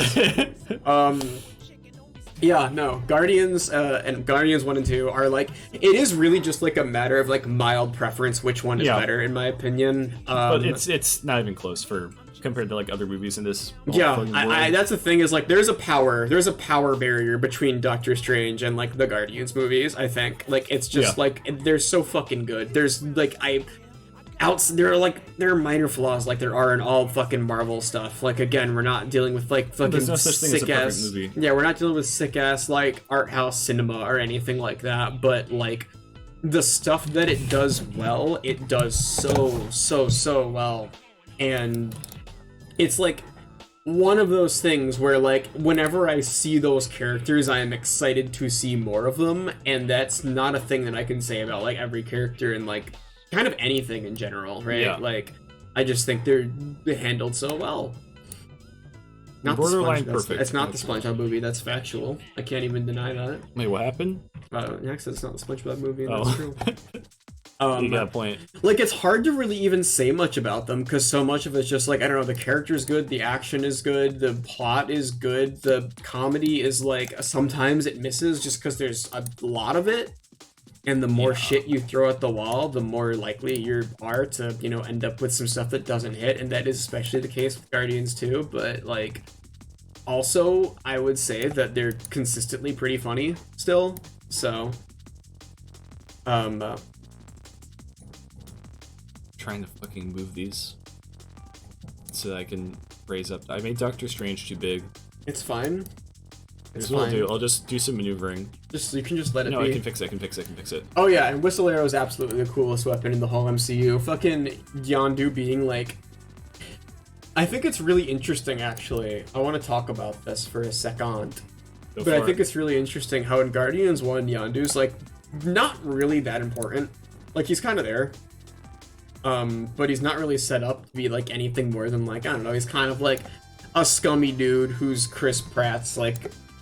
raised Chris Pratt and fucking kind of like sucks a little bit, and that's it. And it is crazy how they turned that like concept into like the only character who like elicited any sort of emotional response from me in like fucking the whole ass MCU in Guardians 2. It's crazy. Like that's something that's like it takes so much effort to have something like that be like a thing at all, and I don't know, they're just great. I love the Guardians of the Galaxy movies. Those are the two movies I think that we watched, and the whole time it was just like, man, I love this movie. Yeah, no, completely, and my opinions of them held up. Yeah, totally. I know somebody once told me you can't watch those movies 5 times, but also pretty good. I'll watch them 5 million times. Favorite drawing? Yeah, let's do another tier list real fast. Oh god. I think that Willem Dafoe looks really good. Thank you. Winter Soldier looks badass though. I think the Winter Soldier owns. I think both the Winter Soldier and Captain America own. This is like my favorite. These are their section. vibes. I'm really proud of I like Happy Hogan. Everyone's cool. I don't think there's a single bad drawing on here. Actually, wait, no, there's one that I really didn't like. What? I don't remember. No, Shang-Chi's funny. I think it's Doctor Strange. It's like my arms started like falling apart. I'm sorry. It's okay. You're never gonna draw again? Yeah, I'm never gonna draw again. Is that when we're shooting with the giant Glock? Yeah, that's his ion cannon super. Yeah, that's his famous move from Marvel vs. Capcom. Okay.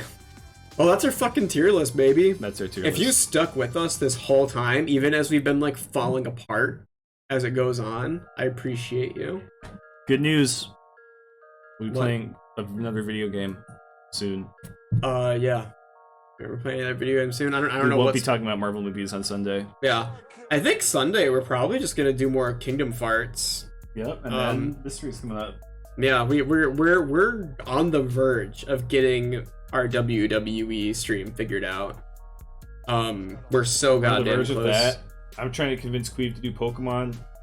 But yeah, Boot really wants me to like find out a way to do like a Nuzlocke run on stream. I got a YouTube recommendation of a Let's Player doing a two-player Nuzlocke run, Yeah. and it got my attention ticking. How much money to get your fan troll in WWE? We're gonna make one. You know that, right? We're gonna make a fan troll? Which Pokemon would you do? No, not a fan troll, like a wrestler. Oh, yeah, we are. Which Pokemon would you do? What's your favorite Pokemon? I don't know. I can't. I don't have the mental faculties to I think got about a this Ruby right and now. Sapphire. I've been talking nonstop for fucking like almost 4 hours, and like I've had almost no water because no one's redeemed any hydrates. So I'm like thirsty and I'm dying basically. I need to stop like now basically. God. All right, thank you all for coming.